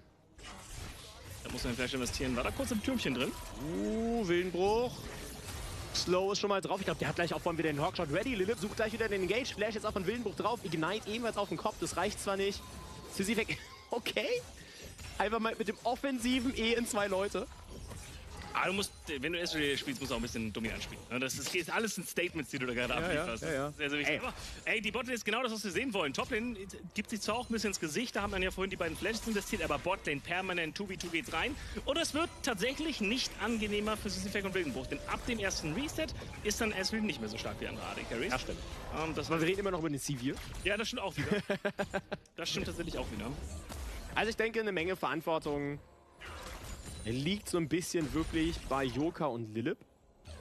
Einfach, Joker braucht seinen Paranoia und ich glaube trotzdem, dass er als Follow-up die Unterstützung von Lilip braucht. Das hast du sehr schön runtergebrochen über das Hextech Ultimatum. Leider brauchen Supports dann mal ein bisschen länger, bis sie ihre Ult ready haben. Aber dann hast du halt die Arena, die du aufbauen kannst. Und da kommt dann auch ein Ezreal nicht raus. Das heißt, Joker und Lilip laufen jetzt ja auch schön, um das nochmal zu verdeutlichen, zu zweit über die Karte. Sie waren meiner Meinung nach aber auch im letzten Spiel schon die beiden, die das hätten tragen sollen. Und da hat es nicht geklappt. Und da muss man natürlich auch dazu sagen, dass Joker ein sehr junger Spieler ist. Das heißt, der muss es jetzt auch hinbekommen, das Ganze wegzustecken, was da gerade passiert ist. Und jetzt in dieses neue Spiel mit der neuen Verantwortung reinzugehen. Und da finde ich, Nocturne ist ein sehr schwerer Champion. Ich weiß nicht, du hast ja Nocturne auch viel mal gespielt. Aber immer wenn ich den spiele, die Verantwortung reinzuulten, fühlt sich teilweise wie eine sehr große Last an. Ja. Ich meine, Ich finde erstmal, was ich sehr gerne an die mag, ist, dass er jetzt, okay, Shockwave connected. Lilip aber auch da. Passiert also nichts. Hook trifft, aber man trennt sich damit unentschieden. Ja, ich bin so ein bisschen bei dir, aber ich glaube, auf dem Niveau hat man normalerweise immer den Backup. Also du weißt, was sind die Targets, auf die du gehen willst, in welchen Setups du spielen willst. Aber ich habe halt so gemischte Gefühle und dabei bleibe ich auch. Wer ist denn dieser starke Follow-up für Yoka in dem Game? Die Ori wurde dir weggenommen. Sie hatten vermutlich einen Plan, wenn die Ori weggenommen wird, dass er die Nocturne nicht gefirst-pickt. Apropos starker Follow-up. Wir sehen gerade, dass oben die Grubs gestartet werden. Keine Lane rotiert hin. Pride ist der Erste, der läuft. Das bedeutet, dass gerade Yoka und Xagok im Duell sind. Oh ja, aber jetzt geht's da ran. Flash Q, Xagok geht raus. Er konnte einen Void Grub stealen. Damit kein Stack für die Feeds, aber ebenfalls ist er auf der Top-Side. Das heißt, kein easy Cross-Play, um den First Drake zu bekommen. Das hat mich auch gewundert. Also Xagok ist tatsächlich da geblieben. Normalerweise siehst du, wenn ein Team die Void Grub startet und wir haben gesehen, dass Pride die Kontrolle auf der Top-Side hatte, dass du dann halt auf die andere Seite der Karte läufst. Das ist nicht erfolgt. Trotzdem hat er mit diesem Stil auf die Grubs Stufe 6 getötet. Das heißt, die Vi-Ultimate ist da und das sind diese Crucial Ultimate, genauso wie Evelyn, genauso wie Nocturne, genauso wie Sejuani, wo du sagst, die erste Ult muss eigentlich ein Kill werden. Ja. Das Gemeine ist jetzt nur, dass man so gut wie keine Flashes geforst hat bisher. Pride's Flash ist gleich wieder da, Lilips ebenfalls. Ich glaube, die interessanten Ziele sind vor allem Power of Evil. In der Mehrzahl gesprochen, aber ich glaube, Power of Evil ist das interessante Ziel schlechthin in der Midlane. Das heißt, die erste Ult von Xagok wird vermutlich nur ein Flash sein, den sie bekommen.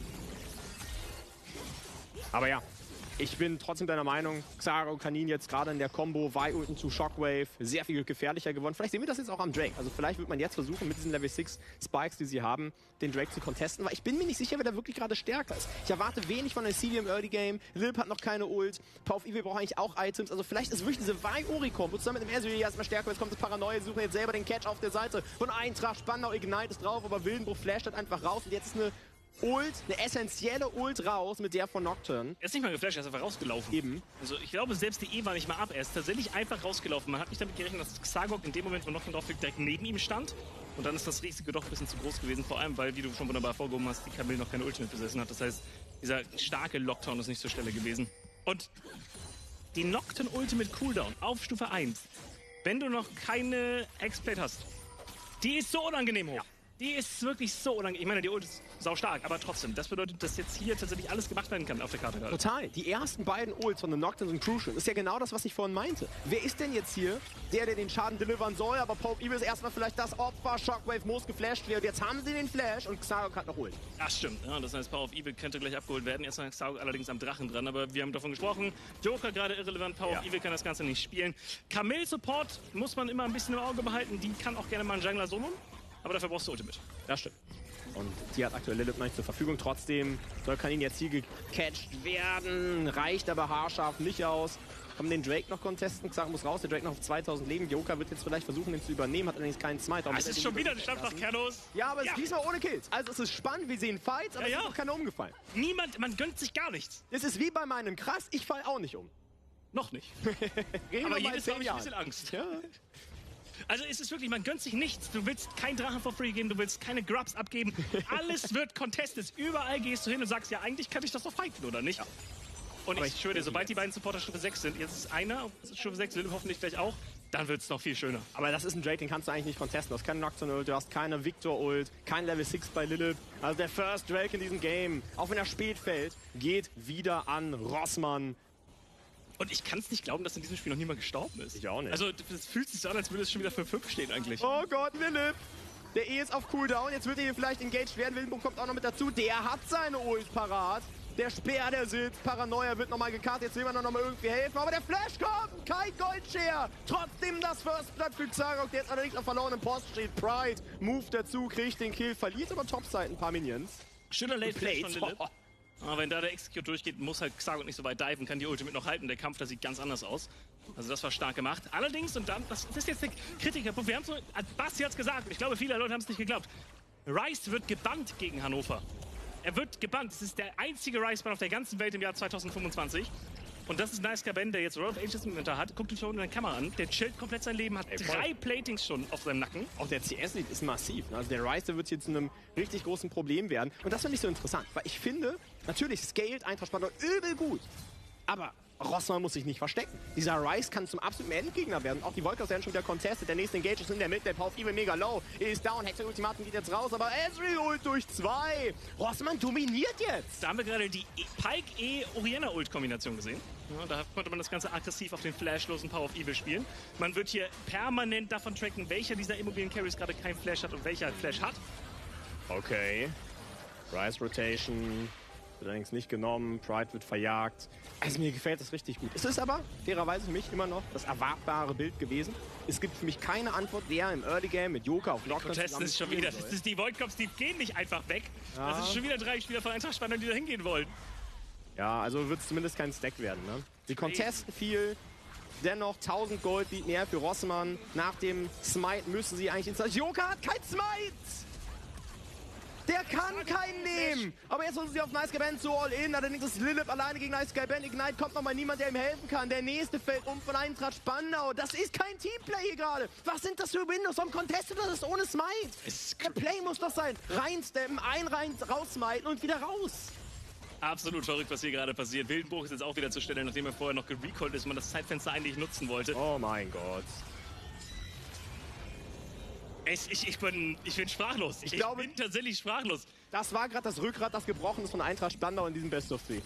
Aber ist es trotzdem, also Rossmann ist kein so cleanes, die werden das nicht clean runterspielen können. Das ist nicht das Rossmann, was ich kenne. Maybe. Das heißt, wir werden noch Comebacks sehen und von diesen Comebacks wird wieder Comebacks geben. Oh mein Gott, Wildenbruch auf Pike ist so ein Biest. Die Shockwave auf 2. Er lebt das. Aber Wildenbruch stirbt, okay. Allerdings stirbt ebenfalls Power of Evil. Jetzt versucht Lilith nochmal Kanin rauszuholen, es wird aber nicht ganz reichen. Also man trennt sich mit einem Unentschieden 1:1. Ich wusste, dass es genauso ein Game wird. Sobald als Pike und Camille Support eingeloggt wurden, wusste ich, Midlaner werden gar keinen Spaß haben. Jeder Flash, den du zündest, wird doppelt wehtun. Aber ich meine, das ist ja spannend, ist ja wirklich, dass beide sind diese Pike-Spieler. Ne? Also Wildenbruch wie Lilith sind überragende Pike-Performer. Beide haben das jetzt schon gezeigt. Für Wildenbruch ist es tatsächlich so dieser eine Signature-Champion, den man mit Wildenbruch auch wirklich verbindet. Lilith hat noch 1, 2 mehr, wie den Bart zum Beispiel in den letzten Game gesehen haben. Aber es ist Wahnsinn, wie beide diese kreative Ader haben, um auch auf anderen Champions diesen Playstyle durchzubekommen. Wie die Camille, von der du jetzt gesprochen hast, diese Antwort ist. Gefällt mir richtig gut. Ich möchte aber wirklich festhalten, dass Rossmann für mich hier gerade das wirklich dominierende Team ist. Dass sie, finde ich, auch mehr Ruhe reinbringen als Eintracht Spandau im ersten Game. Es wird kontrollierter, wie sie diesen Lead ausbauen, finde ich zumindest. Und gerade sind sie auf einem guten Weg. Wir hatten noch 10 Minuten keinen Kill und dann 7 Kills innerhalb von 4 Minuten. Also das Tempo wurde angezogen. Ja, eine gute Shockwave. Oder was war das? Das war einfach Wildenbruch. Ja. Okay. Einfach ein ganz normaler Hook gewesen. Und sie haben halt die ganze Zeit immer noch das Rückgrat mit Orianna Rice. Ja. Also die beiden Charaktere. Oh mein Gott! Och. Und das geht an Wildenbruch, die Runde hier. Wahnsinn. Toplane geht man jetzt um den Catch. Nice Guy Ben hat Ult, aber hat keinen Flash. Shutdown für Pride. Das kann ein Hoffnungsschimmer sein. Ja, okay, vielleicht die Aurora. Die kann die Team... Ja. Aber dann hast du eine Aurora und im Gegnerteam sind Ezreal, Pike, Vi. Es ist schwer, da jetzt anfällige Ziele zu finden. Aber gut, ich lasse mich überraschen. Ich finde, Pride ist einer der besten Toplaner der Liga.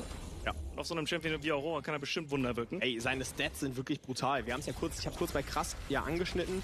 Er hat mit den höchsten Damage-Share der Liga von allen Toplanern sowieso. Er ist punktgleich mit Shelfmate auf Platz 1, was Solo-Kills betrifft. Ja.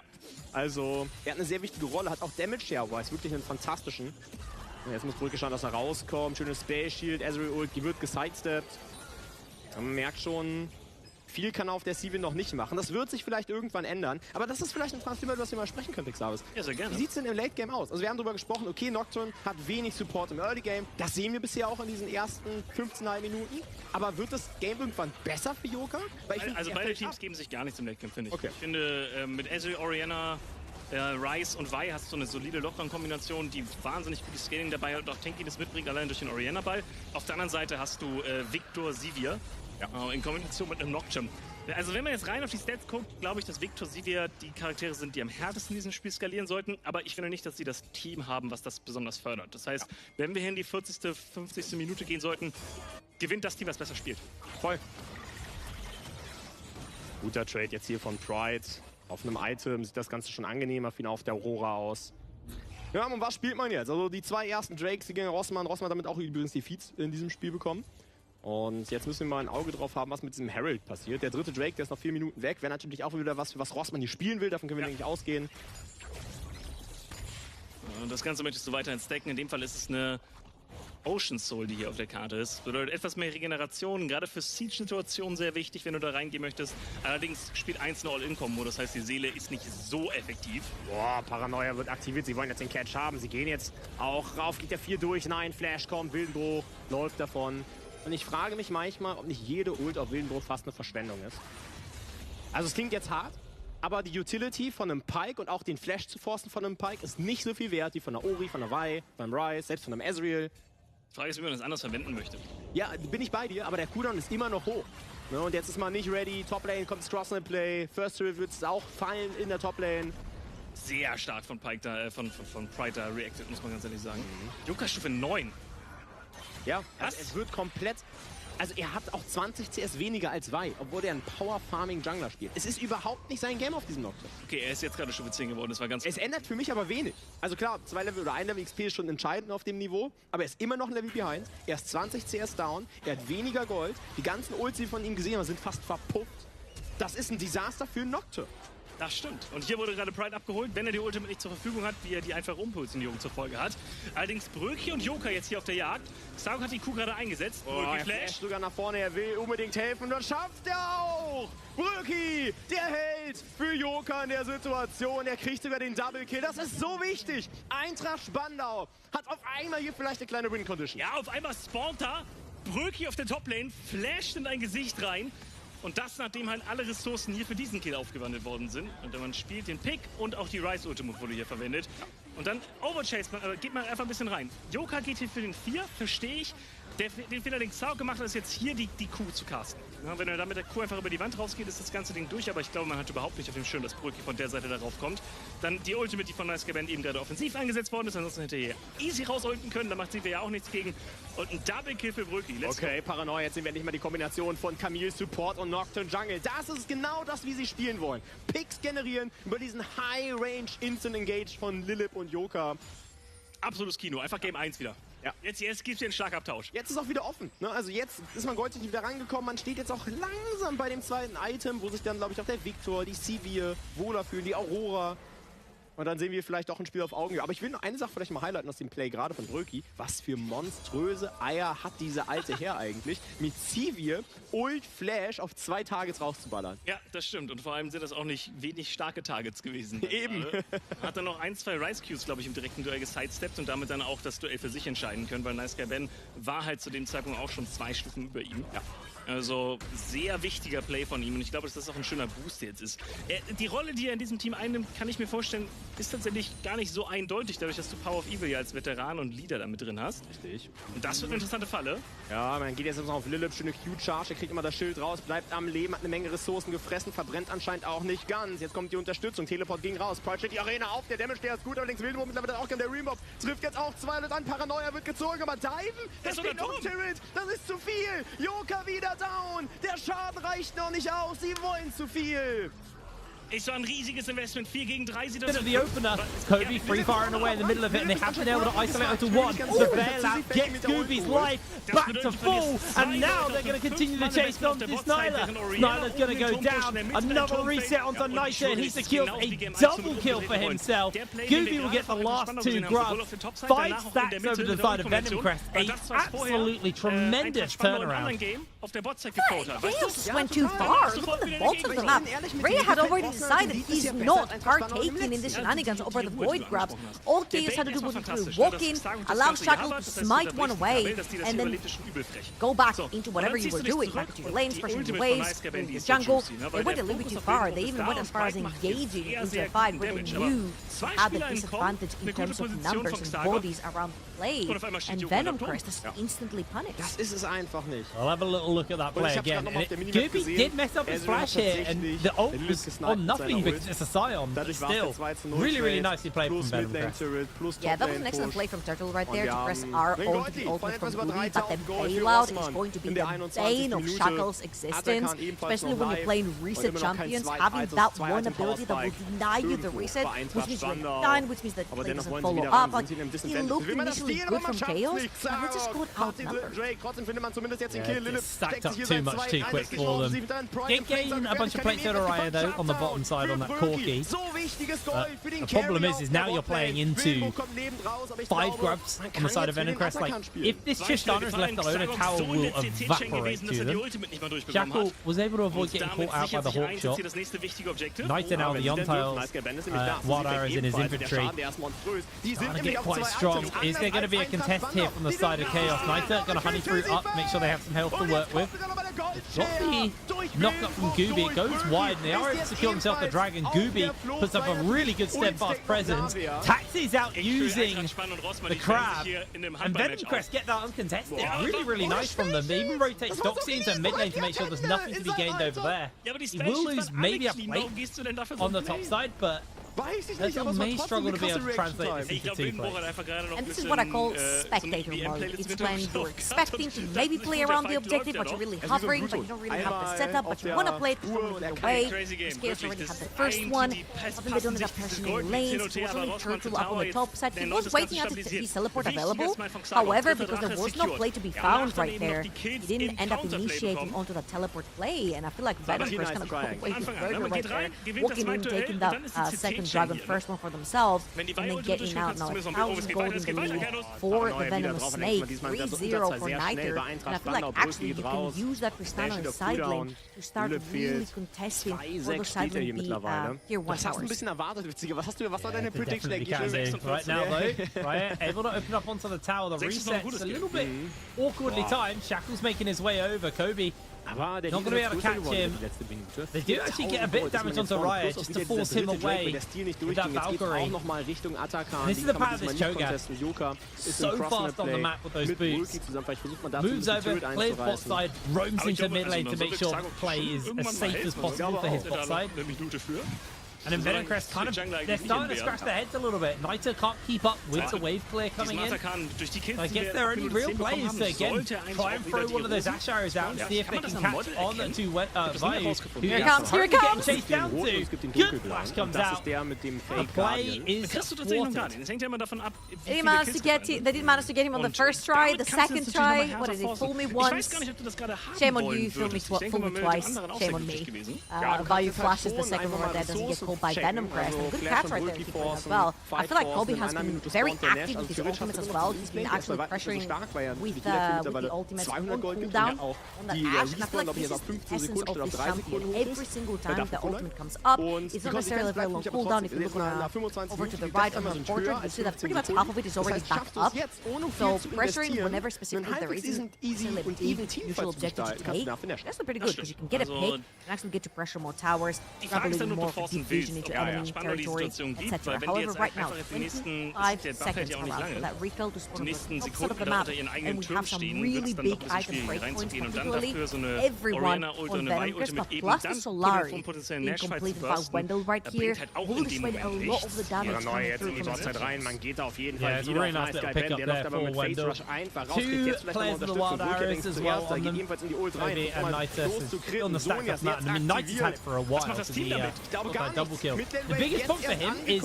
because of how fast Vayu is, I don't think he's been able to really get that many resets off. He's got a massive gold lead, but hasn't really been able to spend that money because every time he's presented with a window, he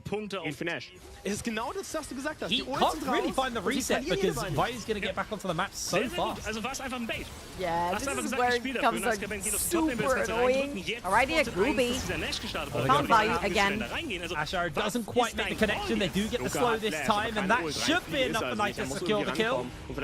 In the back, there it is. And actually, maybe first tower over to the side of Venomcrest, but will come at the cost of that Rift Herald. Yeah, they are actually pinging on the bottom of the map. And again, Venomcrest, they're allowing those neutral objectives to go way over to Chaos. However, they're taking a little bit more control of the map. If you look towards the bottom of the map, there are 2 wards that went into the bot lane, the bot side vision inside the jungle. The power is very crucial as well. But if you look at the top side, top right of your screen, sorry, you see that Dragon is spawning up really soon.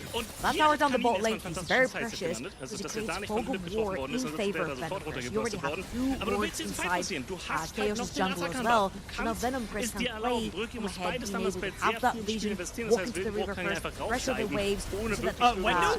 Tiger? That might just go out all the window there as Wendell just face check, gets himself taken out. A fair amount of ults were committed, but that could just be the Dragon given over off the back of Wendell getting caught. Yeah, I'm not sure what Wendell was doing on the top of the map.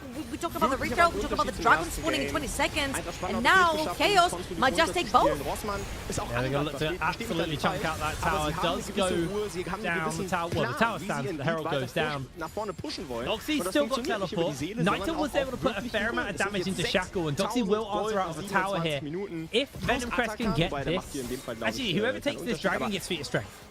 They're both on that last stack for it. This is their opportunity.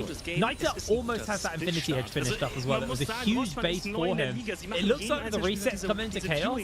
Venom Crest should be able to just secure this Dragon for themselves, unless Vayu pulls off some miracle feast shenanigans, but he has no flash, so not going to happen. Venom Crest will secure themselves a Feet of Strength. Dragon number 2 in their pocket as well. Team's starting to ramp up a little bit. Naito especially, almost 3,000 gold over Vayu. Oh yeah, and in his next B-press, I'm pretty sure an Infinity Edge is going to magically appear in his inventory as well, and it's coming about now. That is great stuff right here again from Venom Crest, and I'll take you all the way back to what I call the domino effect, that bot lane tower falling, the fog of war that we mentioned into the jungle didn't allow Chaos to actually walk in and try to contest for that Dragon. Plus, they burned quite a few trying to catch Wendell out, which is just a support from the Venom Crest, so they lost that, they're going to lose Feats of Strength right here, and Venom Crest, they call Chaos sleepy, and team members showing up top. I'll take that mid lane tower for free. Yeah, well, he's going to take a lot of the damage off of it. 5 grubs makes it really brutal. Naito back on the map with the Infinity Edge. Also got those upgraded boots now that we have the Feat Strength over to Venom Crest. Noxie's kind of been on a little bit of an island this game. Hasn't really been able to have too much impact, but was able to secure that tower for his team as well. And once this next tower goes down, this mid lane tower, Venom Crest will really open the map up for themselves and can start to play some more aggressive wards and kind of control the tempo a lot more efficiently when your mid tower's up and the enemy mid tower's down. Absolutely, I feel like mid towers. We're not talking about enough about how important they are specifically when you've got Stufe 15 Oriana ist 30 Rüstung und Magieresistenz mit dem Ball. Danach kannst du das Ganze einfach runterspielen und du spielst ja dann dieses klassische Third, and I feel like right here, both teams are hovering around. I'm looking at Kobe when he's gonna choose to press the trigger. Jones in for a fight. That's going to be the opener. Massive handshake back on to Snyder, but they're not going to be able to get anything else. Knight is going low, has to make the escape for it. They find the knock-up onto Gooby. There is going to be the ultimate from Vayu. Beats down onto Gooby, secures the kill. Shackle continues to chase forwards onto Naito, but he is able to break away. Oh, it looks so good for Venom Crest to start, but it just went so wrong so fast.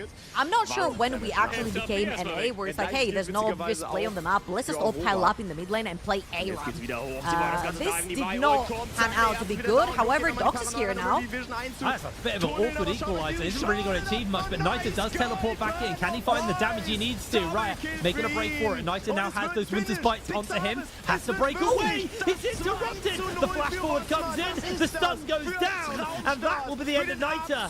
Venom Crest consistently making mistake after mistake, and it is costing them heavily here. Snyder able to flash away from that final harpoon shot. Venom Crest should be able to fire out with this tower, but they paid such a dear price for it. Nice handshake.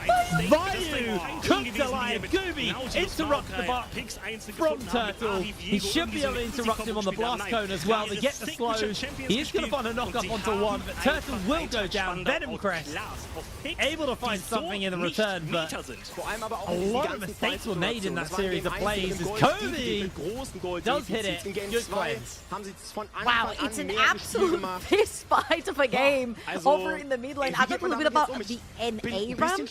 That's exactly what's happening right here. Both Chaos and Venom are like, hey, Prince just said that both our towers are pretty low. Hey, Trouble just said that, hey, they give you a lot of advantages in terms of like gain focus Ja, für fast alle, bis auf Basti, der natürlich schon am heutigen Morgen gesagt hat, dass man 2-0 gewinnen will. Aber trotzdem, ganz ehrlich, das war ein cleanes ended up Game. being Das war pretty Rossmann even auf einer for both sides. Favoritenrolle gegen However, I einen feel like Spieler. Chaos, whenever they make a play, they tend to overextend the play to the point where you overextend your arm too much, somebody's going to slap it down. That's exactly what Venomcrest do. They have pretty good follow-up with the Ash, with the handshake, with the Tristana, and all the jumps and the resets, to the point where if you're overextending your Chaos, Venomcrest is going to straight up run you. Yeah, they've been consistently trying to do that. Looking for the cheeky handshake. Oh, rocket from Raya. Actually able to steal the chickens. Items are starting to stack up a little bit here, but Chaos, they care about the stack. They don't care about the fight. They're just looking to now turn their attention towards Atakan. Has been spotted out though. They're going to have to back off. Kobe just got his ultimate back, and there's actually a world where Venomcrest may be able to find them and go for the kills. Gooby's got the flank. The arrow comes in. It actually makes the connection. They find the knockup. Shackle has to flash away. Vayu goes down. Shackle will survive, but Atakan probably going to be the prize. And now, if you look very quickly on your mini-maps, Shackle is super low HP. That's 35 seconds from the Cho'Gath. No teleport to get back onto the map, which means that Venomcrest have the timer to actually pressure out their lanes and set up for the next dragon in 10 seconds. That would be so point if they manage to secure that one for themselves. But most importantly, I feel like Venomcrest have been playing a lot around the vision that they create through the pockets of vision that they take away from Chaos. And right here, using the advantage, remember the body advantage they have over Chaos, they're going to sneak away that third dragon for themselves. They're not going to pick up here for Venomcrest. It's getting ever so stronger. Every little play that Chaos seem to make, Venomcrest seem to make two little ones in response. It's slowly amounting to Venomcrest having a bit of a lead. The gold lead itself actually not that substantial, just 2,300 gold up.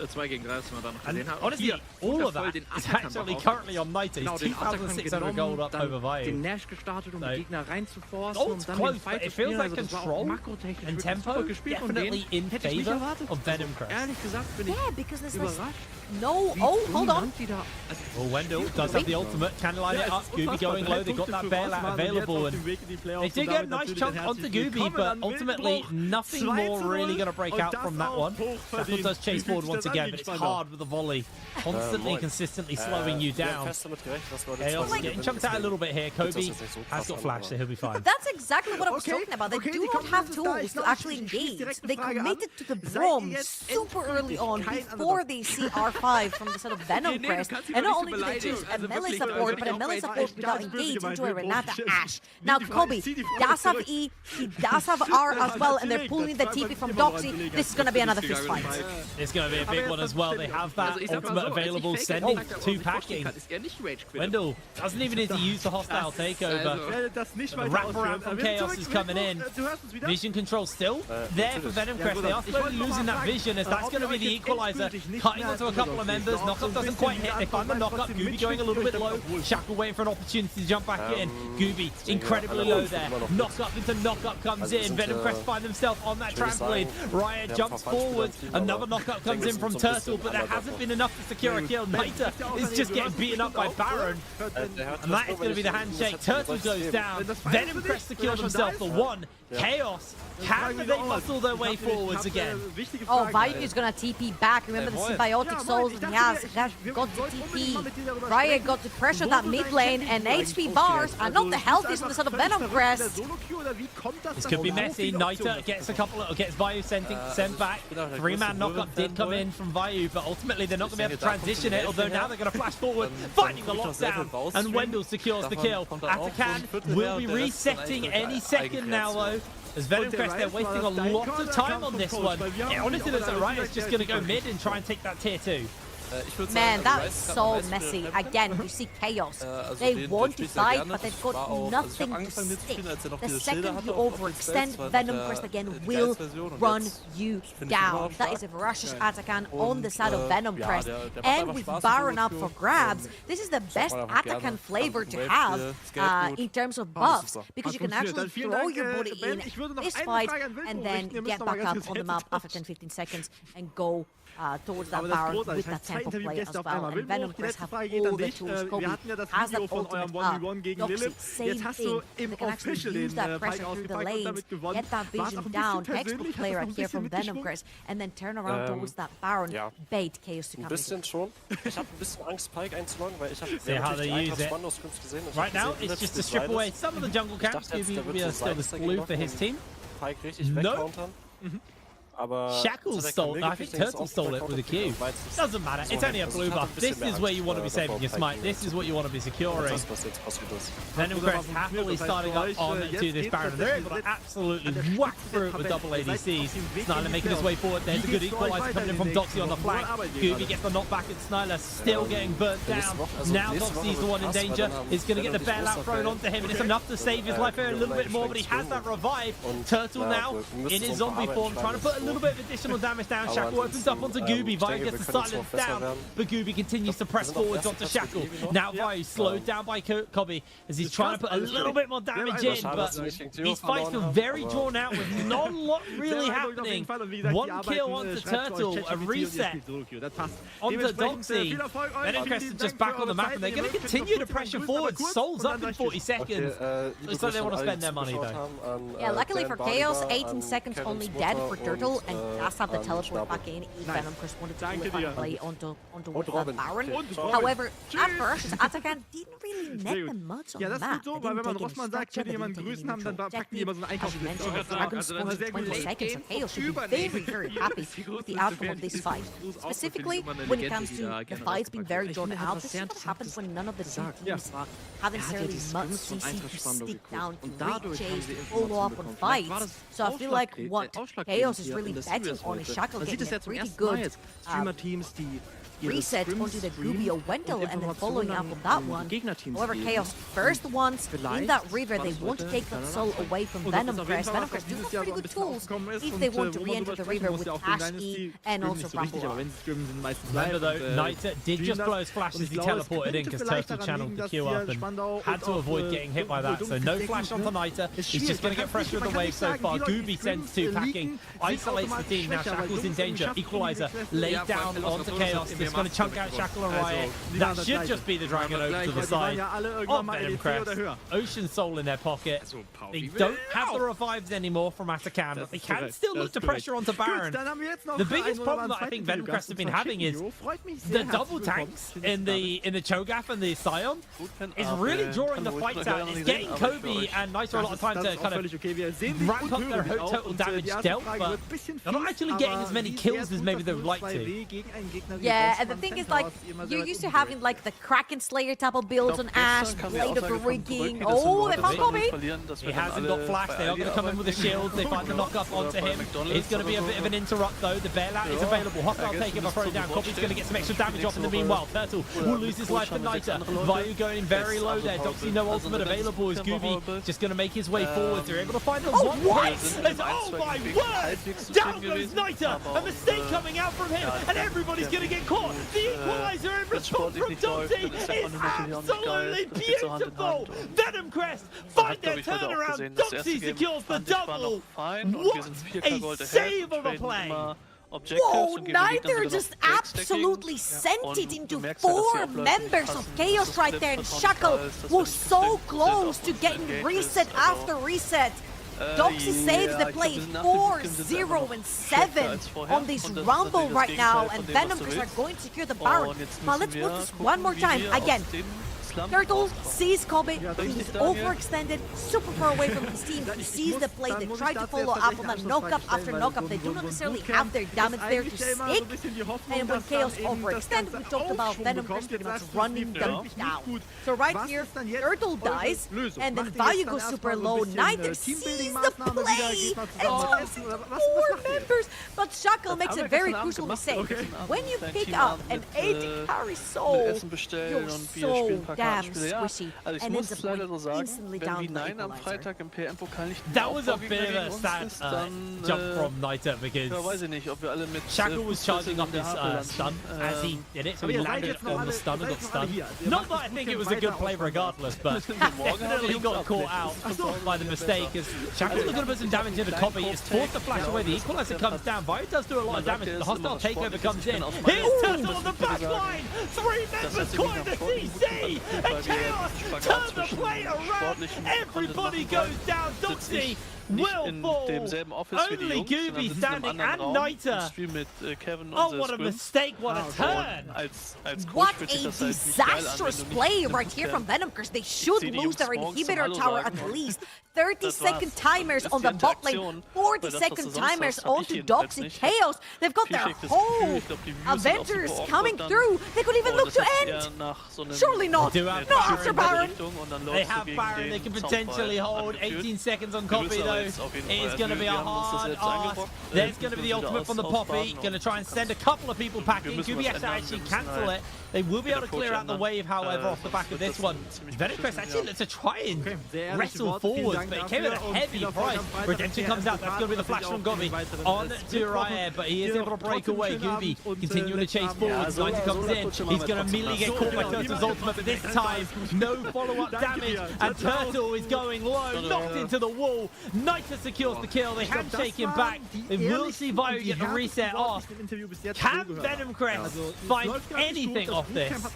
This has been an absolute fist fight of a game. Back and forth constantly. Venomcrest take the Baron and then they absolute run it mid. 4 versus 5.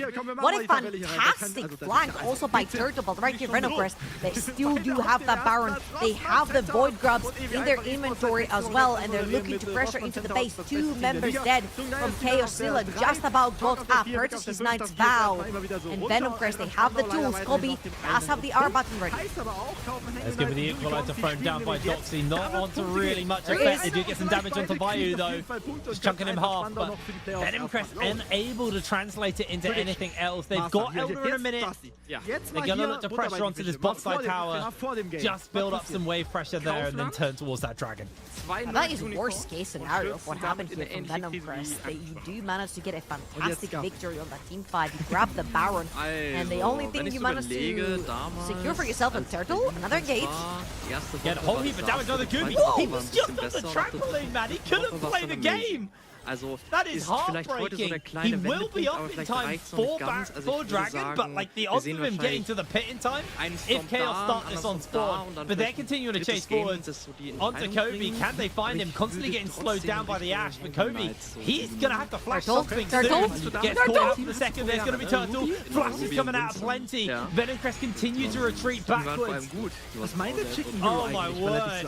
Venomcrest, this game has been so back and forth. What a fantastic game from Turtle so far. They asked him to sub in last minute. He was playing for Chaos in Winter Split. Didn't necessarily do great. And now subbing in here in a game where Chaos are constantly on the back foot. He's found a fantastic flank in that mid lane that stopped the Baron siege from Venomcrest. Constantly finding picks to double flash from Rumble and Ash in that chase. That is flashing through the wall himself. What an incredible game Turtle has been having on the Sion, and right here again Chaos. First ones in this river. Elder just about spawned, and Venomcrest are going to have to find a way to get in mid lane. Pushing through that wave straight into that river is their best bet. The last game was a very measured game from the side of Lost Returners, but this game has just been a bar fight. Constant action breaking out. They're looking to send one member pack. Got themselves a man advantage. Vayu going quite low here. Hostile takeover still hasn't been used. There it is from Wendell.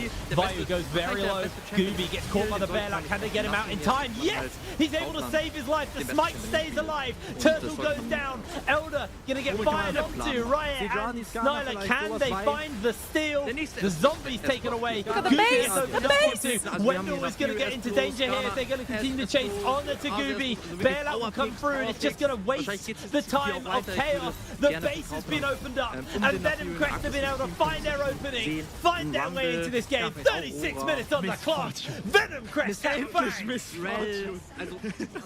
And Venom Crest quite literally bites back. I just want to remind everyone that Chaos was the team that took them out of their playoffs run over in winter by just completely destroying them 3-0. And I just want to take my hat off to Turtle, first and foremost, for a fantastic Zion game. I feel like the angles he was fine throughout the entire game were incredible. However, was this game the cleanest from both teams? Absolutely not. Was it entertaining? Absolutely yes, because there was fist fighting consistently.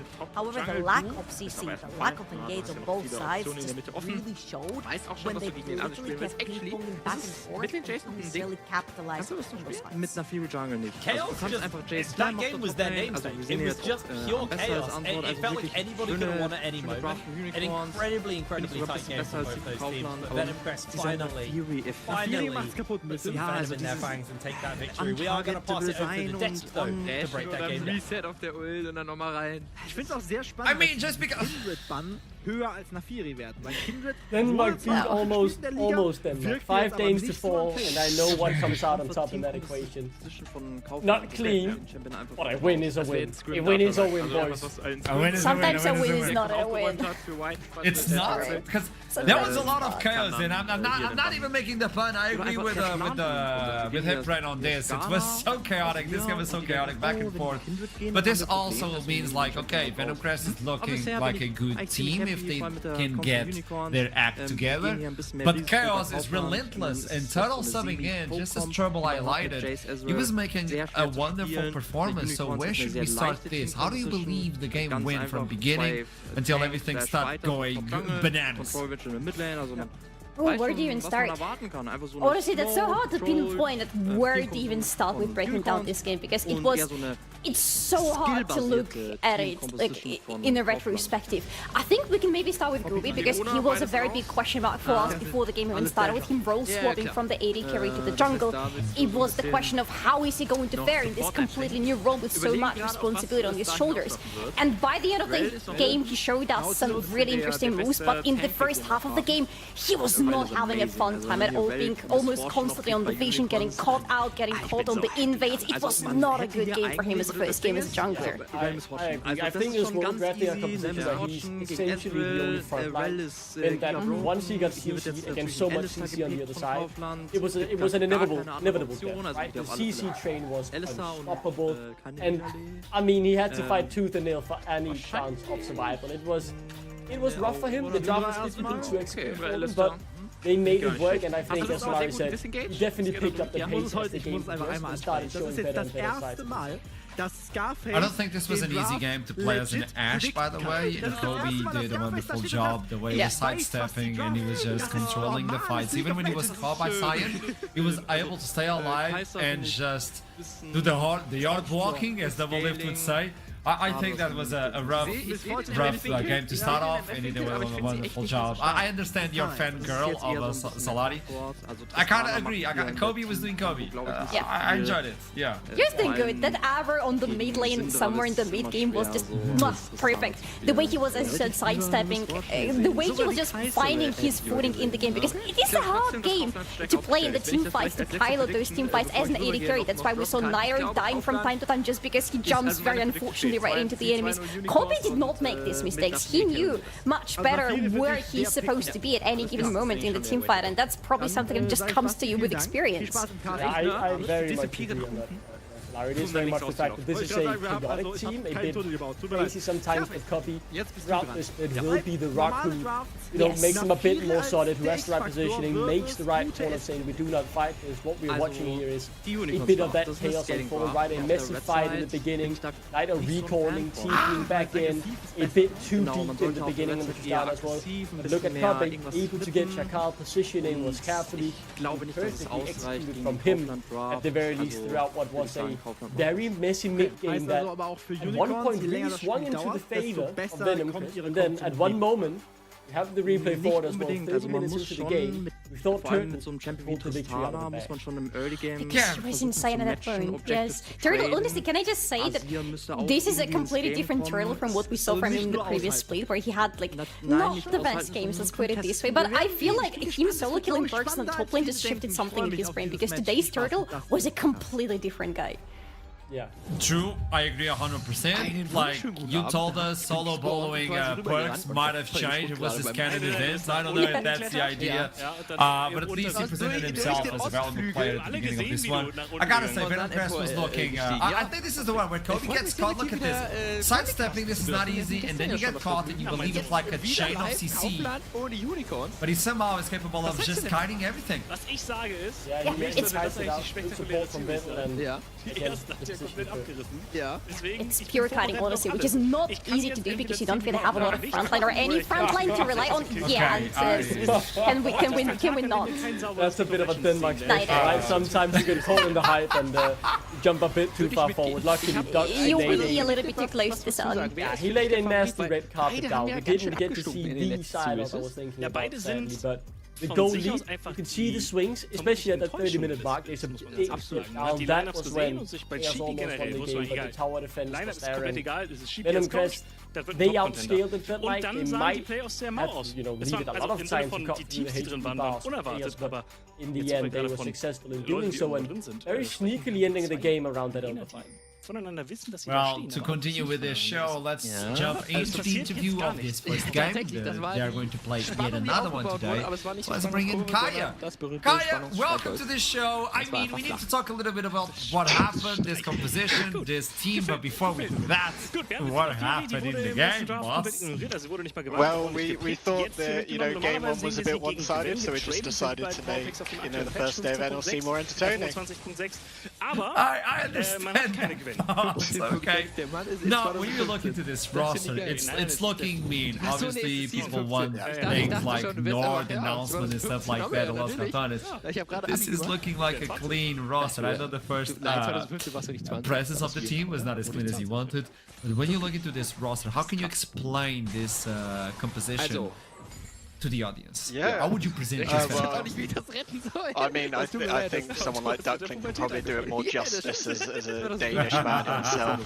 But yeah, it's an honour to work with these players. A lot of veteran experience, a lot of known names in the NLC, and obviously one that's known more wider European based.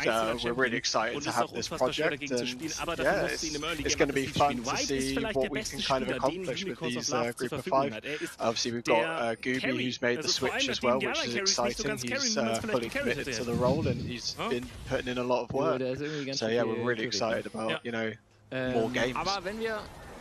I have to put in the question. I think this is a well-deserved one. When you're going versus teams that I'll be having like Nord or Los Matones, I want to know how is the experience so far within the team, and how the scrims are going, and how long have they been going. As in order to fight versus those individuals, I think the machine needs to be oiled up and everybody should be on the same page. So how long have these 5 players been together towards this project? Well, I mean, a lot of these players have got a lot of experience playing with each other, so they kind of know how to bounce off of each other, they know kind of what to expect. We were quite fortunate compared to probably some other teams that we were able to kind of lock in and get this kind of roster set up pretty quickly into the off-season, so we didn't have any, last-minute unfortunate circumstances that we had to deal with. So we've been kind of working a bit off and on with obviously people's kind of work schedules and everything, and it's been really exciting. Obviously, we're looking forward to kind of test ourselves more against, the kind of established echelon of the NLC, which we'll be doing later on tonight. That's the other question. Your second game of tonight, you gotta win. A win is a win, as Duckling provided on the desk with all that outfit. Good. But you're now facing a team where you slip once, and they might cut your leg, your arm, and like it's a rough one. Macht dir Spaß? I think, I mean, I'm hoping that it will be a little bit more controlled. Maybe it's a bit of kind of rust on the keyboard, maybe a bit of rust on the mouse that we just needed to brush off or anything. Maybe we just needed to get those kind of first official jitters out of the way.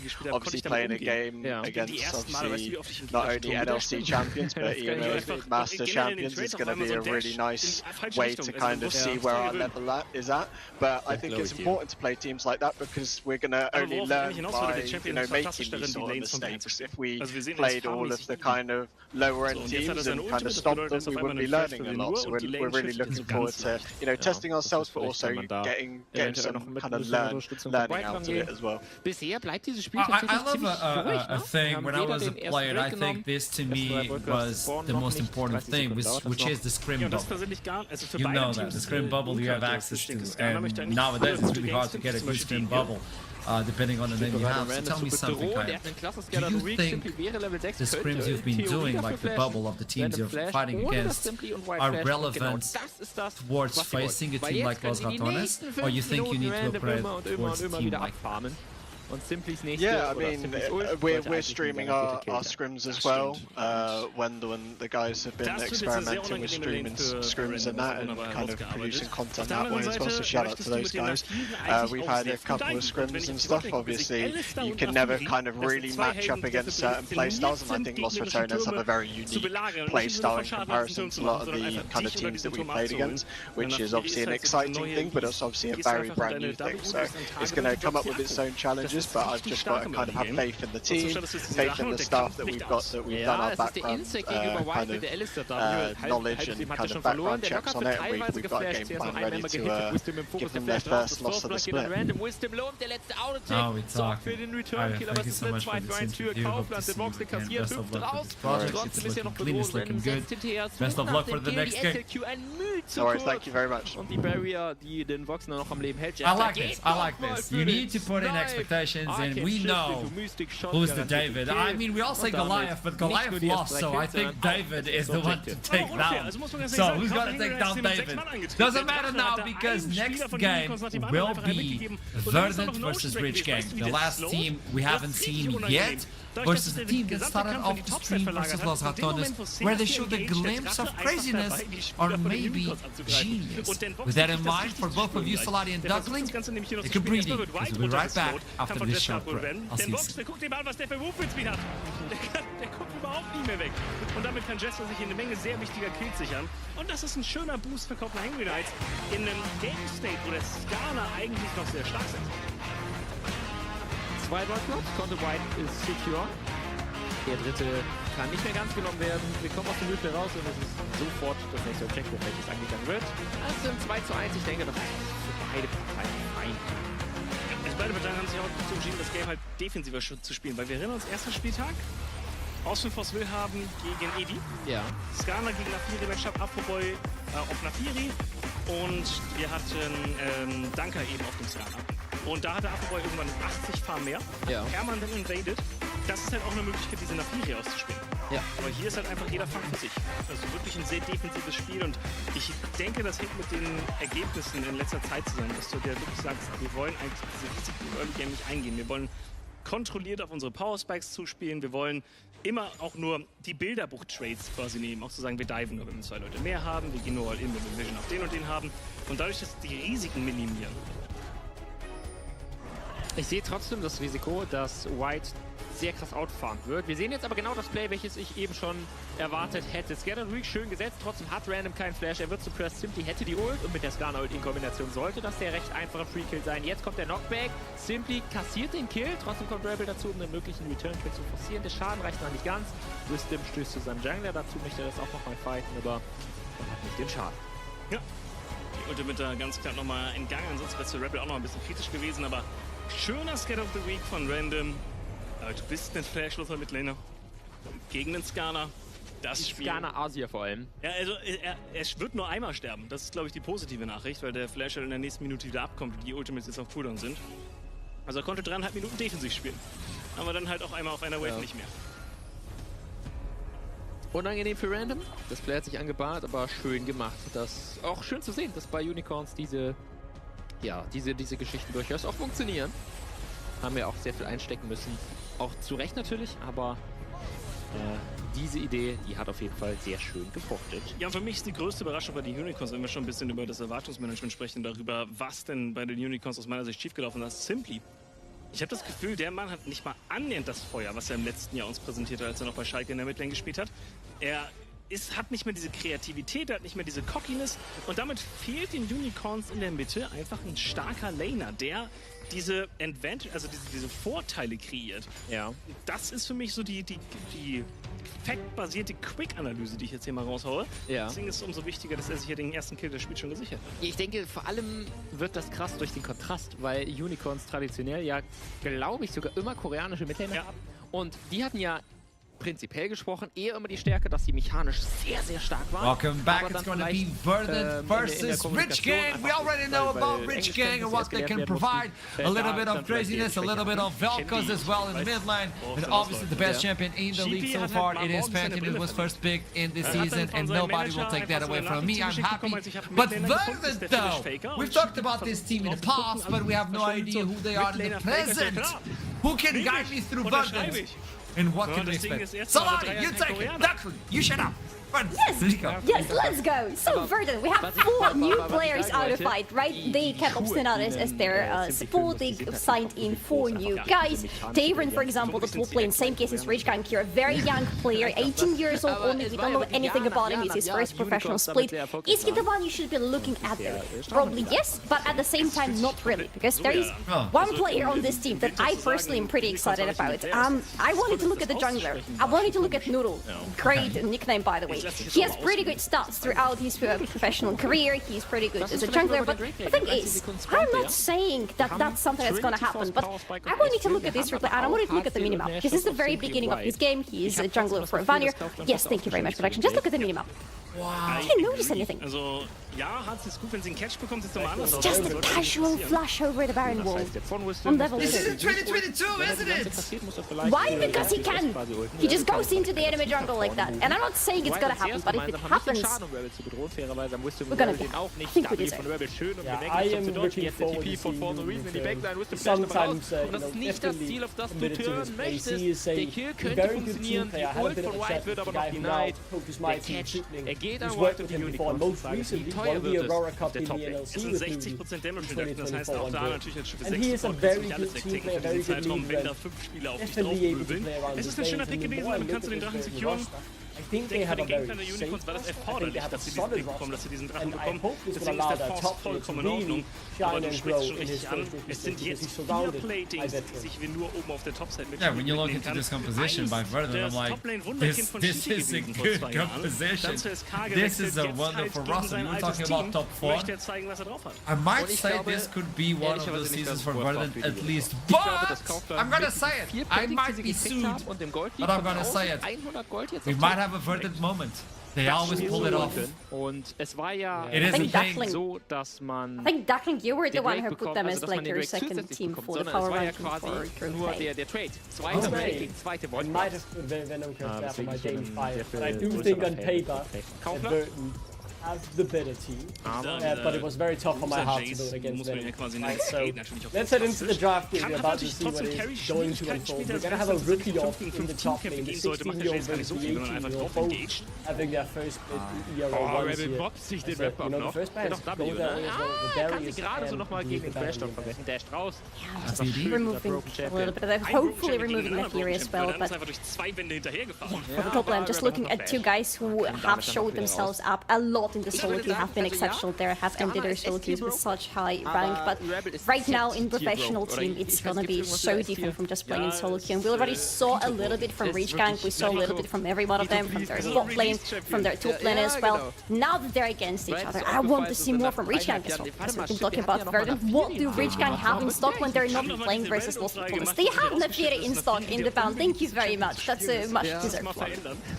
Hey, Verdant are looking on Vados as before, like copying a little bit of Rich Gang as they did on the first game of the split. Duckling, what do you have in mind? Yeah, I was a bit surprised with the Fury Pain. Obviously very strong in the meta, but that's something that's really had Na, der Gameplan im Real Life ist ein bisschen offensichtlich. Varus is a very safe person, right? Not giving too much away. Lass uns nochmal darüber sprechen. Du hast 5 Void Grubs, glaube ich, bei den Copenhagen Unites. We've seen you can exploit that, Varus. I know you can go poke, you can go attack speed, but one who has been left alone is the Maokai, and instantly they go with the Jhin. So they have the range, they have the tankiness, they have the CC as well, and if required, they do have some magical damage. I'm not saying I like it, I'm just saying it's a possibility. We have to live in this world. The possibilities talking about AEP damage. Rumble might be the lock-in. And this will leave a question mark of where it's going to land. Would not be surprised if it lands in Clearan's hands on the top lane. Again, this is a player we don't really know much about, but those very new rookie players are always a big wild card. And Rumble is just such a no-brain champion to pick on the top lane these days just because of how strong she feels and how many team compositions you can play into, including, for example, having something like Pantheon for Noodle in the jungle. There you go, second one of the day. You are eating good, Arjen. I was maybe seeing if we would get the Sin Sub or the Root. Glaube ich, dass wenn Wisdom auf Zack ist, und du hast gerade fantastisch ausgeführt, das sehr schwer sein wird. Schöner Engage, Rebel wird hier fallen. Unicorns! Mit einem wichtigen Catch. White nimmt sich da ein bisschen Kohle, ehrlicherweise. Muss ich aber, glaube ich, ist es nicht, es sei denn, sie können jetzt Okay, so yet again, Rich Gang are relying on long-range damage. So you have the Jace, you have the Jhin, which they fall victims to on the one side of game 1 versus Los Ratones. What are they pairing it? Because I got to see a Vel'Koz on game 1 versus EMEA Masters winners Los Ratones. If you don't pull something crazy versus Verdant, I'm gonna be confused. I want to see your personality, Rich Gang. Because otherwise Verdant are going to pull out something crazy against that. I'm especially looking at Sangex, I'm looking at the mid lane for Verdant, what he's going to pull out. He has a very big champion pool, recently has been playing things like Annie on the mid lane, for example, so you can expect something unconventional from him there. And on top of that, he's a good player by himself. Like, if you look at his stats, he almost never loses a laning phase. So that is the one that Rich Gang should really be scared about, and you can see it coming from the bans, with two of them, both of them actually dedicated to them. So might just be removed? I mean, really focusing center, right? You're trying to hit his safe champions, you want him on something, right? You know he's not just gonna sit and scale up and be a consistent carry in those team fights. Aside on Noodle, I'd say some influence on the Rel. Obviously, it's really hard to judge Rich Gang on that one performance. The Rel will be the badass. And the rest of Rich Gang wants to show something different here in Game 2, and I think this is where they really have to show their level, because no one expects anything against Alaf. Might be able to really make something happen. Would be really good to see some engage from Rich Gang at this point. Like, there is support spanned out, but things like Leona, for example, are still available for you with a non-committal ultimate, both from her and from Maokai, to work around and decide whether or not you want to engage onto the enemy or not. Maybe pair it up with something like Ari on the mid lane just to spice things up and make this peak potential really shine out with Jhin, with Jace. I can see that happening. Talking about engage, let's follow it up with the Nautilus, Pantheon, Varus, Rumble. Like, if Verdant wants to go, they go. There's no way to stop him, even if you had like an Alistar where you can kind of engage but also disengage with that champion. That Leona is not going to be enough to stop this onslaught of engage capabilities coming in from Verdant. So all you need is extra damage, extra range, and defensiver Flash nochmal. Okay. No. I got it. I think regardless of what really happens here, they've got some very strong erreichen wollen. Dass White hier gerade für den Engage gegangen ist, hatte einzig und allein den Grund, dass er Kaufmann wollte mit dieser Wave auf die 1-Top zu stehen. Dadurch hat man es geschafft, das Ganze zu delayen, konnte sogar noch die Lane-Spike ein bisschen reduzieren und hat damit auch den Fall des T1-Toms abgewinnen, konnte die Kontrolle auf der Botside halten und kriegt damit jetzt selbst noch einen Top. Mit dem gesetzten Smite ist das ein sehr positiver Play für die Unicorns gewesen. We're going really heavy on the AD for Rich Gang. Again, I've seen that already happening today, but they have another Tristan on the mid lane. You don't really want to skip on her. But that leaves the question open to Verdant. Can they build up into being tanky enough for Rich Gang to have troubles to cut through them? Because they don't really have a lot of front lane on their side either. Okay, final picks before we jump into this third game of the day. First time watching Verdant, second time for Rich Gang. Go!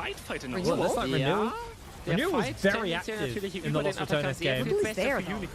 Yeah, this might be a little bit hard. Current turns on the flight, on the flames, and Conan gets himself caught out. He is mannerless right now, getting run down. Meanwhile, in the bot lane, there's action breaking out for Shiganari, and Renewal's going down. 4 minutes on the clock, and Vern have the fewest strengthful kills. Diverse almost gets killed and has to flash away as well. Vern just exploded.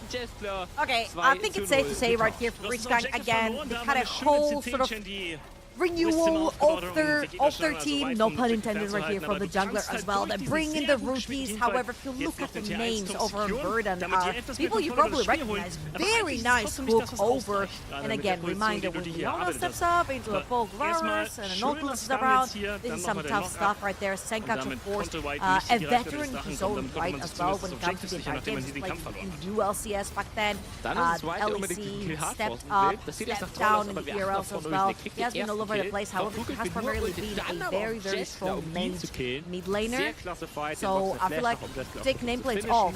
I like both comms. Nameplates on. I think Burden just have proven through the history that they have the better clicks. Yeah, absolutely. Early kill in both bot side and top side. By a lot of early pressure over. Dragon spawning up. Let's get Hex Flash.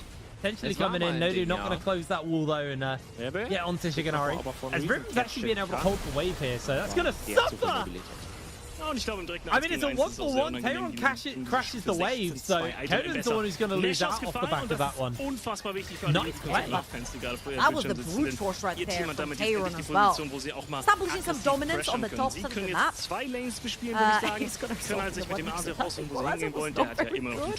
This sort of stops the passing from Jace behind the towers. Burn had to commit into the 1v1, which cost him his life. He did miss a couple of those creeps crashing underneath the tower. And right here, Nodu, that's not your tribush, buddy. Yeah, he's got a fair amount of HP, but his W does shield him up from that one. We are going to see Renewal and Noodle handshake grubs for Dragons. Renewal's actually pretty good at securing these grubs in the game versus Lost Returners. Recognized that they were more focused on Dragons as a game plan than they are on the grubs, so ultimately, once again, able to do that, although Tayron is being a total menace, constantly looking to apply pressure onto him, and the grubs slowed down heavily. This now gives Noodle a little bit of time while Renewal is doing that objective, and Riven needs to be careful because when this wave crashes in, Noodle could potentially go for a gank, spotted out by the trap, but I don't know if that's going to be enough to turn this one off. Actually, Obstinatus is going to be looking to jump in. Riven gets caught out by the CC, going to open up onto the fire. Remember, this tower's doing a lot more damage now, so that'll be Nodu securing a kill on to the support, but ADC for support. I'll take that trade any day if I was Vern. That is a fantastic trade because Rhythm is just going to lose so much down that bot lane. And the kill going over to Leona as well isn't necessarily where you want it again. That Varus, when you are able to pick it on blue side, and there is no much tankiness pick on the red side, which means you're allowed to go for Comet Plus, that whole field, he's such a menace when it comes to that lady phase. A great wraparound by Noodle to get that gank going. I was actually concerned. So flash fired up on Rhythm, and I'm like, maybe Leona is the better choice right here to kill, but they actually committed onto Rhythm, and that was a pretty great trade. Whoa, that hit me. His Grand Star falled in. Not particularly on the mark with their ultimates, but they start the numbers advantage, and Conan is incredibly weak right now, so down he goes. They're going to jump in, looking for the burst. Obstinatus jumps in forwards, though. Vern find himself in danger. They find the lockdown as well. Senkach is caught out by the ultimate. Buster shot it back. Nodu losing a fair amount of HP, but Senkach's not going to be able to save his support there. Bit of a misstep. Cost them pretty heavily. Great trade back right here from Rich Gang, and most importantly, the kill going over to Diverse. He definitely won a very strong Tristana. Sees a champion that very easily threatens the side lane as well. And let's mention the 3 void grabs that have already been picked up by Rich Gang. I feel like as a team, Rich Gang should definitely focus a little bit more on the top side of the map. Possibly try to get that Jhin over to the top side, play for those 6 void grabs. It would be such a very, very strong play. You got a J side lane, you got a Tristana that's potentially side lane. You could eat through those towers super quickly as Rhythm tries to do that. Really nice there. Rhythm has lost a lot of rhythm in this game, unfortunately for himself.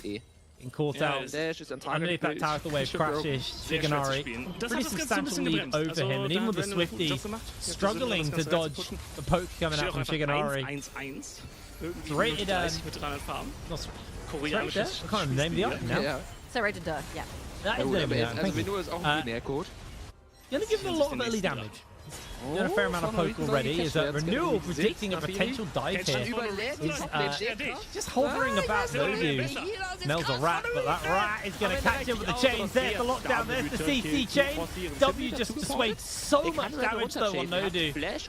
He's going to be able to walk away from that one. W's defense is very, very powerful, and oh my god, K-Ron, just stop the violence up top lane.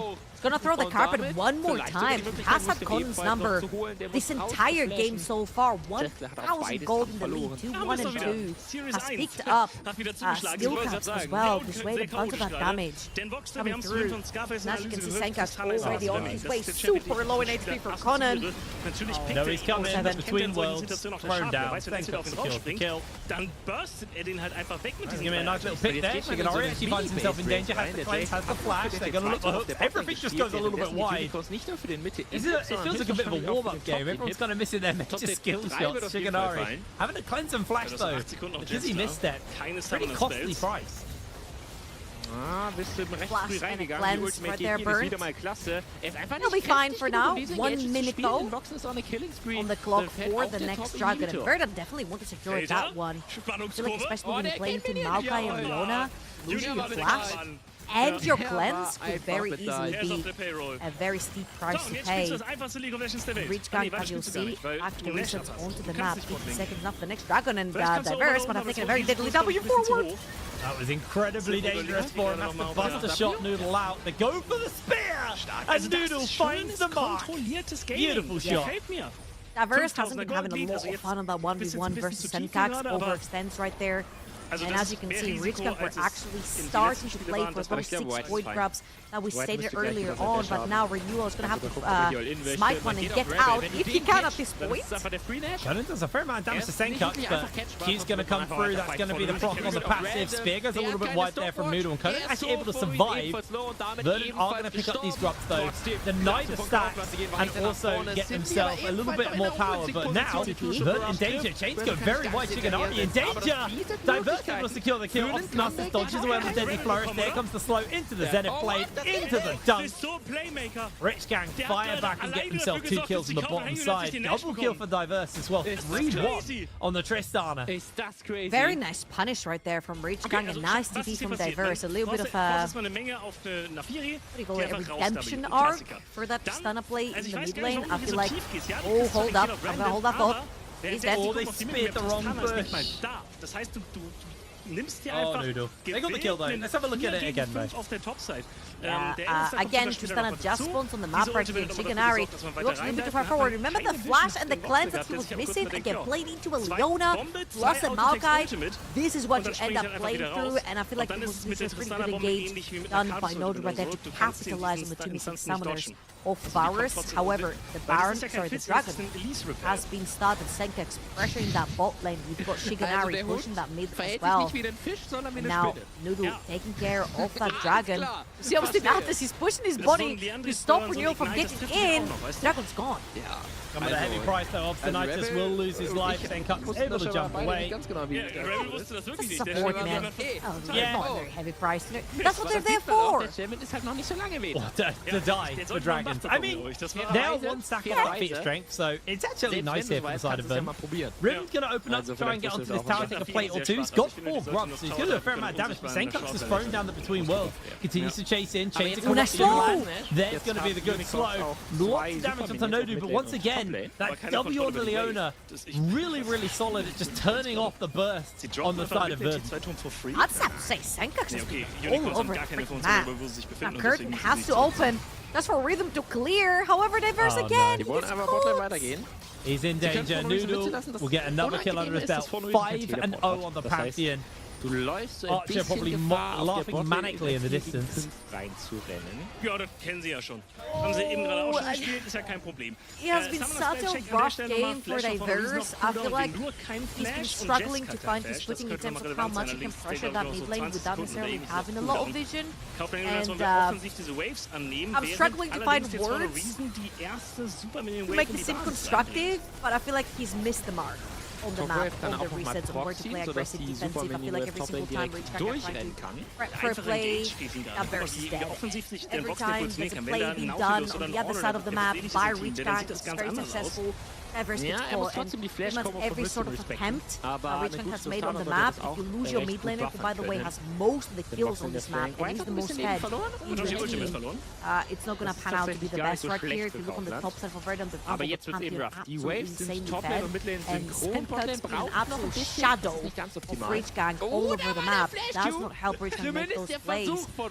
Unfortunately, I think it comes back a little bit to the whole nameplates on and off thing. I feel like Verdun just outplayed Rich Gang. I mean, it also kind of boils down to what you were talking about at the beginning as well. I mean, the jungle mid duo of these two is really, really strong. Pantheon and Aurora, incredibly good at making picks. And the crazy thing is they've not been doing it together. They've just been menaces elsewhere. The jungle mid duo hasn't been a duo at all, but they have been doing so much for their team across the map. It's starting to get a little bit dangerous here for the side of Rich Gang. Like I said, one off securing those feat of strength. They can go for the Herald in 50 seconds if they want, or a Dragon in 2 minutes time. Also got the tower option as well. These towers are being whittled down on the side of Verdun, constantly pressuring on all of the lanes. And if you look at the map right now, every lane, their tower is at least under half health. They've been chunking away at them very efficiently. Yeah, and secondly, Rich Gang has to have invested a little bit more to get the void drops, right? They only got 4. Diverse down forward again!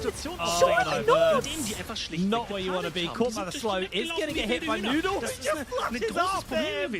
Down he goes. Diverse will fall. Senkux will take the tower as well off the back of that. Really, really nice stuff from the side of Verdun. Terran is looking right there. I don't think he has enough of the wave. He's going to shred the MR of Conor. He's thinking about it. Yeah, I'm just thinking about it. I'm not going to do it. I'm not going to do it, girl. I was just thinking about it. That's what Terran is thinking right here. If you know what I mean, you know what I mean. Pantheon's coming in though. I did it. He was thinking about it, and he followed through. He followed through.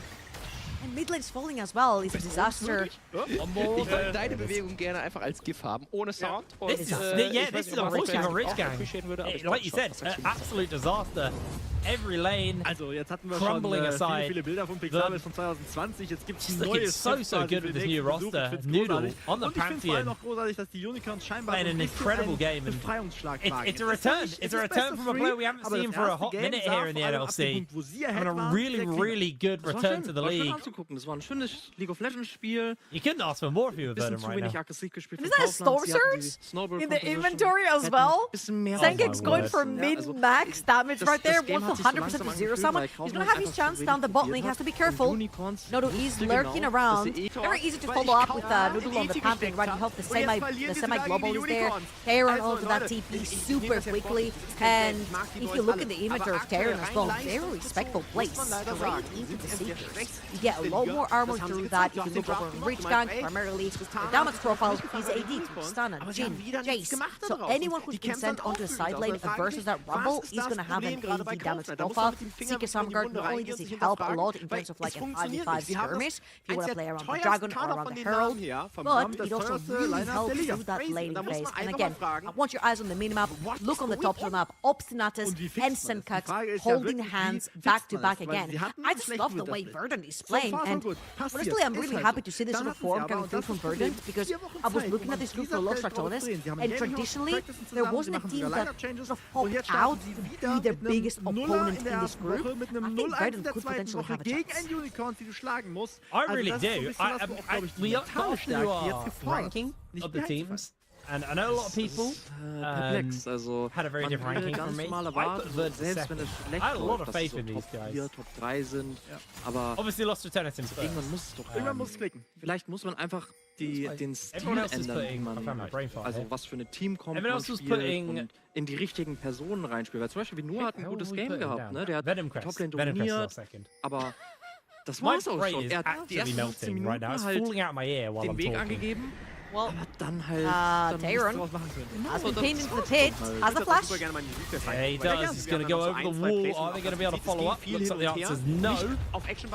Charge from the Herald comes down. They're going to be able to take a tower. They do secure the kill onto Tyron, but a lot of people were moved into that area to get that. And another charge is coming in. Are they going to do the old wraparound?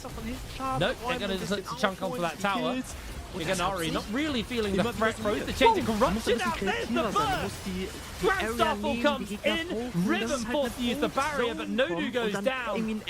Oh my word! Verdict is just not letting off the pedal, man. They're just putting so much pressure down. And just a reminder, the slam down, the thunder from Storm Surge was nerfed quite at the beginning when the item came out, so that it lands a little bit later, but you saw that extra that sort of electric, quote-unquote, falling onto Rhythm, almost killing him, had to pop the barrier right there to stay alive for himself. Ruins Atakan now on the map, and I feel like 8,000 gold lead from Verdant, 605 in the jungle, 304 in the mid lane there, absolutely in the lead in this game, and I feel like they should definitely play for the tops of the map. Look at the wards, first of all. Inside the top corner for Newell's jungle, there's no way you step in there without getting capitalized upon. Newell as well, finishing his black cleaver. He's a peak form and diverse. One more time. Oh, 7. Yeah, he's had his moments this game. Definitely got the most kills on the team, but still has been a victim to a lot of the pressure. Obstinatus and Noodles, the amount of crowd control that those two can bring to a fight is enough to get the pick, especially when the damage coming out from Noodle. It's kind of bonkers, to be honest. He's putting some serious work in. Zenkuk's just going to be able to hold the wave down here, as the attention is shifting now towards that account, but only need 2 people to do it. Conan's going to really got to go toe-to-toe with Zenkuk. That damage is absolutely brutal. Zenkuk should be able to clear the wave. He actually might just go for the assassination here. It's going to force the teleport out. In comes the rest of the team, and that is going to be Tyron looking for the equalizer, cooking Conan alive. Nodu, suddenly Jaceless, is going down. That'll be another kill given over. Let's see who gets it. It's going to be Zenkuk this time around. Riven going low. Good route down onto Shiganari though, because Rhythm is heavily junked. Atakan secured. Meanwhile, Noodle was left all of his lonesome to take down the Atakan. He's going to secure it, get that XP up for the rest of the team, and now you suddenly have 2 levels up between mid lane, 2 levels up between top and jungle, and Zenkuk's got a little bit more knowledgeable, having 6 pages in his brand new book, Medjai's completed, and I feel like it speaks of the confidence that Zenkuk has walked into this game with. Diverse hasn't necessarily been the matchup that we expected to see versus Zenkuk's, and confidence, the experience are definitely showing. Medjai is now secured, and I'm expecting Verdant to close this one out. I think this is going to be down to Verdant making a misstep. If they're going to have any chance of losing this game, they've got such a substantial lead right now. I mean, like you said, you've already talked about the mid lane items. Almost getting to that third item to Shiganari as well. Noodle, 2 items in, and 3 levels up onto Renewal just means that Renewal not really going to do much versus him here. Black Cleaver slowly chipping away that HP. Chains of Corruption do make the connection here. Good flash from Renewal to avoid getting caught out. As in comes the Grand Starfall just to reposition, and that is Rhythm interrupted mid-ultimate. And Noodle is just 1 versus 2. Rhythm is going to go down. Noodle finds himself the kill. Can they get the next one onto him? Hook coming in from Obstinatus. Renewal will fall. Noodle secures the double kill. The support will come back as Obstinatus misses the hook onto Nodu. Circles up pro. Nodu goes back to base, and Verdant will take another tower. Wow, it actually felt like Verdant threw so much at Rich Gang and nothing really stick. So Rich Gang felt like they had the opportunity to pull the ultimate down from Verdant to potentially get a pick, grab a shutdown, come back. It wasn't the case. That straight to the backline shut down the Jin. And the rest is history. Verdant very, very strong in this particular game. 12,000 gold in the lead. They're going to secure themselves a mountain soul as well. So if it wasn't easy to kill them before, it's not necessarily going to be now. And you've got levels difference, which gives up a lot of HP towards Verdant as an advantage. Armor, base stats overall. But yeah, let's watch this one more time. You'll see that's a lot that's been thrown. Chain of corruption. You'll see that also Rumble ult is gonna go through. Suddenly Noodle sends it straight into the backline, doesn't actually care. While Senkax has caught diverse one more time. Still, just they're so much stronger, they're a bunch of levels up, they've got more items, and they're just sending every single fight. Noodles just so crisp on this Pantheon, playing really efficiently. Doing so much work. Now got the third item, the Death Dance finished up for him. And then, being shadowed by Renewal, we'll be looking for this tower. The problem is you're looking for the tower and you probably will get it because no one's going to come defend it. This is giving so much time out of Verdant to secure himself vision down by the Baron, and you can see there's a massive amount of control within the jungle. That tower's lovely and it's a nice little pick up there for Conan, but this Baron, as soon as it spawns, I expect Verdant just to immediately collapse on it. Yeah, I mean, I don't necessarily see how Blitzcrank can actually... Ich find's geil. Team Orange Gaming haut einen Fiebertraum nach dem anderen raus und ich liebe es. Ich muss sagen, so cringe immer die Videos sind, ich müsste eigentlich bei Talk anfangen. Also wirklich, es ist genau meine Art. Wenn jemand Unterstützung braucht, ne, ruft mich an, Freunde. Ich bin euer Mann. There is just one jungle item on this Smoke and it's just 58 stacks on the hard skill and Obstinatus is looking for an opening. Noodles on the back line and in comes Zenka. Immediate deletion of River. Diverse, left alone. Noodle flashes over the wall and that sends him packing as Senka will secure the kill of the auto attack. Just Wing over that wall, chasing now onto Conan. I don't think Conan's really under any major threat right now, but his base down well is Verdant. You said clinical. This has been just so crisp from the side of Verdant.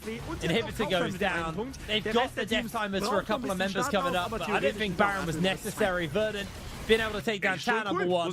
Tower number 2 shall be quick to follow as well off the back of that one. As the Nexus has been left bare. Nodu caught out. A little bit of damage padding coming in from the side of Verdant, but that was an unbelievably clean game. Noodle, what a return to NLC. Absolutely. To the players as well, and so many old and new names coming through, like Noodle was playing back in Vanir in 2022, and Senka was playing the NLC a bunch of times back and forth. However, the one thing I'm so damn excited about is the Verdant versus Los Cartones match. They both played Rich Gang, the exact same team. They both dispatched for them super quickly, super cleanly. They both had really clean games versus them. And I think finally I see a real contender. The big question is, can Verdant take Los Cartones down? I don't think we're going to find out today, but this is a very exciting question in the back of my mind. If you were to use Rich Gang as a benchmark, there was 1 minute between Verdant and Los Cartones winning. Los Cartones did it in 24, Verdant did it in 25. Regardless, an incredibly clean game coming out from Verdant. We're going to pass it over to the Death though to break this one down. So Archer,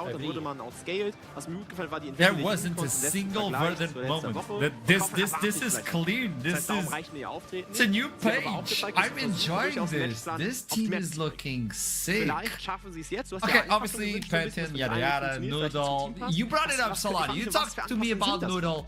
Might as well talk a little bit about him. Let's close Noodle up. Yeah. I expected things from Noodle. I gotta say, I didn't expect him to show up that massively in this game. I feel like if you look at Noodle both in this game, in this team, and just historically, what allows him to be such a good and aggressive jungler is a very strong mid laner who he knows he can rely on. And I feel like this is going to be such an important point for this team going on, because Noodle and Senkax, they have very good synergy, not in sense that, you know, they are at the same place all at the same time. They move around the map with the same goal in mind. You can see Senkax moving around a lot, he was on the bot time all the time, and that proactiveness from him and him just being such a safe and reliable mid laner allows Noodle to go completely crazy on the map. But honestly, kind of expecting that to happen, I didn't expect that Noodle is going to be that good in this game. Yeah, Noodle really controlled when the fight started. They were so far ahead at this point, but regardless of what Rich Gang did, Noodle had 5,000 answers. Okay, mal gucken, ob he did have a bit of an easy game with his team, also just winning every single lane. We'll get more into that later, but once this Pantheon snowballed, he knew how to keep that snowball rolling, should I say, and he did that phenomenally. He didn't die a single time on the Pantheon, got like 11, 12 kills in the final fight, which we'll also see later. He takes no damage. Let's take it back to the beginning, because this all went wrong very quickly here. In the lane, while Noodle was just taking care of his jungle, the whole map capitulated as pretty much every single lane to the side of Vert and found a solo. Also ich kenne ja Sheepy und Sheepy geht immer It's actually insane. And like, it's probably easy to be a good jungler when all of your lanes are the winning ones, but we gotta look at the top lane because these are the two dark horses on the top lane. We have one is 18 years old, another one is 16 years old. Ivern had such a good game on this Rumble. This Jace was just not allowed to leave on the top lane. Yeah, it is interesting. Yeah, tell me that. That highlight really showcased this spirit, right? The top lane is turning around the play that Jace is trying to make. In the bot lane, they find a 2v2 solo kill, and I had a look in the menu as well. In the mid lane, Senkox was this close to solo killing too. So within just that 1 minute, that one extra phase, the whole momentum of the game was already decided to be heavily in Verton's favor. And they managed to take just these kills and snowball it beautifully too. Everyone was aware, everyone was on the same page as well. When you look into a team that brings in a new roster, whether or not they played well together in the past, you need to understand how they're clicking. How's the synergy? And I do believe this team has a really good synergy, where we wrap up with another one, apparently, just to wrap up this one. I think this is kind of the final, because Pantheon walks in like, I'm 1v3, doesn't matter, I have full items, I don't care. He's 3 levels ahead of the enemy jungler, he's 2 items ahead of the enemy jungler. This is the point of time in the game where Verdant are simply allowed to do whatever they want, and that's exactly what they do. They just jump into the enemy backline and end the game. Oh my god. Oh my, the damage as well from the side of Rich King. The damage is tickling the HP bars of Verdant. The gold lead kept growing, it was insurmountable very quickly. I think Verdant, he really amped himself voluntarily into this split as a team to watch out for. This was their first game. I'm looking forward to see more. Well, we have another one coming up, and I know everybody's starting to tune in to watch that one. But before we do it, I want to talk with someone we didn't get to talk a lot about on these replays. Shiganari is waiting for us, and we toss it to the interview. Welcome to the show. Congratulations, that was so clean. Did you feel the same? Like, that was such a clean game from you guys. Yeah, I mean, it was kind of chill to play this game. Okay, I'm gonna make you a question. Imagine I'm a new viewer tuning into the NLC and I see you. I'm like, okay, who are you? Tell me, who are you, Shiganari? That's a good question. That's actually a hard question to I mean, just a random idea that been wandering through BRLs, you know, and end up in NLC. So, and NLC is kind of a tough one, isn't it? When you look into all these nameplates.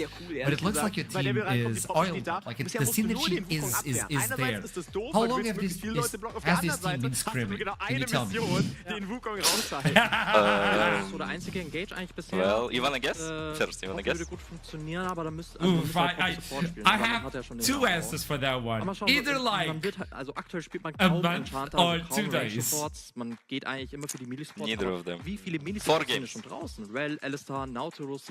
Not even 5. So, can it count as a 1 day? I guess bei Kaufland kann man für einen Raum gehen. Ich meine, okay, boss, this is looking rough.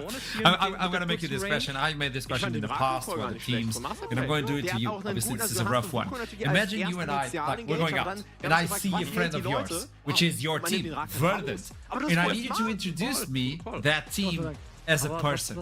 What would you say that person looks like? Verdant. What sort of person is Verdant nowadays? Great. Let's say like okay. Because let's say in the draft meeting and stuff, so much players actually like have ideas, right, about certain champs.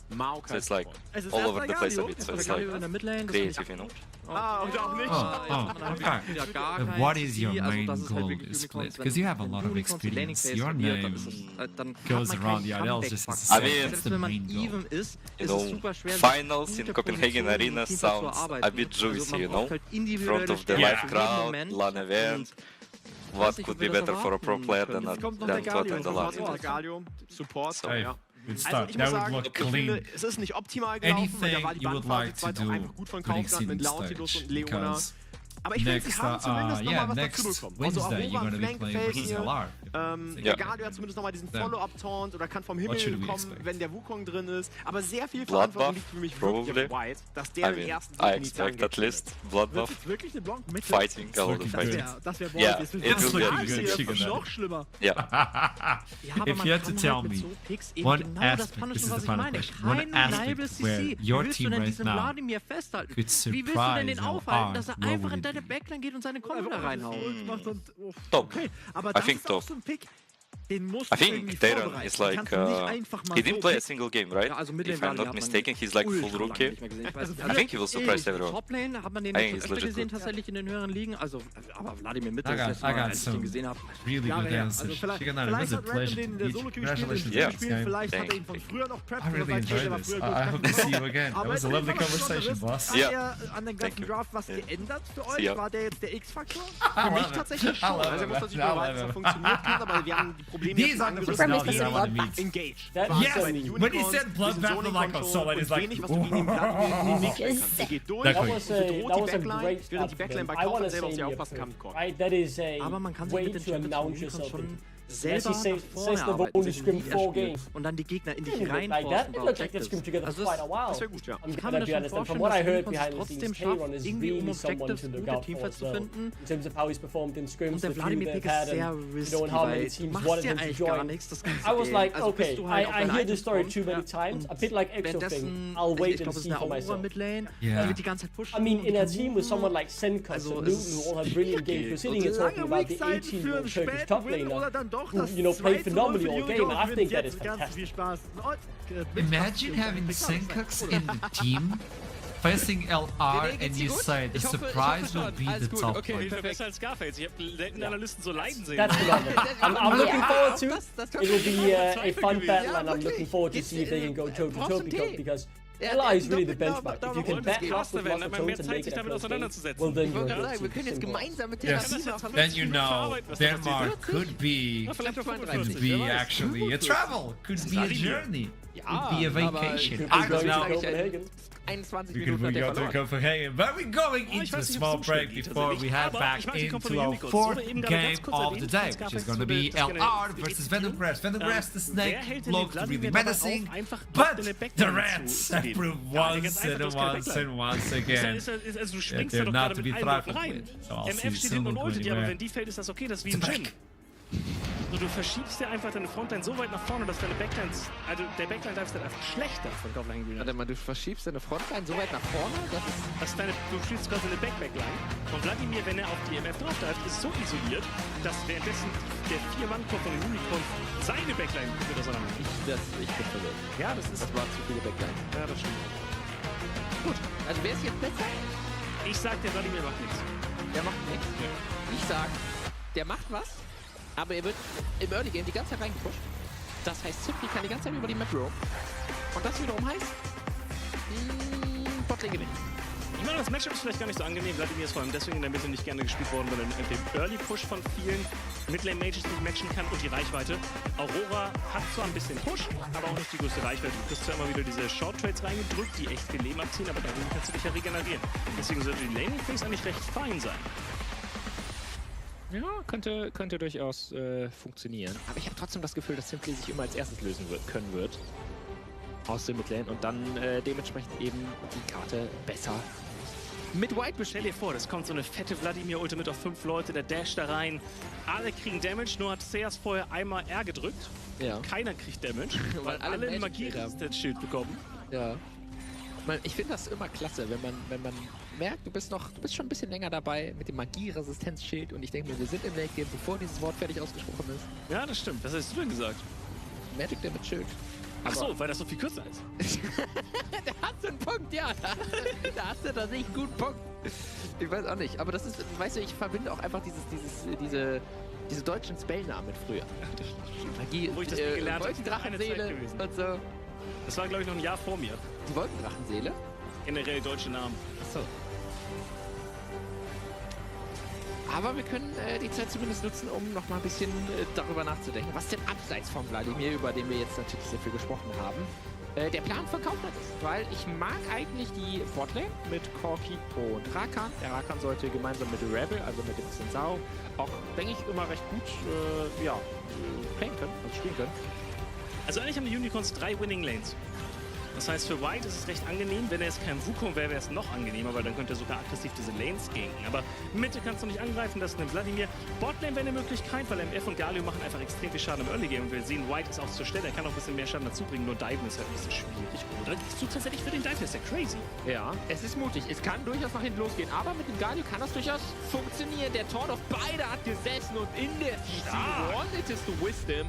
Nicht mal einer, der stirbt. Ich hätte erwartet, dass du auf Jessica gehst und versuchst, ihm die Wave zu denyen und 1-for-1 zu traden. Aber ich glaube, du hast einfach gesehen, wenn du Wisdom hier triffst, kommst du raus. Ja. Was natürlich auch stark ist und damit hat man nämlich keinen Kill gegeben. Währenddessen ist Rebel auf der Top-Lane gewesen, hat da aber auch keinen Flash von For No Reason mitgenommen. Ich möchte noch mal kurz darüber sprechen, dass Rumble wieder aktuell ready to rumble also as the snake will try to eat the rat alive. Venom Crest versus Los Ratones, EMEA Masters, NLC, Winter Split victors as well. Facing Venom Crest, they fell off hard previously, but now they are back. They're looking good right now. It was a game versus Chaos, but they had a lot of mistakes during the interview. We heard it coming in from Kaya that this team just needs to focus and maybe they can pull it off. Duckling! Is it possible? I want to say yes, and I need to say yes. The Danish but you get late! Within me. Yes, I was hoping for a bit more from Venom Crest in game 1. Yes, they won, but it wasn't as clean as I wanted if I was to be confident going up against Galar. But when push comes to shove, it's 5 Danes and a Danish coach. I cannot not back the Danish coach. I kinda have to hope for something here. But the draft will be alternate, maybe they draft more, and I'll keep my eyes and ears open for what Duckling. Am Ende des Jahres You're telling me your Danish faith is bigger than what Los Ratones presented until now, not only on our region, but versus the entire Europe, including LFL. Aber es ist schön, ihn in einer Liga zu haben. Ist ein sehr How strong is your bloodline? I think so. There was not in there, young Padawan. It's red, it's white, and it's Danish dynamite. And I believe that regardless of how many revs or how many star players, world winners, MSI winners, or whatever you want to call them, 31 years of tier 1 experience, the Danish dynamite stops for no one. They are in the best position when they are underdogs, and despite the big names, Venom Crest certainly underdogs in this game. Und jetzt ist er wieder zurück. Und ich freue mich sehr, ihn zu haben. Super, sehr never changed. Ich mag CS total gerne. No, Duckling, you are a gem, but you're so hard to work with and to reason with sometimes. I swear. This is Los Ratones we're talking about. Have you seen what they have to offer? And have you seen that previous game versus Chaos? Like, there is so much to still expect from Venom Crest. There's still so much to ask from them. But I gotta say, the bot lane is going to look so interesting in this matchup because we have Crowny with Reckless having this insane synergy between the two. Going versus Kobe and Virgil, and Kobe was phenomenal in the previous game, considering how the game went. Still, all things considered, he was phenomenal. I think all that experience is definitely coming in clutch there to help the team out a lot. And this will be the matchup that I think we all should be looking forward to. I agree. Bot lane should be the matchup to look forward. When you have that experience, you're talking about 31 T1 level experience coming in from the Rats. But then you look into Kobe. Kobe is known. He has a lot of experience. Obviously, he doesn't have a Reckless with him. But what can Wendell provide towards his AD carry to protect him? We're gonna figure it out as we jump into Champion Select. Both teams with a 1 and a 0 on their right, which means At the end of the day, one will be tied up with 1-1, and the other one will get a 2. At the beginning, Los Ratanes are expected to win, but as we jump into the Champion Select, start from level 1, keep that in mind. Rumble, Scarlet, Bee, where's the Nafi? Where's the Nafi? Nafi and Gwen. Nafi and Gwen. Oh, there is Nafi already from Los Ratanes. Still don't want to see her despite them being on the blue side. I don't see a lot of banning Gwen. If Velia is alive, nah, don't do it. Come on, give him a chance. Yeah. In ihrem Kit wirken sie stumpf, aber sie können halt ihren Spielstil sehr gut variieren. Tatsächlich ist Galio-Support deswegen damals so broken gewesen, weil du diesen W noch einflashen konntest. Ich weiß nicht, ob du dich an die Zeit noch erinnerst, aber das war mega broken. Dieser Multitone eingeflasht. Bro, he's scoping so much. What man? He's saying they're looking good. Let me live in my delusion. Okay, what we're committing to. Yeah. You know what? That's admirable, actually. Please don't change that, Clink. Never mind. Don't give him a shield. Weil sobald Gragas Flash... Why are we giving him a shield? I said this in the first game. He's so unbeatable on it. But Nida is one of the most creative mid laners das gesamte Team stehen geblieben ist und ihn angegriffen hat. Guten alten Zeiten als League of Legends. Noch Broken Mount anwendet. Apropos Anwendet, am besten Ulti-Champions sind nicht anfällig, ich wollte gerade sagen. Apropos Anwendet, das ist doch Menge-Champions, die... You know what I like you the most? Is your knowledge of the weirdest things in League of Legends and history rise. Even though you were terrible on the game show of Wants to be a Challenger, which was about history, man, I love your wiki. There's a wiki inside of your brain, which is lovely. Now, putting Yone versus Nemesis is not an easy task, especially when he's playing this Azir. He's clean with it. Maokai to follow it through, and now Velia is aware of what he's going to play against, so... Is this game one, like, mirror? Almost. I mean, some things just work for Los Ratanes, and why would you want to change them? I'm looking at Venom Crest, though. This Yone is a very dangerous pick for Nitro at the moment, because if you're pulling Yone versus Azir in the laning phase, you really want to help your jungler helping out as much as possible. And Maokai definitely should be an easier pick for Gubi to pilot compared to his Poppy in game number 1.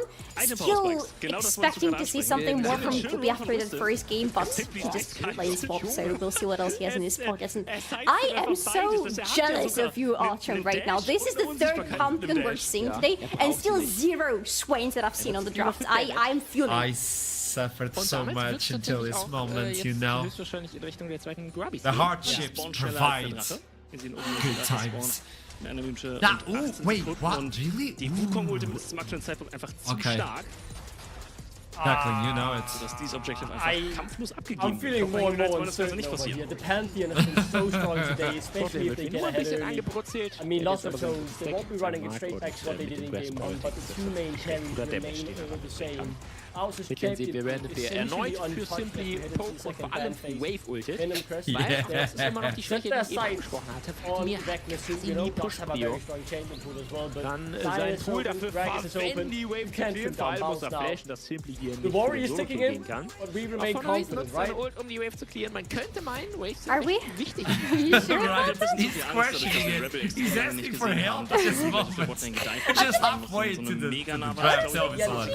He should be asking for help, because this Misfortune is of course going into Colby's hand. He knows what he's doing, but Misfortune is a champion who requires a lot of setup on her team, and for the enemy team to not be able to distract her when she is doing her ultimate. I'm not seeing either of the two being fulfilled right now. Venom Crest still have their support to fill in, so maybe that will help Colby a little bit, but I am uncertain about this Misfortune. Make a support now for Venom Crest, save the top lane for last, and pick the Rumble so you have enough AP so that Maokai doesn't have to go AP. Please do that. And my hope might be a little bit bigger, because that allows the setup, you have the Yone, the Equalizer, all of that. There you go, plan 1. Okay. Richtig starkes Item auf ihm.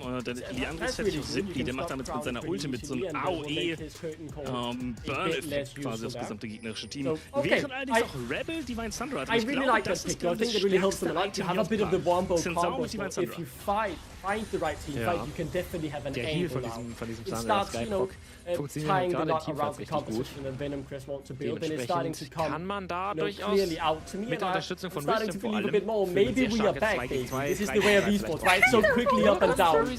Very reactionary here.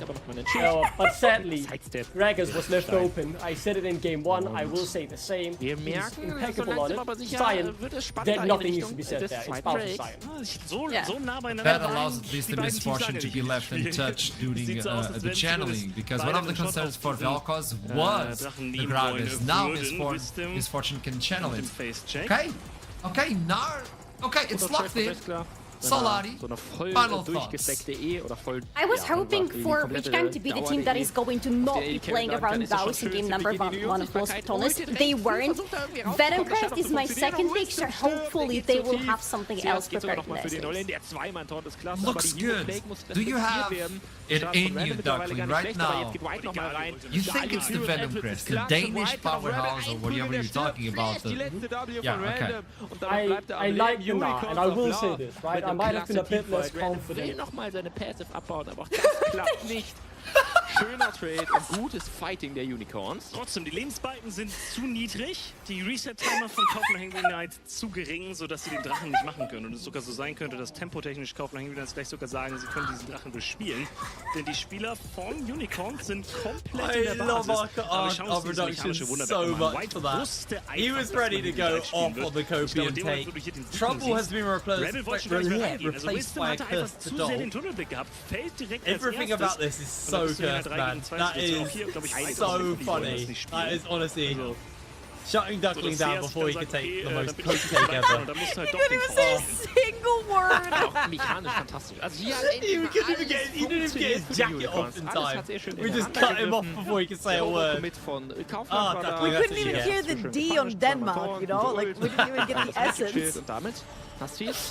I'll give you the short form version of what Duckling was going to say. Yada yada yada, Denmark, yada yada yada, Copian. And we are into game. Lost Retonus versus Venom Crest. Now, let's come in with the real takes. There's a lot of faith we obviously have in Lost Retonus, but I like this draft from Venom Crest. I'm going to be real with you. It's not a bad draft at all. Nameplate's off. I'm quite excited. Alright, things that scare me when you play versus Lost Retonus versus things that actually look pretty good. Number 1, Baus on Cyan. You kind of gave the guy who made his name on this champ his champ. Number 1. Number 2, Nemesis on Azir.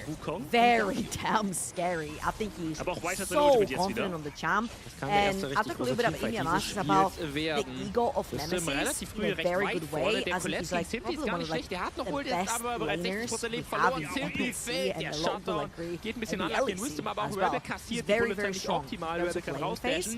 However, that bot lane for Venom Crest is so damn strong. Misfortune, an AD check, the Jhin, and you also have Leona into Rakan. It's a straight up counter pick. In the Rakan, you get to trade really hard with the Misfortune. So the top side belongs to Lost Retonus for sure for me. But the bot side has a lot of room to play around. Yes, absolutely. See how the junglers kind of play this one out. Again, we've got a lot of Pantheon today. Pantheon in every game so far, Trouble. It's been a major pick for the junglers today. And honestly, even in the loss, it looked pretty good. Like, Pantheon's been incredibly solid today. Velia, you know, one of our better junglers in the league. Piloting a very, very aggressive champion. Now, I did say this in game number 1. Pantheon does nosedive. If snowballed, great. It's a bit like LeBlanc in that sense. Well, like, if you get ahead on one of those champions, you can 1v9 a game. Velia, had they put the performance in, we saw in our last game. Right now, Lost Retonus' bot lane are getting bullied pretty heavily, and you talked about this actually to me off air, but NF's a bit of a stat checker for Jhin. And so is Jhin as well. Like, Jhin is technically a stat checker in the early game. However, you have to straight up counter pick on the support, as I said earlier right here. So Reckless walks forward, you jump onto Crowny, and Doxy and Baus right here are going toe-to-toe. As you will see on the bottom right of your minimap as well, both junglers are going to be piloting towards that side of the map, which is a very strong suit if you are Kobe and Wendell. You want your jungler to end up towards the bot side. However, due to the nature of the matchup, Velia will be done first. Then Wendell really needs to cover the drivers right there for any form of wraparound from Velia towards the bot side of the map. And they also need to be ready to allow Gooby to get priority into that river. Very nice reason right here from Velia. Go back, buy items. Taking a very aggressive stance there. I think he was thinking about flashing on Doxy. Just keeps landing those E's onto him, gets the slows, pops the W, forces Doxy to flash. And like you said, Velia is now heading topside. Flashless is going to be very exposed. Nemesis able to shuffle away from Wendell's Zenith Blade. I think we're about to see some action here on the top side, although Baus may lose his life before that even happens. Doxy gets the kill onto him, but Baus is going to look to try and run him down. Not going to find the window, as Doxy will stop the zombie form down. Meanwhile, in the bot side, Reckless able to jump on to Kobe, as now we're going to see Gooby jumping in onto Reckless. Reckless able to escape that play though. A lot of disjointed plays across the board. Top side, there's still some action breaking out though, as Wendell does Zenith Blade back in. They do get a bit of damage onto Doxy, but he's able to escape with his life. I feel like Gooby was a little bit overzealous right there. There's no way, even if you dive or hand with flash, he has flash, he has W. He's just a sleeper champ. You actually have to basically layer the CC so flawlessly, giving the Leona and the flash. Twisted advance from Gooby to make that play work, but now it's a flashless Maokai and he's taking nothing from that ball. Never gonna heal from Reckless. Topside got a little bit punished because Doxy actually breathing for the wave, will jump in by Velia, which will then in return, deprive Gooby of his Raptors. Unless you can smite that one away, I mean, smite is pretty powerful, Yeah, was able to pick that one up. Baus doing Baus things here and getting the proxy off. A bit of a pain. Nemesis slowly but surely getting whittled down by Niter. Has got the key 3 charged up, so Nemesis needs to be careful. Is gonna be able to dodge that knockup? I guess so. It's just constant back and forth in this mid lane. Now Gooby invading into the chicken camp. This time Velia is able to secure it. Yeah, he's pretty smiting his own Raptors, right? But it shows you how strong that bot lane is. They're literally wrapping around. Yeah, they are looking for them, but you said it, slippery. It's so hard to pin a Rogan down. Jumps in, gets the work done. Crowny finds himself a little bit caught. Wendell takes the 4th shot though. Venom Crash not under any real threat. You get the heal off from the Gleaming Quill, and now Hobby needs to be careful. He's going to dodge away. The knockup lands in. Crowny's got 4th shot available. I don't think it's enough to finish the kill, as Wendell has to flash away to safety. Velia now here. I feel like Wendell has been pressing. Oh, he's going to find Here it! he He's comes! going to find Oh! He gets the kill! Boom! Beautiful knockup! Onto one! Velia secures the next one! Lost Ratones find their kill! Level 6, reset into send it down bot lane, catches both Kobe and Wendell under their tower with super low HP. And that's what I was alluding to. I'd like to see Wendell not press E every time he comes off of cooldown. Not every trade is a good trade, especially when you're super low on mana. And I feel like right there, Crowny and Reckless super hard capitalize onto that one. Baus, there's no way he's dying anytime soon right here. He's level 6, he's level 4, level 5. This is the BF, so he's going to lose way too much underneath his tower. So there's going to be the nuisance that he is. Meanwhile, Lost Ratones have swapped. Oh, Niter tried for the all-in there on Nemesis. Nemesis able to send him packing. Wendell still continuing to be an irritant to Baus. Baus already picked himself up 2 plates on the bottom side. Lost Ratones aren't looking to give this dragon for free. They're not going to hard commit for it, but they were looking to just be a bit of a nuisance. Plates now secured. Doxy able to dodge away on the deadly flourish as Crowny continues to apply pressure. And Baus just going to happily hold this wave underneath the tower. Going to get that knock up, clear the wave. Easy as you like. Gets the reset off as Nemesis. Able to escape Niter's all in once again. 1500 that's some beautiful bei den macro play, Unicorns. right? That's what makes Die Los hier mit den Ratones who Voxen they die are Midlane right now, annehmen, because das they wird are gerade playing so tiefer machen. flawlessly Siehst du around the das map, the way übrigens? they Den manage the Voxen pressure hat nicht through Baus, the zwei ultimate Mates down bei bot seiner lane into Seite. Crowd and Niemand Reckless ist in seiner instantly Nähe, do aber something, er muss going es straight towards the respektieren. Er top hat side of nicht the die map, Vision, die wir haben securing und the weiß, void grabs, playing dass aggressively into weder enemy Corki noch jungle. Sin noch Raptor's Rakin taken away gerade by dabei Valia sind, again. He's seinen going to Tod secure that level aufzulauern. 6. He Sein might Team look for a versucht dive nämlich towards the top side of gerade the random map. zu He's catchen. going Das to heißt, try er to muss take that still red buff. stehen. Random However, wird angezündet. Der Ruby Flash and Wendell knockt spätestens are das going to be Duel. there just in Was das time. Schicksal von Random Just the besiegt. Und sheer der nächste pressure Kill, der in of Simplys just Tasche geht. So, das entering war the ein riesiges jungle, Investment von taking control, 3 setting down Ultimates the und vision, einem Flash. resetting, Was macht man damit? forces Man könnte teams halt von einem to Midlane-Turm chase them verlieren. around Also the es map. ist halt And auch schon wieder die Frage, warum Gold ja, du kriegst Botlane has halt already frei, been oder? created Okay, for the side of Botlane Los T2 Turm Ratones. akzeptiere ich. Wie We're rettest du seeing von as well the swaps coming in. Baus able to escort the wave underneath the tower. Probably could have taken an extra plate, but he wants to get that reset in and head back towards his matchup. What's this though? Venom Crest bot lane has a swap into the top side. What does Los Ratones do? They wait in the tribe bush, they reset, and they're gonna play towards the bottom of the map. Or no, they go faked into it the and they're gonna kill. Cobby goes down, Grand Star forwards on point, and now Wendell finds himself in the curtain call. Dodging away quite efficiently here. Fourth shot makes the hit, and there's the spear from Velia to dunk the kill down. Los Ratones take exactly what they wanted. Oh, that was so well played. They were resetting in the tribe rush, but when they saw Comet and Wendell overextend, they decided to stay to punish for the double kill instead. 2 kills on Valia right now. 2-0, 600 gold up. And we did see in the previous game what happens when a Pantheon gets ahead, especially in the early game. Just one more time, they were actually resetting. You see Baus was heading towards the top side of the map as well, but they did see kills on their sides. They had Velia diving in from the sky with that Pantheon ult as well, and capitalizing the Wendell here as well. Very well played. A little bit of a sacrifice on the tempo, if you will, but 2 kills in the bank. I'm pretty sure it's going to be worth it. Oh, they're sitting very happy off the back of that one. And again, it feels like Venom Crest are behind the lane swap every time that Los Ratones move their bot side somewhere else. Kobe and Wendell are just not there to answer, so Doxy getting pushed behind. Is Baus dead? Oh, he does that. He does that. It's part of his MO, really, isn't it? That is true. Listen, I was just thinking, like, in terms of an anime, Baus was a side character. He would be such an interesting side character. He wouldn't be the MC. The MC would have to be like some loud guy who's like all in every time, but like he would be probably the best side character that an anime could ever create. He's the main character, what you're talking about. We're actually having a replay on the bottom side of our screen of Baus getting caught out. As, he's able to grab himself another plate in the meanwhile. And this fight just went on for ages. We're currently watching Baus fighting in 2 different screens right now. He's actually in real danger. No flash available to him. Doxy has that flash that he can just chase after. Baus just flashes over the wall. Doxy's got I think he got away with it. There's no way he pulls that escape off again. What a fantastic escape. However, talking about escape, Gubi is looking, he's thinking about the R.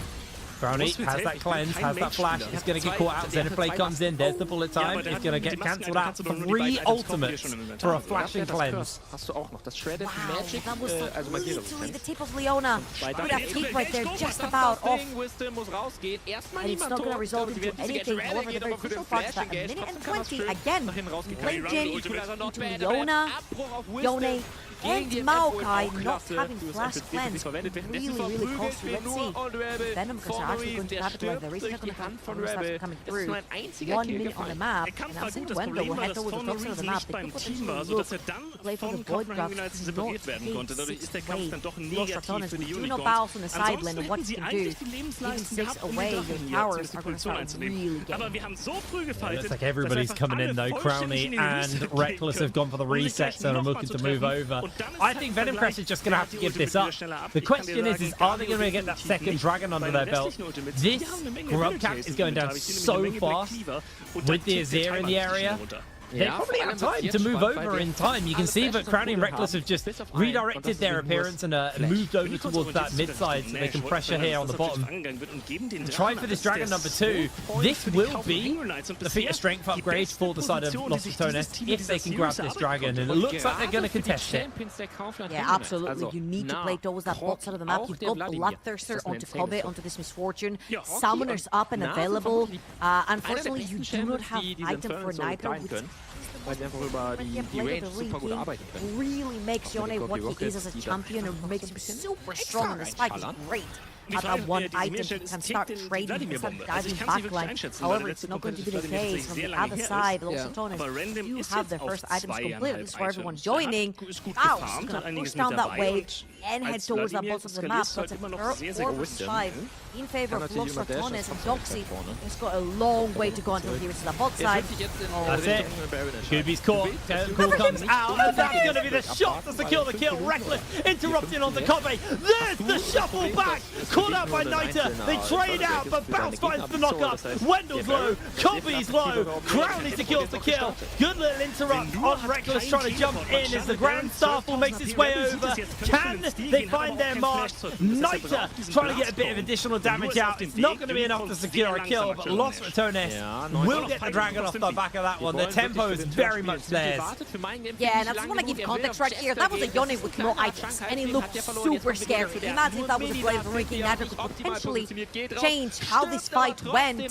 I was going to head over the top of the map. Doxy has taken all but one Terry plating off of that top lane tower. And I feel like Venom Crest, again, this is where teams become from good great when you suddenly get out of that spectator mode and you do have your play done. However, we talked with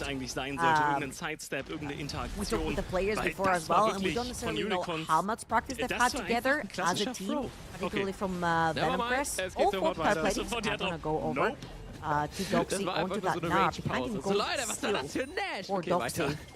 But again, for Venom Crest, I feel like it was a little bit of a thorn right there. Just not completed by Verity or Niter to have even major strength away and that second down. Los Ratones did give up a lot of tempo on the map. You can see they're currently kind of scrambling around the map, trying to figure out their lane assignments after sorting that one out, but they haven't given up first Tower Blood yet, although it looks like Nemesis may be able to catch that in on bottom side.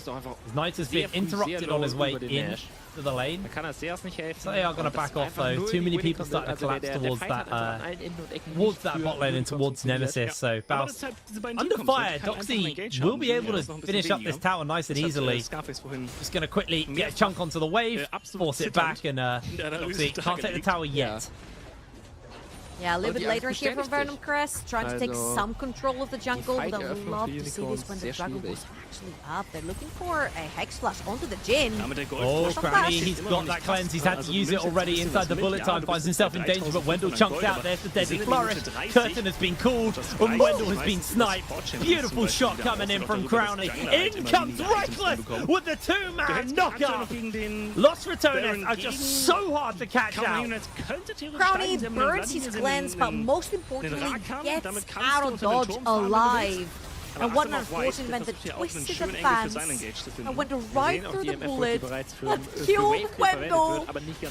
Oh, that's been so unfortunate. Meanwhile, Velia has found himself sometimes not only take those flowers off of Ruby's jungle, but also this blue buff. Los Ratones all over the map, 4,000 now. The gold lead for the rats. Usually the snake eats the rat, but in this particular case, there's too many rats to handle. Big old rat, this one. Nemesis. He's been struggling to close out on the wave, though. Niter with that Bork, gonna jump in. Nice little shuffle back. Reckless is here, though, to buy the time and save the day. Catch up onto Niter. And Nemesis is able to back off. Grand Starfall committed here from Velia. Niter has the knockup. Is going to catch it up onto Bounce, but Bounce finds the knockup onto Wendell in the middle of all of this. Teleport coming in as well from Doxy. Deadly Flourish makes its connection. Bounce flashes away. Solar Flare lands onto one. Kubi finds himself in danger. It's going to be one already for Los Ratones. In jumps Nemesis and secures himself the kill. Doxy trying to make a run for it. Zenithblade makes his connection as Velia slides in once again. Double kill for him. Reckless finds the knockup onto 2. And Los Ratones find the ace. It's triple kill for Velia. Down goes the tower. This team is looking so clean. So huge on this Pantheon. 2.6 thousand gold up. And they played this perfectly. You know why? Because Kobe didn't have his bullet time. They knew they could funnel through that choke point because Doxy was mid-inar. Kobe didn't have ult. Gooby didn't have ult. Venomers were missing key components to fight this Tribrush. Let's go one more time. Niter, first of all, misses ultimate way too early on to Nemesis. And this is how the Azir versus Yone matchup works. You're going to ult one down, the other one's gonna ult out, he's gonna ult your way. Reckless to Slippery together with Menace on this Azir. Veli's then gonna come in. The TP committed by Bowser decided to cut them off at the Stride Bush. And if you look at the key component ultra here, they're all missing. Kobe is gonna come through it, and suddenly you see it's starting to look pretty good, but there is no bullet time. There's been chances for such a great bullet time right there, but you don't have it. You do not have the Mega Gnar, and Los Ratones are taking complete advantage of those cooldowns missing from the set of Venom Crest. What a knock-off as well. Reckless has been so clean. As now we are looking at Reckless being chased out with the quickness. You almost ditched it. He's so hard to do it, and that is going to be the kill. On to Wendell. The curtain has been called for Gooby. Able to evade one shot, but not the third. Brownie kills another kill. 8-0 on the Jin. He has had an absolute cracker of a day. I was about to say from downtown, but Baus came from uptown. All the way from that top lane on the flank ult onto Sion. You're right. Crowny has looked invincible on this Jin. And even though their laning phase early on didn't look the best, however, Doxy, 1 second, caught here. Nice little knockback, but immediately gets himself caught out. Beautiful deadly flourish. Nemesis secures the kill. Baus has got a bit of danger here. Or is it Nita who's in danger? Chunked out. Baus looking for the kill, but Wendell makes his way over. CC layered. Kill secured. Baus chases onto Nita, although Nita has the knock up. They find himself a little bit of extra CC. That's just going to clear the wave. Wendell stopping him from getting the cannon. Titanic Hydra right there helps clear out the wave. Double tap as as Crowny and Reckless take mid lane tower. Velia is taking care of that bot lane. Pushed it out. Off to the Dragon. It's going to be the second one for Los Ratones. And again, I feel like we've talked about this way too often, but I feel like it's worth mentioning the fact that not a lot of people have played or practiced around how Baus likes to play the game. He will overextend, but the overextension is taken advantage instantly from the rest side of Los Ratones. Look at the deep wards in the bottom jungle of Ruby. Mid lane tower, gone. Mid lane wave, pushed. Top lane wave, pushed. Everything else on the map belongs to Los Ratones. When you see one or more members committed on to killing Baus. And Baus is playing those sort of champions that are so slippery that can actually earn so much time for your team to make plays across the ring. And that's exactly what he does here with Sion. Although, I will say, that's not the Sion I'm used to, man. He changed. That's not full AD Sion. Yeah, true. I mean, Overlord Floodveil gives AD, I guess.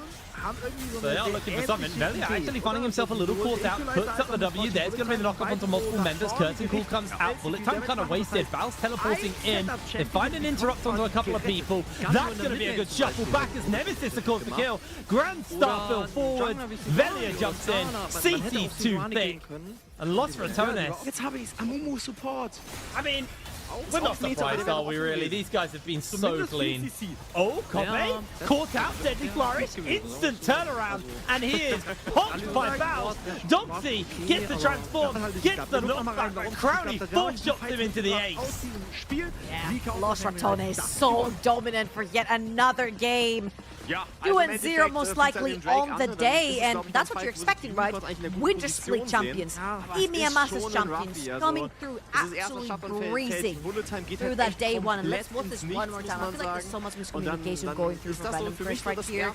He doesn't have his ultimate available, but on the side of Wendell does. That bullet time went into the absolute void as well. There wasn't any CC to stick down. And then when the Maokai ult came in, Azir was also on the flank at that time. Velia is going to flank around. Kobe has to flash out. It's just like there's not much coordination to try and pin one member down, and everyone from Venom First commits onto that. Of course, huge influx in gold in Los Ratones' pockets has a lot to do with that, because they're just sending it every time another entire item up. That has a lot to do with it. However, if you won't commit onto one play, come back into the game, you have to commit onto one champion and actually send it to try and get those shots. wurde auch ständig bedroht. Also sobald die Ulti gerückt hat, Venom Crest down just konnte man auch nicht aufhalten. an absurd amount of gold for a game that's only 21 minutes in. Baron hasn't even spawned, and they have no towers outside of their base.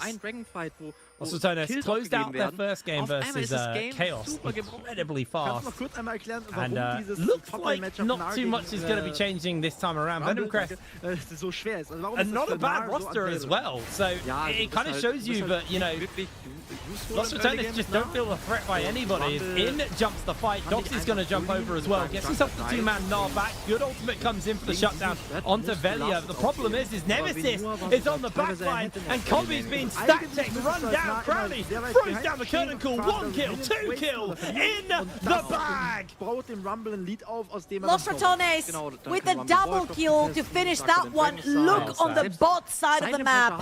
Baus has a wave. He can push down that inhibitor tower. Another wave crashing into that mid lane. Meanwhile, Reckless and Nemesis are keeping Doxy busy. This is going to be a triple wave push coming through from Lost Returnists, and that's exactly what needs to be studied. The triple wave push into the play when you're ahead to solidify your victory. And Baus right here is going to join his team. Reckless and Crowny are not too far behind. They're going to look to take that second inhibitor. However, Venom Crest just spawned. Baus.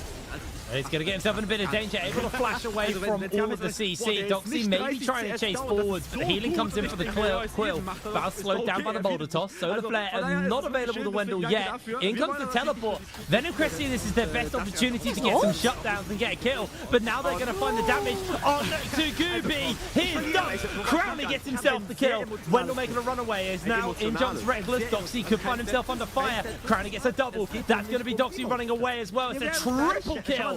Gifted over to Crowny. He just continues to chase forwards. They're going to find the lockdown onto this Misfortune. A little bit too quick to catch. Niter trying to find a kill onto one, but can't find that knock up. They get the lockdown. They get the shove back, and Niter is going to be able to escape just about. But with the rift held up, it looks like Lost Returnists have got this in the bag. Baus jumps in onto the fountain. That's the lockdown onto Copy as he is dunked. Crowny finds the kill. It's a dancing herald. Lost Returnists are back in full force. Exactly what was expected by the Winter Split and Elia Masters champions. Coming back into the NLC, absolutely breezing through that day one, both of their games. I just want to give a huge shout out to the unsung hero, Reckless. Died 0 times, and I think he had very close to 100% kill participation, and it's so easy to lose the small details, especially when you're playing support and your early carry like Frank has been popping off the entire game. So easy to overlook someone like Reckless, but his performance in this particular game, chef's kiss. Honestly, it was an impeccable Rakan game. If anyone's getting MVP for that game, it's Reckless. He played superb. We're going to pass it over to the desk though to break that game down to Archer. Hey Duckling, how are you doing? I'm having a very good day as an average viewer who's definitely not wearing a Denmark jersey right now. I thought it was a great little game. I'm XDDing in chat. I love the rats. I'm happily cracking around there. Absolute disaster. I had nightmares. This wasn't a nightmare. I was awoken from the nightmare, then put right back in, and then I was like, this was torture. I'm sorry. This was painful.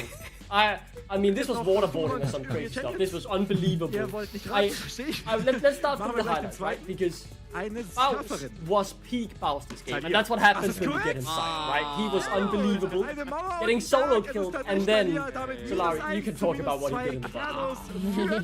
Listen, when we were discussing it behind the scenes, what Archer said is really nice, is that every mistake that you make against Lost Returnists is very expensive, and it gets more expensive the further you go into the game. But the most expensive mistake for Venom Crest here was giving this Baus, this Cyan Baus. He's just rolling in there, and it's like, you are supposed to be safe at this point as Venom Crest to recall back to your base. You're not safe at any point on the map if there is Baus, especially if he's on Cyan. It's scary because you're under your turret. It's so early in the game. Everybody's like level 4, level 5 boss. You think you're safe? You think I care about ADA? And I'll chase you to the fountain and I'll die killing you. This guy is scary. I think when we got Baus joining in pro play, it was like having this idea of how to play top lane, yada yada, with it's a good death. And now he realizes what good deaths are. I'm getting scared because his marker is upgrading. This guy has no ceiling. I'm scared of Baus, to be honest. And also team fights. I think we need to highlight those, Duckling. Yeah. Just before. Macro was like the only thing on top of this game. He had been solo killed once in lane. Doxy though, thought he had found his moment, and Baus just shows his macros is still very good. This is a fun one. Look out for the blast cone, and then, I mean, it's just peak League of Legends. There is no other way to describe it. He might be Swedish, but even I have to praise this. It's just so fun. And that's the fun part though, but now we can get into the painful part for me, the team fighting, because yeah, Lost for Jones, There's one video of Baus talking about team fighting and how you should look into your HP bar and cooldowns.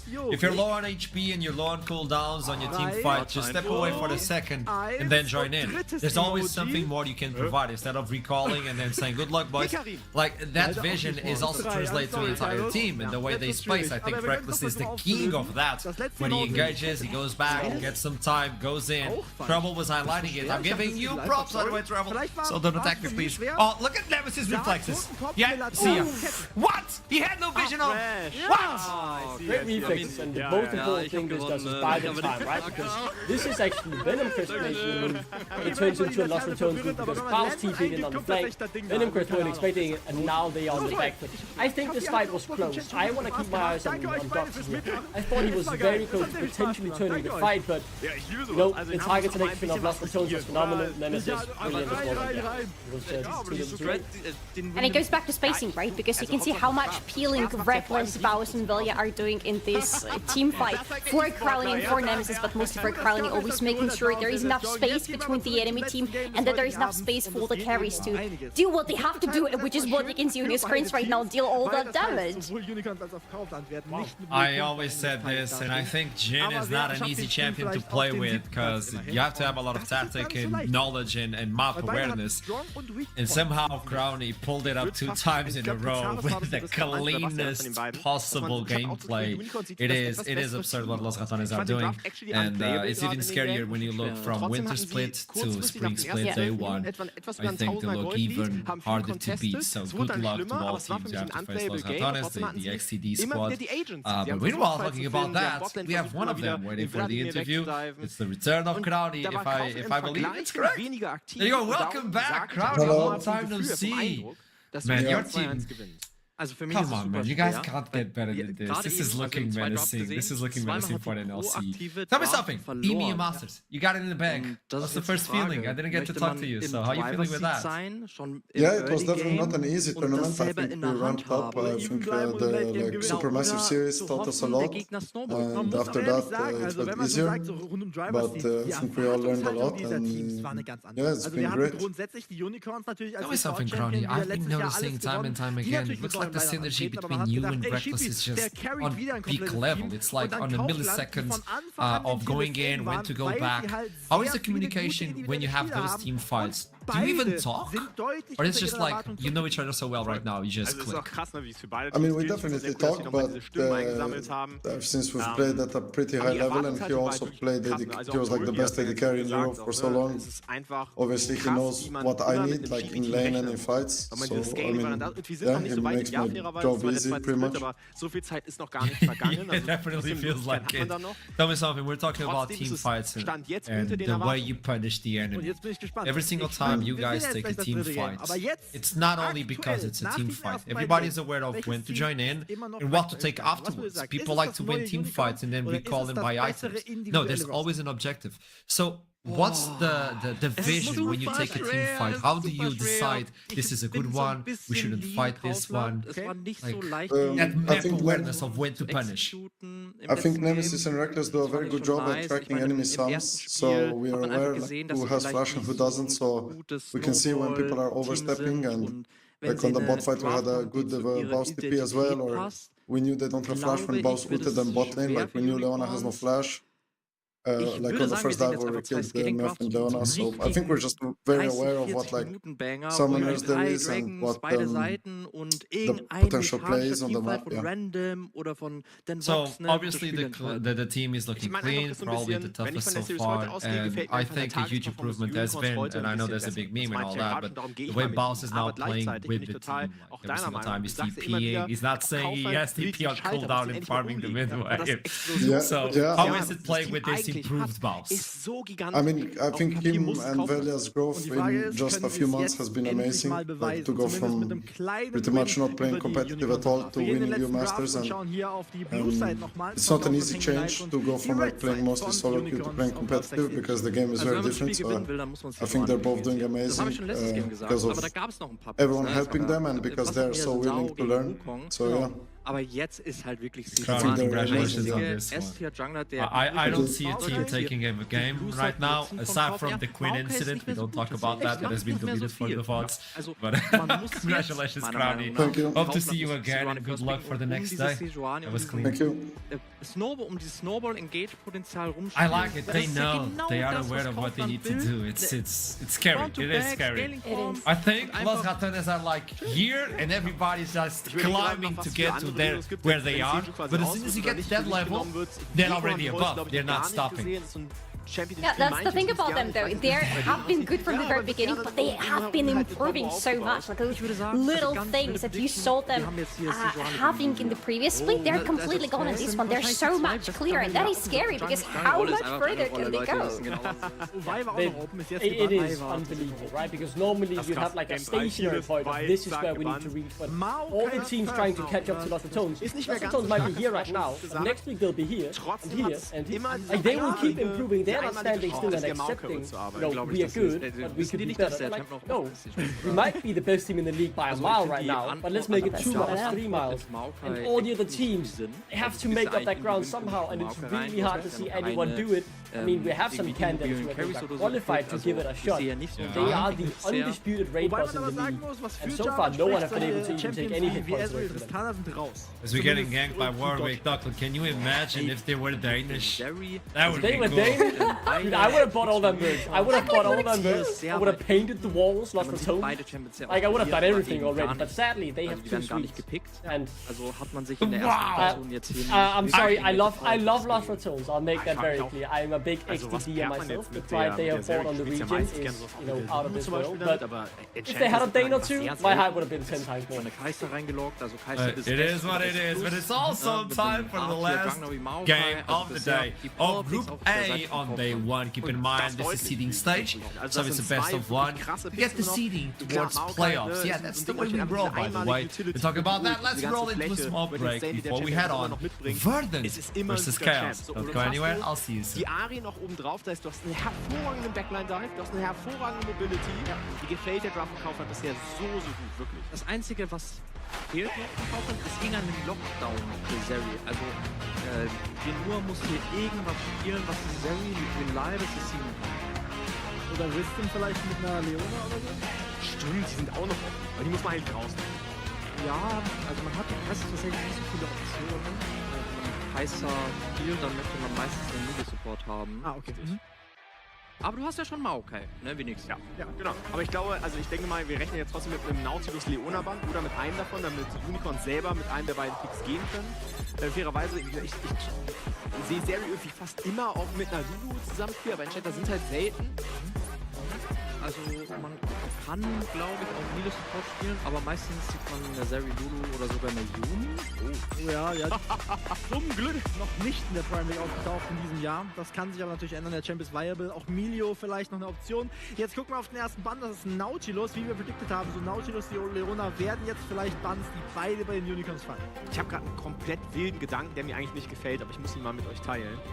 Es ist ja immer noch ein starker Engage und Backline-Dive, den Kaufmann. Ja, Braum ist auch noch offen. Ja. Hier gibt es eine Welt, wo man sagt, ey, wir ballern da jetzt, wir haben den Victor, Front to Back, Zeri wartet ein bisschen, wir ballern den Braum rein und wir spielen nicht auf dem ersten eigenen Engage, sondern wir lassen uns Engage, überfahren euch dann. Also meinst du der Braum für welches?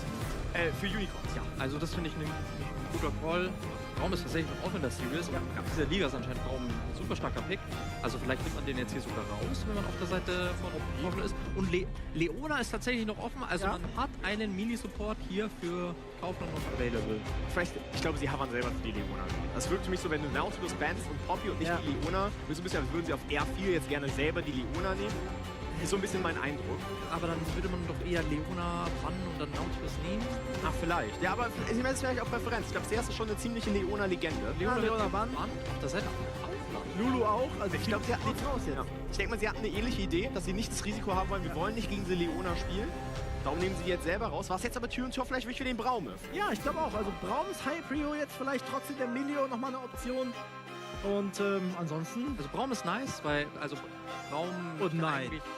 Macht Sears das auch? Er pickt auch Pike! Der zweite heute! Zeri, Pike, haben wir das nicht schon einen Tag Spannung gesehen oder so damals? Ja, aber ich sehe zu viele Pikes hier aktuell bei uns in der Liga. Ich krieg Albträume. Also man braucht auf alle Fälle irgendwie so ein AD Damage Share oder Toplane irgendwas, was C mitbringt. Also es kann wieder die... ist nur Hammer. Wurde blockt oder nicht? Nein. Ja, ich hab das blockt. Blitzcrank wäre das Game 3, ne? Da kommt ganz Cheesefix. Der wird gelockt. Blitzcrank ist da. Was kann man alles hucken? Naja. Ja, Zeri, Victor. Ja, fast alles eigentlich. Javan will es nicht hucken, oder? Dann steht er plötzlich in dir drin. Ja, mit dem Silence, dann der Hook. Okay. Dann der Maokai, Charm von Ari. Welcome back to the last game of the day. It's going to be Verdant versus Chaos, where I present you Hype and Bloodbath. Am besten has been the word of the day. Nee, Verdant versus Chaos, let's go! Match 5 of day 1, play day 1. Spring split seating stage. Verdant looked so good. I never thought I would say this and clean with no mistakes on the first game versus Rich Gang, but Chaos have to fight again.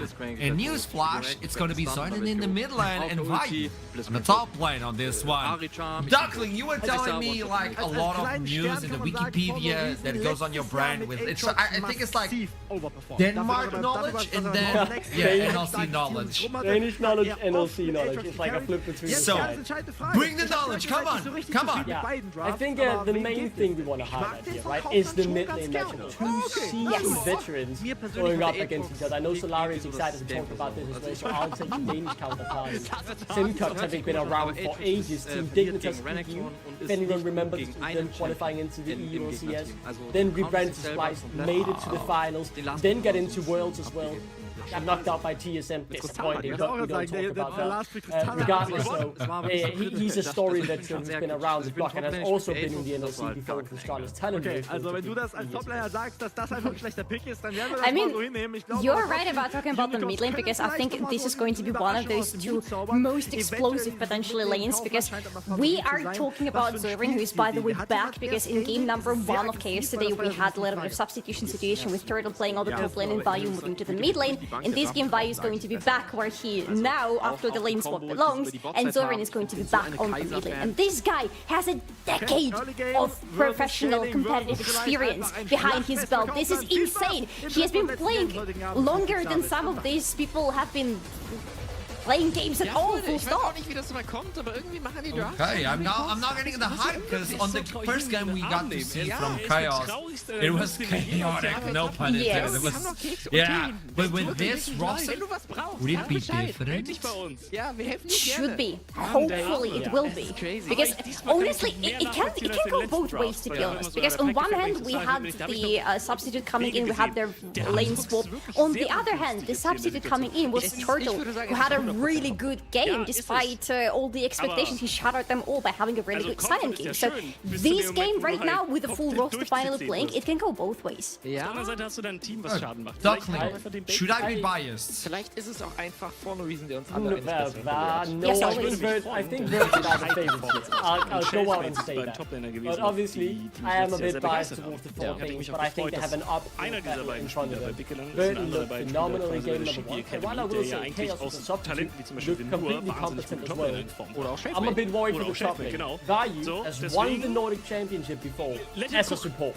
This is his first ever competitive game in top lane. And while yes, Verden's top laner is not very experienced at all, 18-year-old, only played 1 competitive game, he absolutely dominated that game. So I'm a bit worried there for Vayu, and I think he might have a rough start as his top lane career is about to begin. I agree with Solari on a big point on this moment, which was Turtle stepped in. He did so much, but the team couldn't follow what he provided. And now Vayu is the one on the top lane. And I think on the second game, it's more of a, hey Vayu, it's your first game on top lane Spring Split. You have some big shoes to fill because your sub did a wonderful job. So either can you lead the masses and Zorin steps in and does a wonderful job as well in the mid lane, or maybe, I don't know, Turtle will leave a big like our place. Well, we have, there we go, the start is a little bit delayed. We'll jump in as soon as possible. Duckling! Series. Start the game. Come on, Duckling, not for the second time today. Actually, it is my fault. No, I'm in the lobby right now. I can call out whoever is guilty, but I will not do that. It is me. It is I who has not pressed start yet. I am the guilty one.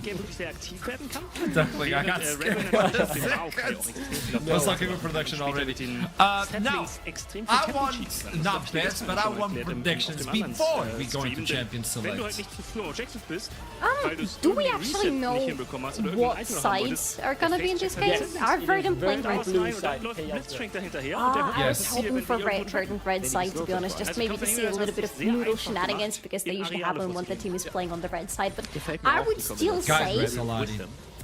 still say that Noodle is going to be the one to look at. The problem with Verdant is there are so many good people to be looking at, especially after this game number 1 when pretty much everybody stepped up. But I think Noodle, with how much he's being allowed by the rest of the team, he needs to be the talking point. Probably his Pantheon is not going to be allowed in this game if KOs have watched the previous one. But I don't think it was the question of the champion. I think it's the question of the player, and he has stepped up so much. I agree. So you telling me that the lane to watch is the jungle? Yeah. There you go, Duckling. Before we head on, quick word, come on. I like Verdant. I think they win. Senkox is very good. Is that enough? Let's get into the draft now. I think it is. GP being removed right now. No, you have to take notice of the Gwen, of the Nafiri and all that. But also the Pantheon is up, and Verdant being blue side, that could be yet another pick. I do want to highlight yet another jungle now that we're focusing so much on Noodle, right? It's not the Nafari, it's not the Gwen, it's not the Pantheon. It is the very they banned Timo again. Unbelievable. Another Zero ban today. It's the Diego jungle from Noodle. He is a very good player, and KL played in game number 1, so you can deny that away from him as well. I am very perplexed by this Timo ban. Chaos now, both their games have had Timo banned against them. It rings a bell, but I would need to check my notes to tell you what it's ringing the bell for, so I will come back to the Tailplicker teamer maybe, if I can find what was happening. Nico, ich brauche eine Prediction. Ja. Erster Drake, 12 Sekunden. As we're being removed now, Chaos, do you take away the Pantheon? So far it has been a big priority on the day for every single team. You need that. Because so far Pantheon has a really good win rate at day 1 of Spring Split. And also with that in mind, all of you back at home, love you very much and welcome to the show. I'd like to have you around here. And all of those joining in from EMEA, we were good work. There you go. We got the reigning region. Look at the focus of the jungle pool. Nafiri and the Gwen ban are basically forced bans. These are not the most preferred champions. He still has a plethora of champions to pick from, but we've seen it earlier today, the very safe version, so that's what they go for now. Really handing the cards over to KSA. Show us a bit of what you want.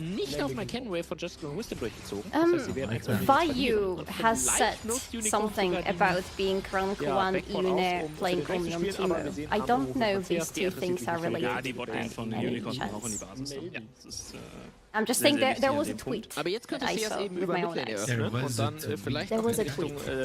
First picking Aurora would be bold, and I believe that was a bold move. When you have something stable like a Pantheon, already revealing a little bit. But it is exactly the pick that Sengox decided to go with in the game number 1 of Verdant today. He had a lot of success in it. He was able to be very stable on the lane and help outside lanes a lot. So it makes sense why Chaos might want to yoink it away from themselves. Aber es ist schon ein anderes Niveau, als wenn wir jetzt hier K-Sante gegen Chogi sehen. I think it a bit safe. I'm locking in the AD carry. Yes, the mid laner is now known, but I think in the jungle is really where they're waiting. I think Verdant will just take one of the jungles and pull the pool this too much. You have still plethora to choose from. Maokai is also one of his most played champs, so we'll take a more defensive role this time around and play for his lane, which is also one of Nuke's strengths. So it is totally fine. I was hoping for the Viego or the Pantheon, but we didn't get that this game. That does still leave a lot of strong engaged junglers open side of Chaos, and we know she can. That's what he likes to do.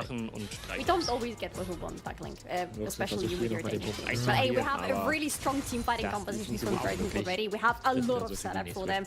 This Rumble works in perfectly with the Malachi and with the Varus. A lot of poke, a lot of potential for the team fight. I love this fight. Finally! Oh damn it, finally we're seeing Vi being picked into Varus. Finally, the point and click reliable CC into an immobile and very deadly AD carry. Thank you.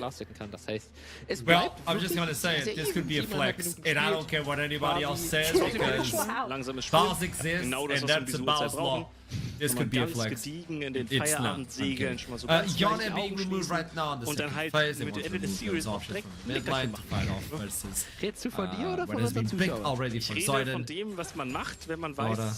Yone, engage tools being removed as well. The Nautilus could be another one, the Real, especially for the team of Verdansk. So maybe Chaos is going to... Oh no, where are the Jays? They're banning away the strong AD mid lane, right? Look at the AP damage already on the side. You have a full AP top side in the Maokai and the Rumble, so it's natural you want something AD in the mid lane. And with two of those strong options now being taken away, you might have to go something AD or more mix damage. And it could hurt the damage profile of the lineup. You know, Tristan, I think Magic has played Tristan on the mid lane, so has Zoiden actually. She's very strong in the current meta. Yeah, unless Chaos want to take it for themselves now and then send everyone to the top lane, I can see this happening to Verdansk. Yeah, I think that's a good idea actually. They could look to take it away, as you say, taking away the last really strong AD mid laner. But I do doubt it though. I don't think Chaos are that flexible. But what? First game top lane competitively and you lock in. What? Kleb? Yes! Excuse me? This is what we need! Es ist halt, weil diese ganzen you have to think outside of the box! Spielst halt einfach bring in the Kleb, bring in the Scarl. I love it! Now, you bring in the Corki, you bring in those 80 carries with not a lot of range. I mean, Kled is gonna have a field trip. This side lane pressure is going to be so hard to deal with from Chaos side because Kled is a menace to kill the side lanes. He's a menace to even catch on the side lanes, to be fair. This is where Rakan should come in very handy for Verdansk, so I really hope that Optimus is locked in this week. Never mind, they're not listening to me. They have their own ideas, but for Chaos, this is the silver lining. I like it quite a lot. Und können jetzt sogar die Kontrolle hier im Bot. Like if they can peel correctly for their carries, they have a good shot Verdansk, but it is hard, especially if Chaos get ahead early. It doesn't take much more than the Via Scar rather, and you just instantly there as he charges forward with that ultimate. Aurora can jump on top as well, curtain call from afar. I can see the idea clear as night and day. It makes very good sense what Chaos wants to do here.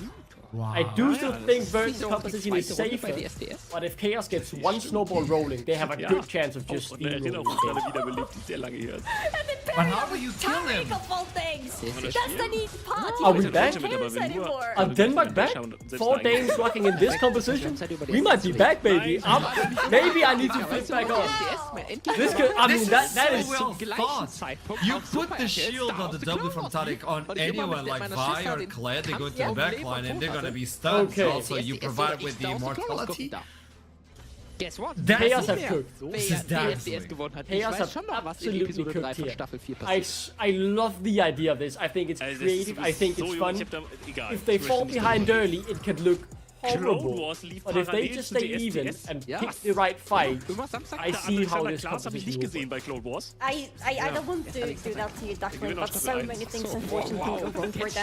This is a composition that is very much very high risk and very high reward, but the risk is exceptionally high because the cooldowns are very bad on those ultimates. This team needs to play around their ultimates, needs to play around full composition being there, and if somebody messes up their ultimates, they're not winning a fight, they're losing it, and they might not lose the game.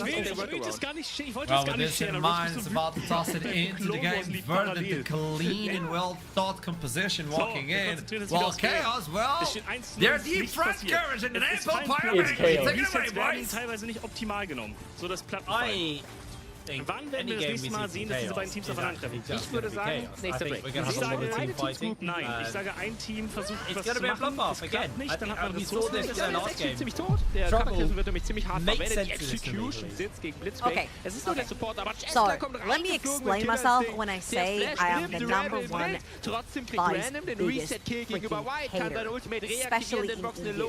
Because teams don't necessarily build around Vi in the jungle. Vi needs to do things.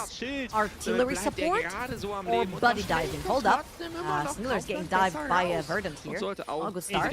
He'll be fine, he'll be fine. Okay, I'll continue. So either artillery support or body diving together with her.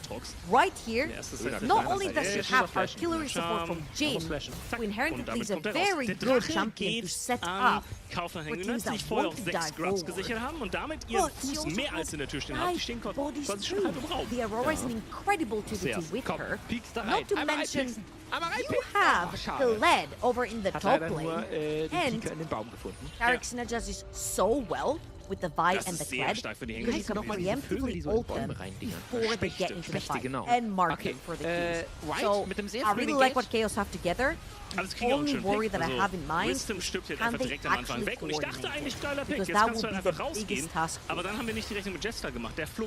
Yeah, I think they've drawn through well around this fight, so I'm excited to see it. I'm more excited about this Tarik. It's been a hot minute since I've seen a Tarik in a competitive game. I'll tell you what, I'll tell you one name. I'll give you one name. Okay? Bravado. Oh my word. Oh my word, I forgot about Bravado. Xmati and Bravado bot lane. Fnatic 2020, I want to say? I cannot. It's been so long, I can't remember. Nice to see this from Shackle going straight from their red to the blue. I believe they could have been seen. I didn't see what was Pathmaker, but for the fact that Noodle's not immediately going for the red side, this may just be a little rough here for Noodle, actually. Oh shit. Yeah, I didn't see exactly what happened on the pathing. Was vor allem auch 1 CS-Unterschied. So, I think what's happening right here, I feel like Shackle actually tried to evade the gank with the top side because Vi is scary.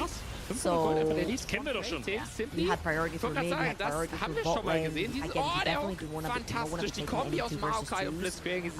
Rumble is not strong in the early, especially when you have Scarlet chicken up top, and you get the passive and you can basically double lives. Aurora plus 5. Very strong 2v2 in the mid lane in comparison to Corki and Maokai, who are looking to scale, do a little more attacking, do a little more damage on the Corki as well. So I feel like that was a pretty good dodge right there. And Shackle so far, good pathing from him. Yeah, no, I made my point and then I just looked at the map again and I realised the mistake.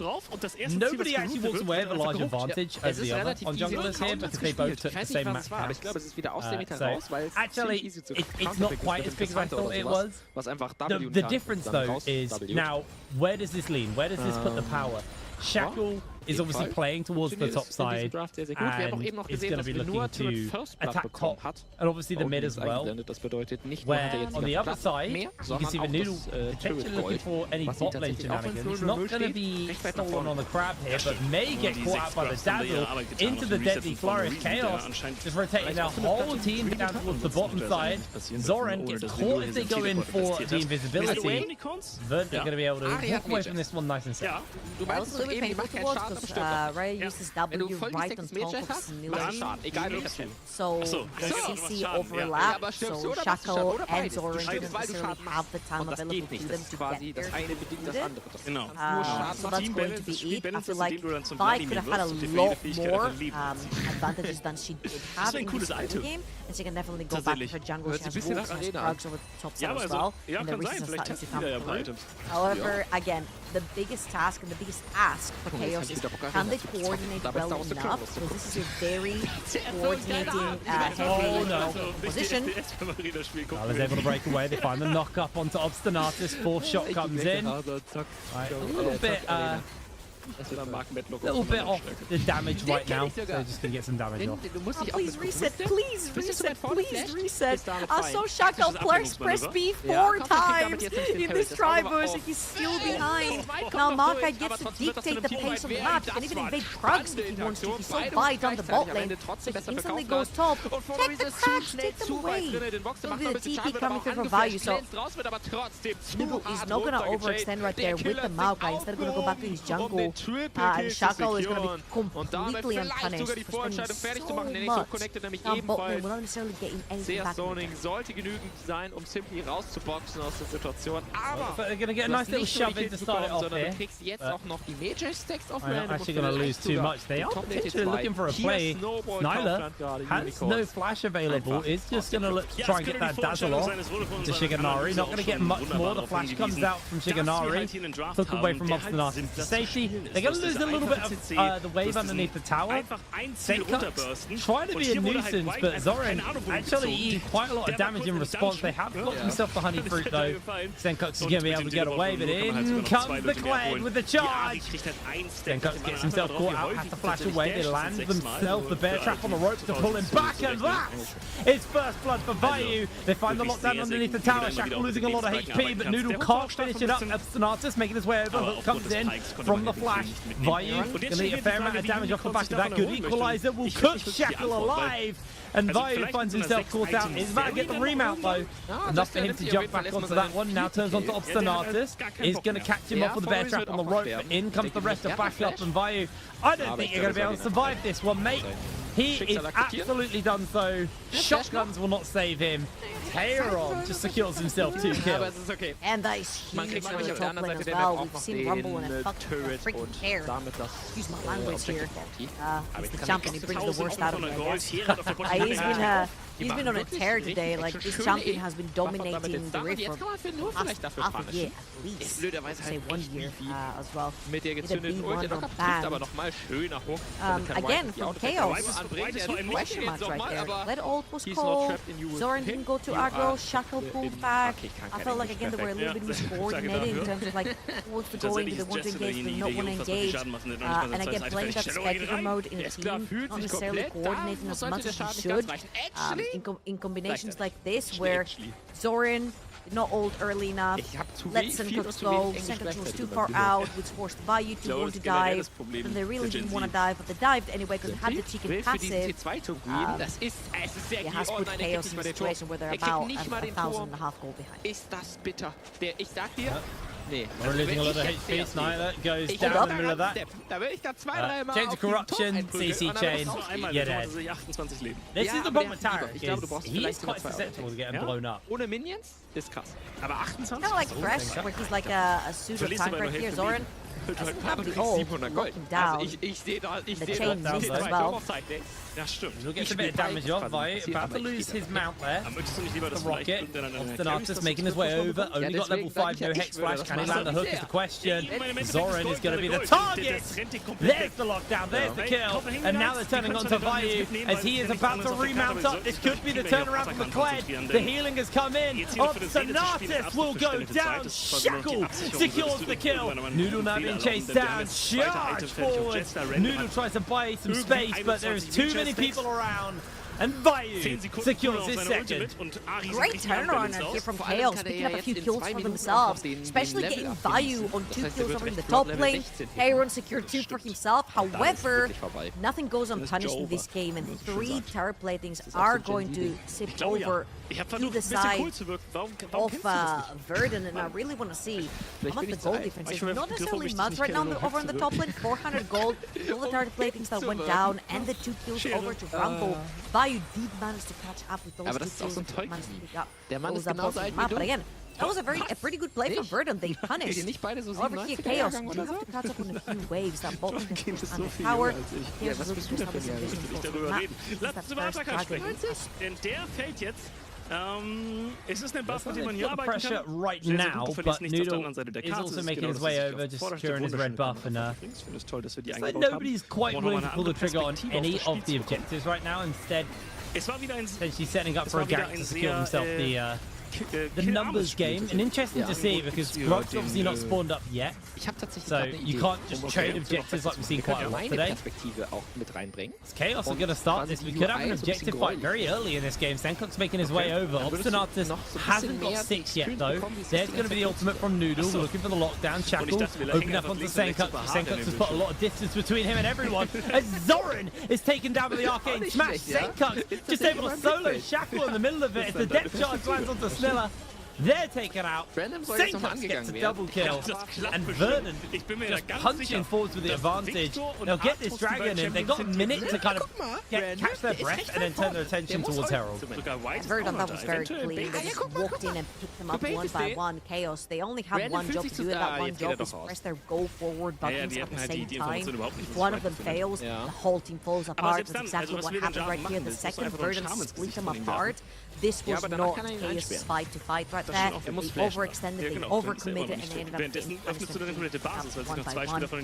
And top lane, Port Tayron has been pretty smooth sailing so far, because it's been pressuring the waves back and forth into fight. They've been really managing it incredibly well. Oldly already starting to grow to a pretty obscene amount, actually, considering we are just over the 11-minute mark. 19,000 gold to 17,000 gold. First items already starting to come in. Double Leandries on Noodle and Tayron. That's going to speed up. But firstly, Noodle's clear. And we're able to really cut through these traps at this point. Now, it looks like Chaos is setting up for something onto Tayron. Tayron with that ultimate, though, not a big wave to crash in. This could get really dicey for them. As Vayu under a similar threat, except Jungler not quite in the area. Instead, I think Noodle's going to turn his attention towards those grubs. So this dive looking to be set up onto Tayron, but That's a level 5 he's going to be able to melt Taric. through this tower. That's a level 5 Taric and no wave to dive with. That is a lot of valuable time wasted. 6 Void Grubs are going to be taken and pluck them up for Verdun. And if they were not already hammering those towers, now they're going to be chipping through them super fast. Having the Porky plus the Varus right here, Chaos are a little bit behind the play and unfortunately haven't had the chance to make that Vi plus Aurora dual work so far. And I don't want to be a pessimist, but Vi in the mid to late game, once he's fallen behind, this is the work. 11 Sekunden später ist der Buff abgelaufen. Now, that was a 12-minute feat of strength over the Verdun. It's such a nice way to just kind of track how far ahead they are in pressure. This is a really clean game from Verdun so far. These guys are looking very solid. Tayron is going to get jumped in onto. Does have that flash, tries to put some damage down. Charge will lock him in place. Tayron is just going to try and clear the wave as much as possible. Is able to clear out the back lane. Maybe be able to get another couple there. Gets a bit of damage onto Zora, who gets the shutdown. They're not going to be able to follow up much more, just due to how much of the wave got cleared. Yeah, but if you look at the tops of the map, it doesn't belong to them at all. The wave has been pushed. Verdun have been having super control of that mid lane as well. And I feel like Chaos are looking for a few takes right now. Very importantly, Luden's completed for Zora and onto that Aurora are going to be hurting a little bit more. The wave is going to get much easier for him as well. Let's see if Chaos can start finding the picks. They have been boarding pretty aggressively right here. They're looking for Noodle. Yeah, they've got the tether between the two. Shackle able to steal away the camp. Noodle going for the fight. Stuns available. There's the dazzle into the interrupt. They're going to throw down the ultimate as well to keep them alive. Shackle got that survivability to work with, but what an ultimate from Noodle means that it's completely shut down. Burning to the Leandries is Siganari then will secure the kill. Still up next up on the menu. Verdun, they just didn't even look scared about that play. Just able to push through. I feel so bad because these are the Vi plays that make me not want to see Vi ever again. Vi tried to clear the wave right here, but there's 3 members from Verdun and a Gromp, and it's not going to be for this world much longer. Doesn't even get to remount. It's going to go down to the other one's 303. Shiganari on this virus now, and Verdun have showed a really strong face throughout the entire day. Which makes it that much more exciting looking forward to a Verdun versus Lost controversial matchup. Shiganari said, didn't have time to practice much, but by the time the two of them played, they would have probably had some time. Senkuts, far forward. Senkuts is definitely caught here. They're trying to hex flash over, coming for the save. Senkuts is still alive. Shiganari putting some serious damage down. Teleports coming in. Senkuts flashes over the wall. Tayron comes in, and that equalizer was absolutely beautiful. Sniller burning down to the Leandries. They are able to get the shot. Senkuts is taken down, but Shiganari will revenge him, taking him out. Sniller little low. And here comes the charge onto Shiganari. Tayron looking for Zoran, will be able to cook him. Now Shiganari just trying to get to his team in time. Flashes over the wall. Surprise! There's a Taric waiting in the wings. Shades of corruption. They find the lockdown. They've got the passive stacks on. And in comes a big old Q from Shiganari. Any moment now, Vayu is going to lose so much HP. Able to actually dodge some of that with the dismount, but Verdant, they're going for it. That's the kill. This is looking one-sided trouble. And straight into that replay we go. Senkax. A little bit cocky right there, walking a little bit too far up, if you will. However, he does get bailed out from his team. Shiganari already and Obstinatus on his service. Noodle gets absolutely obliterated with only Leanders. He's given it to Squishy Maokai. Obstinatus gonna die to the last shot right there. And Rhea, I think he does the best possible scenario, right? This is what the Jin does in this composition. You set up from super far away and you try to snipe away people. Kills that Corki in the meantime as well. So very well played right there. However, Shiganari finds a virus. Finds a Taric for himself. A little bit of a present, a +1 if you will, as they're looking for a Spiller again. I'm gonna find the Q from either Maokai or the Nautilus. Beste Blitzcrank game ever. Will be indeed. They did look for it though.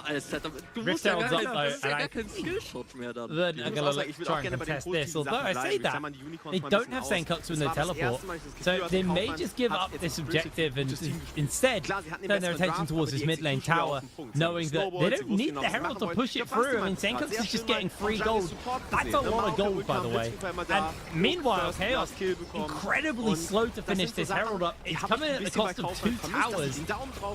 Absolutely heartbreaking for them. Senkat's able to clear out the tower. Has got himself a little caught out here. Eating those shots. Down he goes. In comes the rest of Verdant. Let's see if they can save the day. Now Tayron going to be looking to get dove onto. But Tayron, everything committed. He's taken out. Equalizes the wave. I don't know how much of the wave he gets. I mean, at the end of the day, it's a 2-for-1 in favor of Chaos. So a few picks right here, and they get to pop that Rift Herald. Could potentially look to take double power. As you're looking on the other side of Verdant, he's going to start potentially that dragon. See Nudu around the area, so definitely going to be the dragon. But spawns have come through from Shiganari and Obstinatus, so they're going to be defending that one. Senkax back on the map as well. Shiganari's going to head towards the mid side of the map, where Raya is pushing with Snilla. That was a pretty good pick for them. They do manage to get that neutral objective as well as 2 kills. Very importantly, kills going forward. We've seen Crown do wonders with the Jin. However, he was getting fed super early into the game, and this is not necessarily a composition that's going to survive too long for the Jin to make plays. Shiganari. Well, I think that might just be Vayu going down. He charges away. In comes the Nature's Grasp just to lock them down. Vayu actually able to break away from that one. And there's the kill. Obstinatus with the dredge line. Throwing down the depth charge as well. Into the arrows. Shiganari secures the kill. And Chaos can do nothing but watch as their towers will slowly but surely crumble to the siege. Verdant are just too far ahead right now. Yeah, 6 Void Grubs as well from the side of Verdant. These towers are going to be melting. Huge wave on the top lane. Supported by Senkax's support push as well. Sorry, takes a Q to the face. HP and Obstinatus. That's all she wrote. Obstinatus will go down in the middle of that fight, but we're going to see Shackle fall as well. The Dazzle lands onto one into the Deadly Flourish, but no real follow-up. In jumps Noodle. The teleport's coming in. They're going to pull the curtains down as Vayu trying to find the opening. Venge up on a rope is going to connect onto Senkax. Senkax gets caught, but Noodle comes in for the backup. Senkax continues to fire away the extra bits of damage. Noodle going low, the arrow's doing so much. Shiganari gets caught out by the Dazzle, but it matters not, because that is Chaos collapsing to the side of Verdant. Yeah, Verdant is kind of slapping them in the face with extra items, and honestly, Shiganari, what a performance on this Virus. 10, 0, and 8. And Blood Cold, as you can see his camera as well. He doesn't care, he just wants this game to be finished.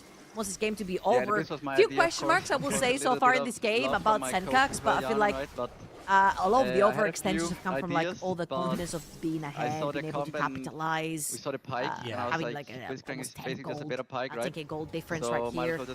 These are things that obviously you're going to have to go back and board review potentially, because you cannot make these mistakes versus Los Atones. You'll give them one kill, they'll take your entire map. I feel like these games are sort of leading up to it, as I feel like this game is as good as gone for Chaos. Unfortunately, right here, haven't been able to secure themselves so far, and this doesn't look like it's going to be the case either, as they have pretty much two waves that are really pushing towards them. Sniller is gonna get stuck, he's gonna get killed. And he's just popped. We couldn't even switch between us, he was just dead.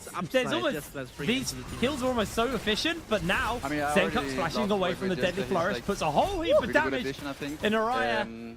I think he that is one fed Corki. He's had two tier 2 towers. They're 700 gold each. He's had so much gold from towers this game. Oh yeah, another thing in the Atakan as well. They want to take as much as possible from the map. I think it's going to be the ruinous one. Extra XP for everybody, as if Verdun needed this. That is now an 8,000 gold lead. And brewing the sort of Verdun, and I think he's a really great player. I'm just trying to wrap my head around this because I feel like Chaos didn't really have a chance, especially also with that victory right now. There's a bright future ahead of Kaufland. So many of their clicks were just not coordinated enough to make the CC stick matter. I feel like we've been talking all day about landing CC, layering it properly, and I feel like it really matters, especially when you play a team that wants to go all in. If you cannot coordinate properly and one link is not connected to another, the chain is just going to fall apart. Unfortunately, it has been the case for Chaos. They have showed a lot of good stuff so far, so possibly with practice, more things are going to happen. Maybe Fox and others ace checks here? Yeah, I don't know if that's going to be enough. They throw the dazzle down. They are going to get the ultimate off as well. That equalizer is melting everyone in Chaos. The time of the ult is over, and Tarek offers nothing. Verdun getting the absolute rundown of the century. Azorin will fall. A double kill for the Rumble, a double kill for the Varus, and only Riot will remain. The biggest problem that Chaos have is NLC splits are fairly short if you're a bottom team. Unfortunately, you don't get much time in the league. We go straight into playoffs incredibly quick. And they're going to have some serious work ahead of them to make a lot of growth in a very small period of time. Well, this will be a very quick season for Chaos again. Yeah, well, what's been some quick series though for Verdun is this one and the previous one they played. A very clearly good day for the debut of Verdun, bringing new players into the roster. I'm not wrong, only Natos remaining from the previous one in winter, and usually when teams restructure so much in a composition of players, it's just so difficult to sort of find things that click together, and Verdun so far have been showing up and showing off. And right here, Chaos tried to press the buttons all together, and it was the right idea. Technically, you should be able to burn through that Nautilus. Oh my god, this bubble. Absolutely destroy them. It's just a matter of everyone is under leveled on the side of Chaos. Whether they press the buttons or not, they just die instantly.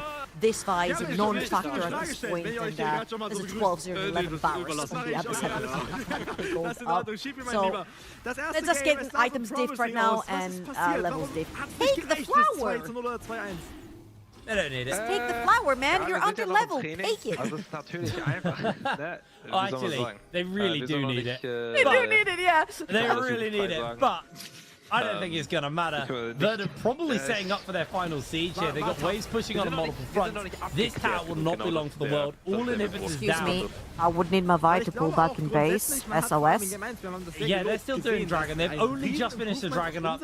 Waves are a bit of a way off crashing. They've only got this one, but they're going to throw down the ultimate. The Rumble ult catches on as well. Riot able to break away, but that's not really going to do much for his team, as they are melted by Verdun. Zorin going incredibly low. Hook hits onto a minion. Shigenari no Q available, so Zoran will be able to break away. But two super minions are about to crash into the base, and this looks like an incredibly fast win here for the side of Verdant. I don't think Chaos have got enough in the tank to keep themselves going in this one.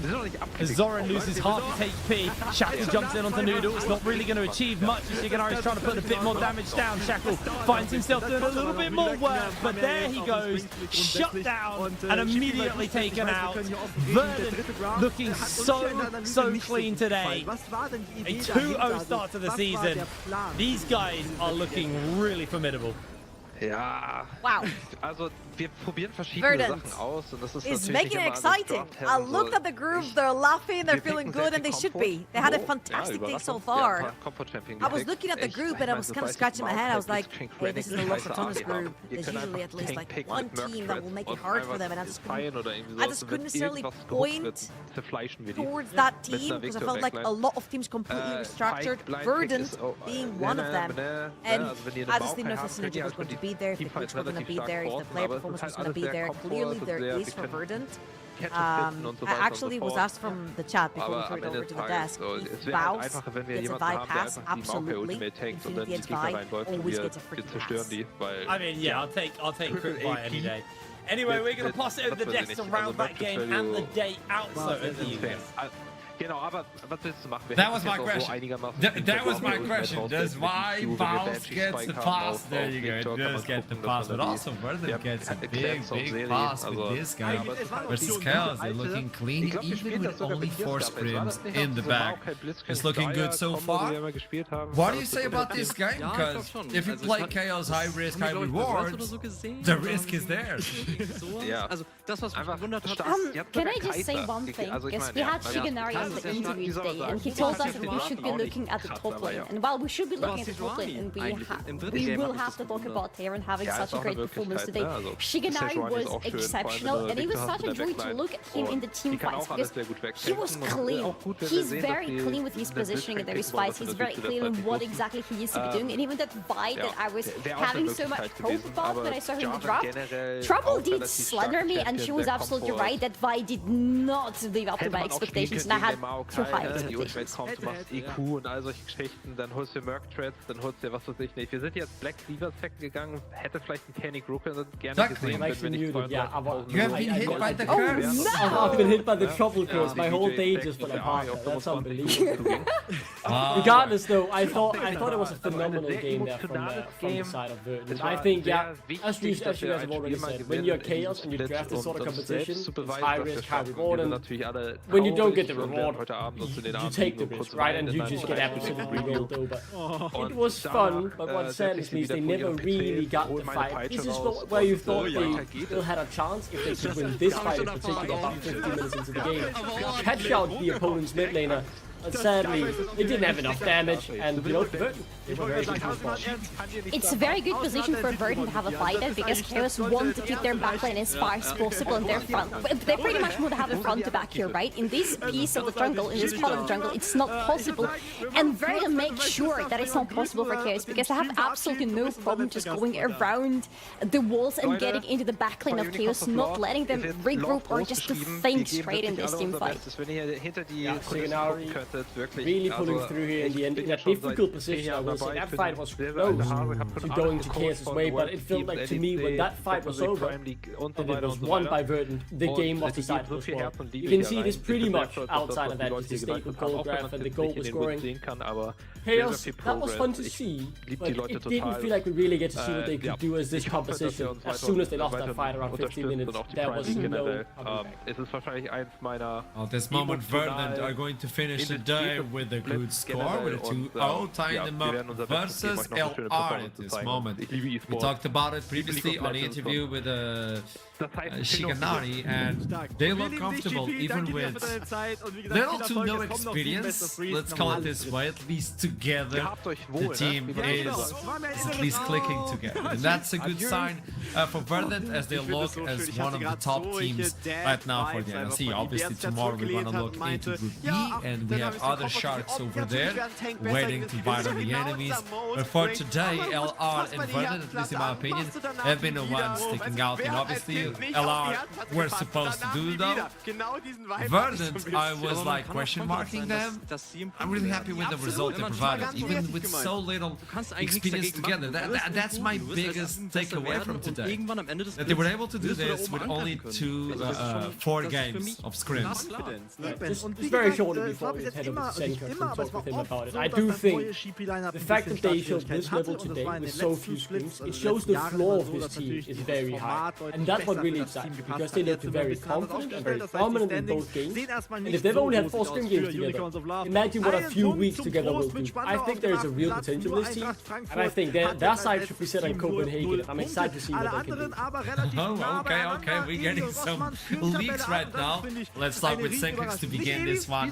There's an interview with him. Welcome to the show! That's a good start. Welcome to this one. Thank you. Hey, Senkers. 4 scrims before you start with the team on competitive? Boss. It's chill, no? Some chill. It's really chill, isn't it? And how are you feeling with the team so far? I'm quite happy actually. I feel like even yesterday I was, when we had our first scrim, I was quite pleasantly surprised. I mean, I knew it was like good players, right? But I think actually it just, I mean, the like natural synergy, like it just flows a bit better, you know, than some of the other teams I've been on lately. So yeah, it's quite nice. What has been the biggest surprise on this long road of scrims for the Verdant? What has been your biggest surprise within this roster? Early season it's way too early to say, man. I don't know. I mean, I think my top laner is probably like the one where I didn't know much about it, but he's actually been performing really well, and he's a super nice guy, so I'm looking forward to some more scrims with him as well. But I think in general everyone has just been, like, everyone seems to want to win, right? Which is like the most important thing, I feel like. I like that, because that leads me to another one. Group play, you're facing, you know, the sharks. It's the rats, not the most menacing animal, but let's be honest, like, how do you defeat that team? Are you looking to like defeat them on groups, or you're like, hey, whatever it goes on group play, we don't care, maybe on playoffs? Yeah, I mean, we have to be realistic, like, it doesn't matter too much. Obviously I would love to beat everyone right now, but to be honest, it's about playoffs, right? Right now it's just 1 game at a time. I mean, today was a good day, so it's looking good. So how has been the shot calling? Are you the one taking control of that with all your experience? No, not really. Like, I think it's a bit of everyone. Like, I think Noodle is doing a really good job too. Like, he really knows what he wants to do, and that's like a good skill to have as a jungler, since you dictate most of like the early game at least. So yeah, it's a nice thing that not having to sit on everything. Like like doing a lot of comms is sometimes a bit draining, but yeah, it's been nice so far. So tell me something, this is more personal one. What is your big objective joining NLC? Obviously there's a lot of attention, EMEA Masters winners. What's your big objective? I mean, I want to get into Copenhagen first of all. That's the big one. And I mean, it would be a bit greedy, I guess, right now to say win it all when Lost Performance is here, but I think it's possible. We'll have to wait and see. I mean, a man of your experience, when you say that out loud, I have to trust it. I have to trust it, boss. Thank you so much. Pleasure to meet you and good luck. At least 4 more before next week, okay? At least 4 more scrims, you guys. Alright, only 4. Only 4, at least 4. You got it. I'll see you soon, man. Pleasure. See ya. There you go, they're looking clean. You know what I got from that interview though? He said, when we scrimmed yesterday. So the 4 scrims were yesterday, by the way. That's a good way to get ready to split. That is a insane turnaround, right? Absolutely incredible. What I really like to touch upon there, one of the motivations, I think with so many, and I know this will be more Denmark-centric talk, but I think it is a real point, especially for the Danes. It is very rare that we have big lands in Denmark. We've had one, ELCS Final Spring 2018. Only 3 Danes managed to attend. Someone like Senkers, who was playing in the ELCS at that time, definitely must have been, you know, wanting that experience. No, Venom Chris, Copy was at that finals in Copenhagen. Copenhagen, and I'm sure he as well is thirsty for more as a big land for the first time in 8 years, 7 years. Is about to return to Denmark. I think all of these Danish players, they have that extra bit of motivation to go and represent their country in their capital. Can't believe I'm saying this, but I've been to Denmark a lot of times with another project, the Royal Arena, and the reality is the crowds and the venues are filled with Danish chants and their love of the country. So playing in front of that crowd as a Danish player must bring you a lot, and obviously as a Dane, that is a life objective. That's a life objective, to be on that stage and get the Danes shouting your name, because you folks can be extremely proud of your countrymen. I'm smiling end to end, Archer. This is sweet music to my ears. The Denmark glazing is going crazy and I'm loving it. What have I done? Well, for you back at home, if you want to join the finals, this is your opportunity. What do you mean finals? What do you mean it's going to be in Copenhagen? Experience the NLC finals like never. You go into this website. If you go onto our social medias, you get directed to a website where you can pre-sign. Because in Nottingham, we sold out in 3 minutes. So, if you don't want to be a spectator on Twitch and you want to see it live as you should, because this is not only going to be NLC, there's a lot of influencers, there's music, there's a lot. I believe there's someone with the flamethrower on stage. I've been told no, but I still have my dreams. It has to be in Denmark. It has to be, you know. You both are delusional, you know that? Give me a confetti cannon, you know, I'll be happy. I don't care. It's something, okay? It's something. Salani, what do you have to say? Because standings will show up soon.